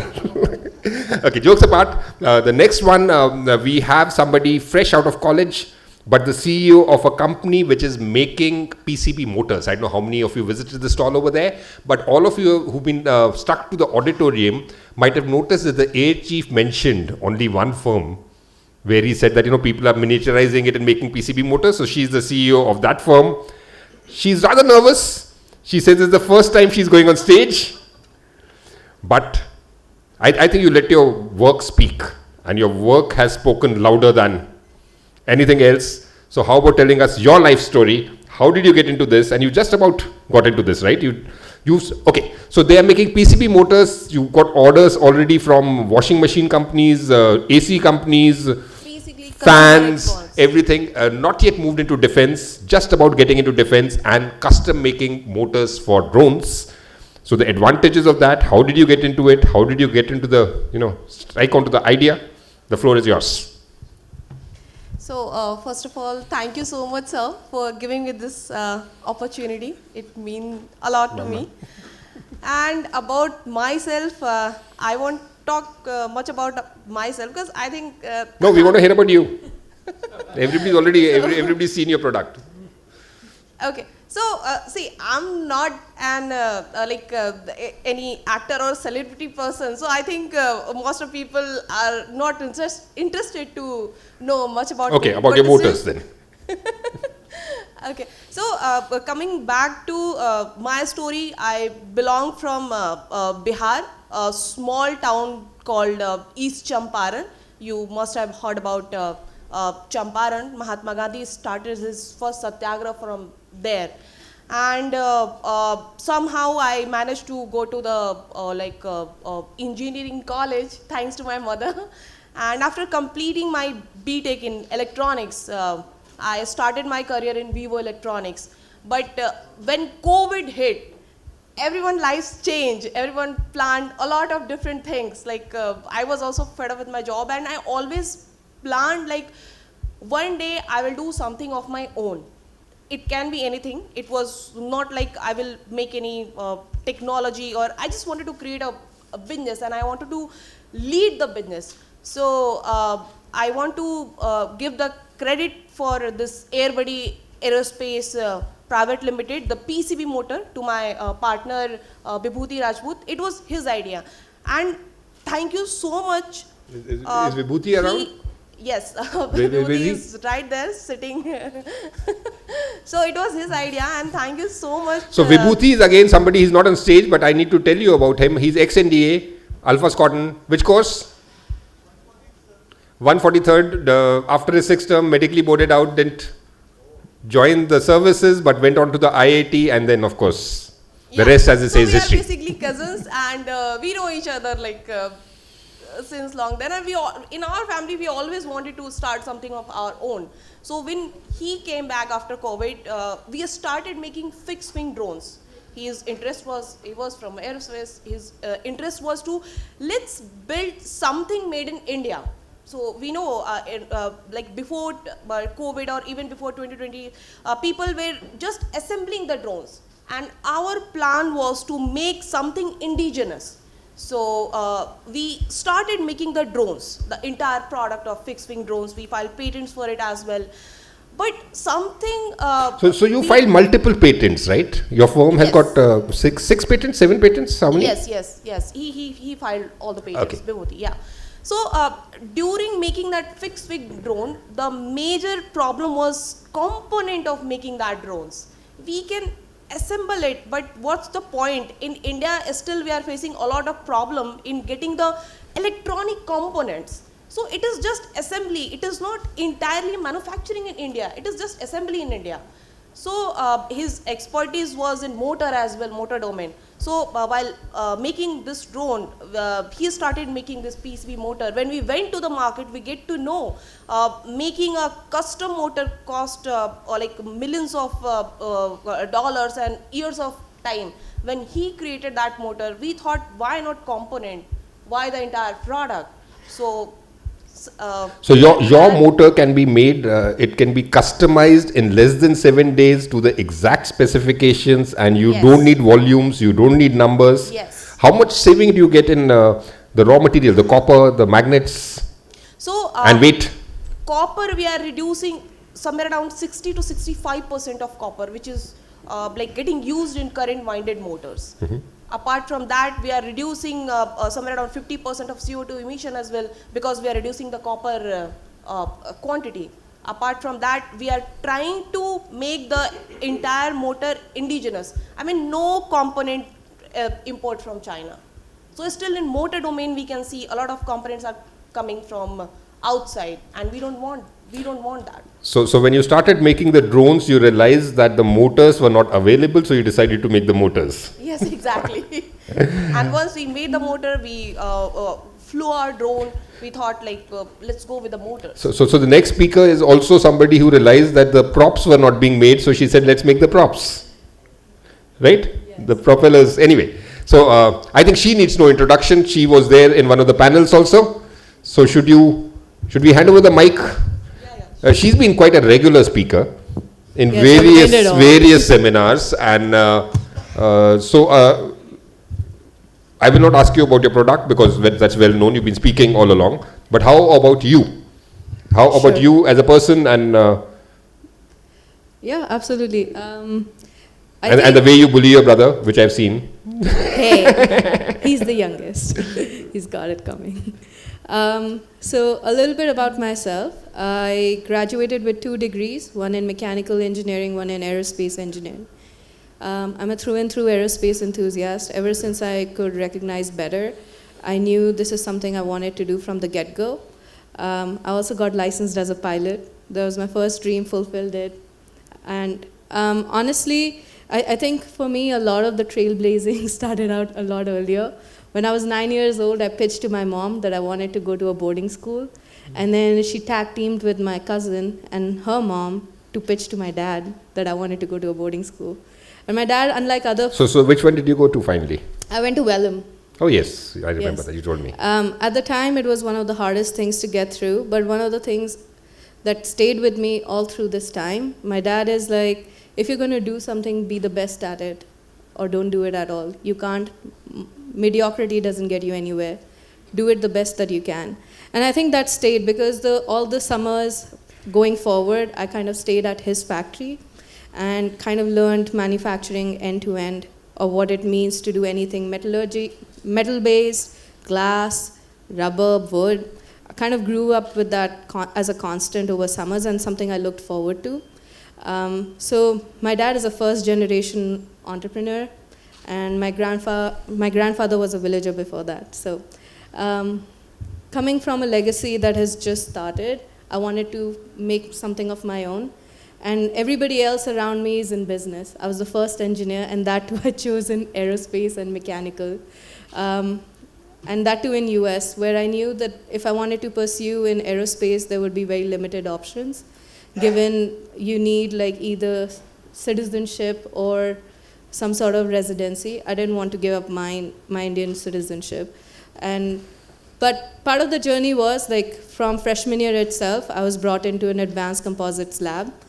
I worked with US Navy, Department of Energy, big pharmaceutical companies. I worked really hands-on, and I got to work everything from like testing out new hip joint materials to to like actually doing nuclear testing. That was one of my biggest turning point in life, where I realized that one of my professors said this, and she was the first woman from Italy to actually get her PhD stateside.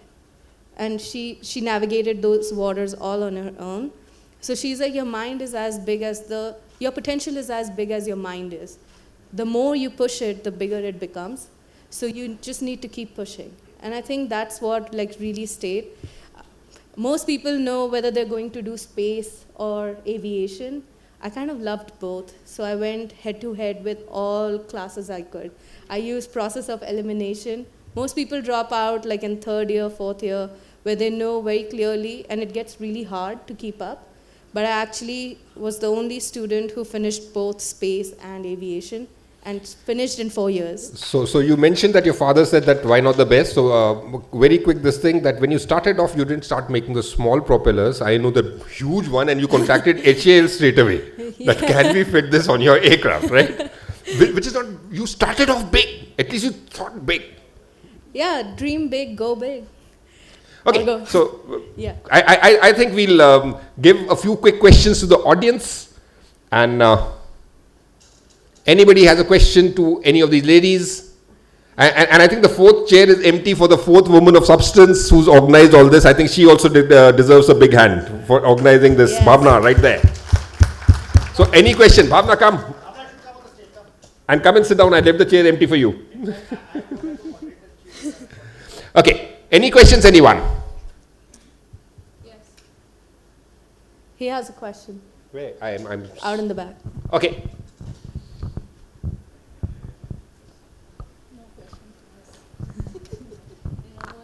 I wanted to add one thing though. Yeah. So one of the things I've done differently in my own startup is I have a manufacturing flow which is 80-20, 80% women and 20% men. One other thing is what I wanted to change, and I ran it as an experiment, to be honest. Like I wanted to see how far we could take it. So I hired we were on the outskirts. Our first facility in Bangalore was on the outskirts. So I hired women from nearby villages, broke down the steps that we had so that they could just repeat it. And honestly, I think a lot of validation that comes from building in tech is being able to see something tangible. And I saw that kind of reflect in the work these women were doing. And what that brought me to is that if you break down the processes enough, which are complex, but I think one of the part of the vision that I seek, or like a lot of us seek, is that we want to employ as many people as we can. And we want India to be in a forefront of a lot of different things. So this effort was to actually mobilize a lot of the women who deter from like engaging in manufacturing floor, or for whatever reasons that the taboo that it carries. And I wanted them to break that. So we worked around their kids' schedule, we worked around their lunch, morning hours. But something beautiful that came out of it, they all became friends. And a lot of the takeaway was that given the right tools, you cannot distinguish the work they have done and versus the skilled labor I had hired. And I reached that point where I realized that given the right tools, everybody has a lot to prove. No, I'm sure they did better work, so you can't distinguish. You said 80-20, in our house it's 75-25. I've got my wife and 2 daughters and they say 75%, I'm just 25%. But let's go to the question. Yes. See, I am very much happy with the Dr. Rashi Malhotra. See, this is S.C. Sharma. I am a graduate in chemical engineering and PG in business administration in information technology and marketing. Retired as a government official. My question is, see, you did PhD in electrical engineering. Now the question is, when you go inside the sea, you need some radiations and sensors. So how do you convert it to electrical to different thing? Yeah, so you're asking the very basic question and fundamental question. We have this knowledge of how to convert the digital to analog to digital, and we have this knowledge of how to convert the digital to electrical signal.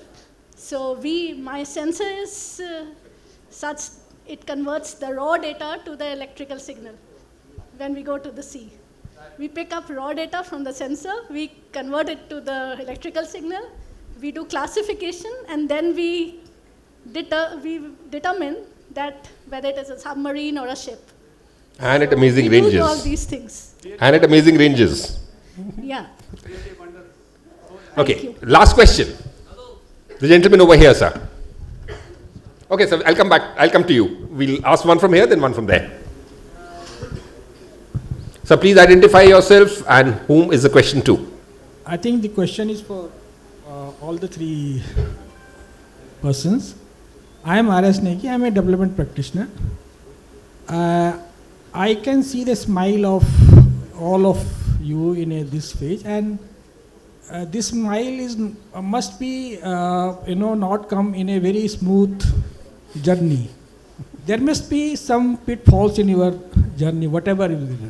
So what was that pitfalls, and how you have overcome to those things? That could be, I would like to hear from all of you.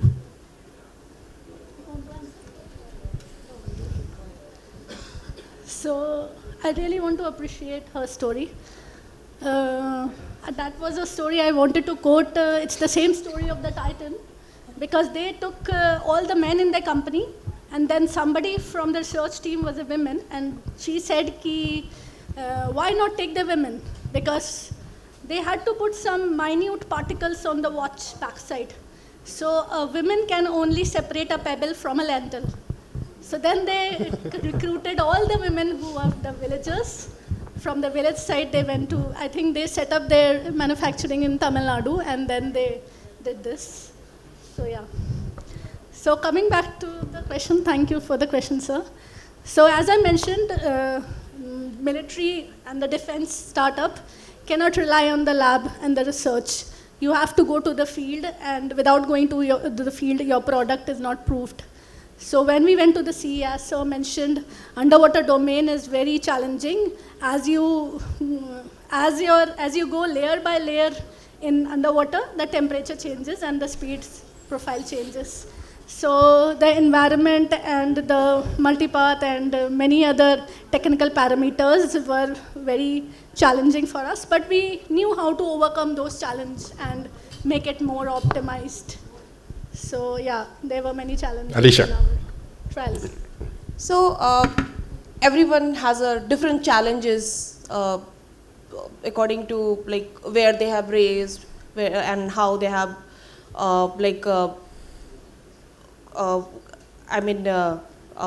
spend their lifetime experiences, and especially where they have spent a lot of time. So in my life there were a lot of challenges came, and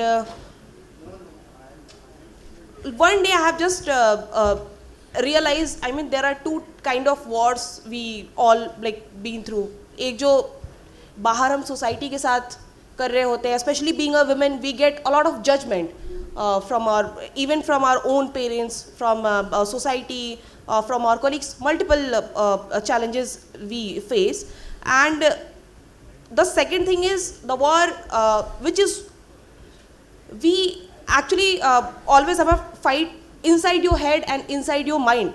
So it is important to convince yourself and believe in yourself. Once you will believe it, you can do it.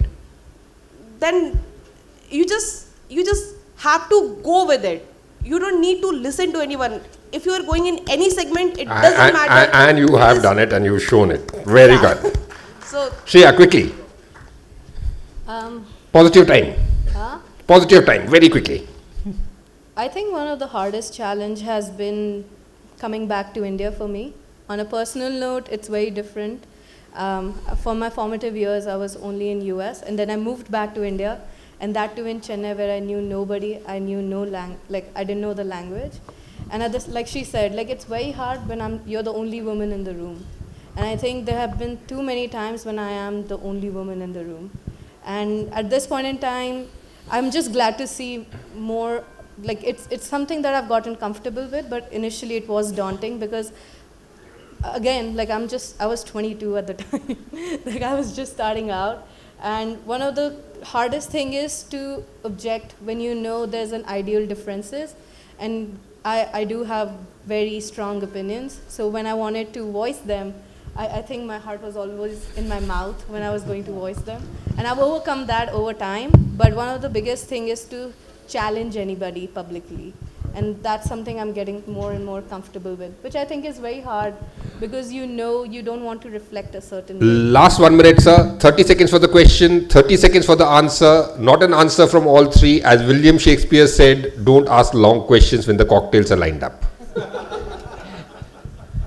Kanchan Raj Chaudhary. I also graduated in chemical engineering from NIT, National Institute of Technology, Karnataka, in Mangalore. Since you people came out from engineering colleges, I understand all of you are engineers. Much later, you know, you would be updated much more than me. I would like to know how do you think about the preparedness of our undergraduate engineering students, how they are motivated to be experts in while they pass out, to take care of this thing in very, very highly impactful technologies like drone, robotics, etc. What is the update? I would like to know right from you people, because you will be knowing much more than me. Would you like to tell him, or it's a secret? No. Classified information. I think as AI gets more light now, the education system is also adapting and the landscape is changing very quickly. One of the things that I would encourage people to be plugged into is, like, social media has while everybody bashes on social media, I think it's also been a tool that's been very good in connecting a lot of these topics. And while there is some apprehension and all of those things go along with it, I think for the emerging segments, knowledge is power, truly. It's one of the biggest game changers for me. The more I read, the better I became. Perfect. Knowledge is power, and I think on that note, we will have to call an end to the session, though I know there are enough questions, but you can continue it offline. I'm sure you'll all agree that these three women of substance deserve a big hand. and of course, the fourth one who organized this. Bhavna, all yours. Thank you so much for making it so interesting, and hats off to all of you.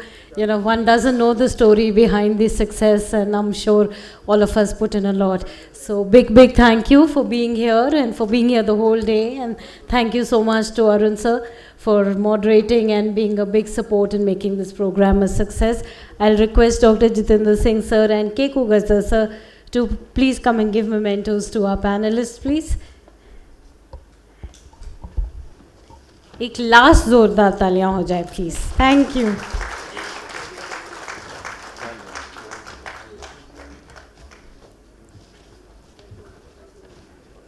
Thanking Alicia, Rashi and Shreya. I need to give you one as well. No.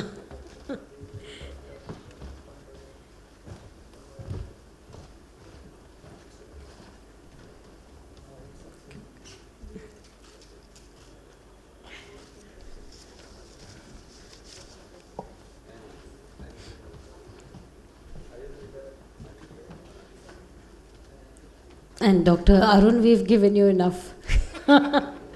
You have a bag full of them. Can we have a group photograph here, sir? We'll do it later, sir.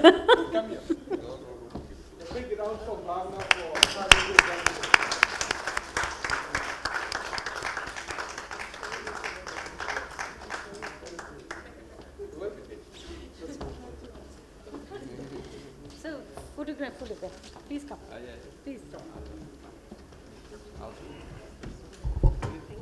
I'll request our team also, Ambika, Banju ma'am, the interns with us, all the team to come on the dais for a group photograph with the girls. Mr. Vinko, Satyam sir, Sai sir, Bharat sir, Colonel Anand, if you can all join us for a group photograph, please.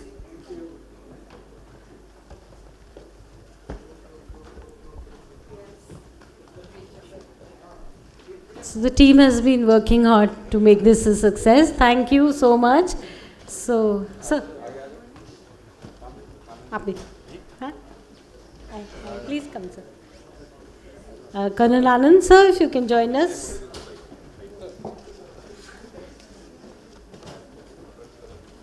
Sorry, sir. Please. Is Group Kam Narang around, sir? Okay.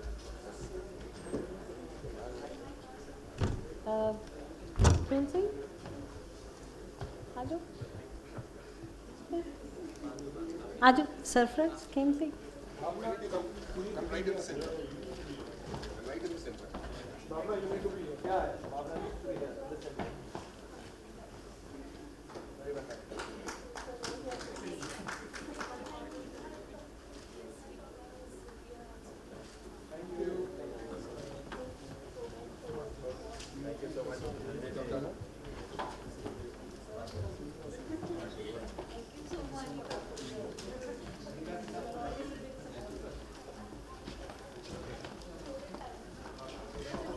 So we're having cocktails in the Modi Hall right at the entry. I'll just invite everybody to come for networking cocktails, please. Thank you so much for your time and patience. Thank you.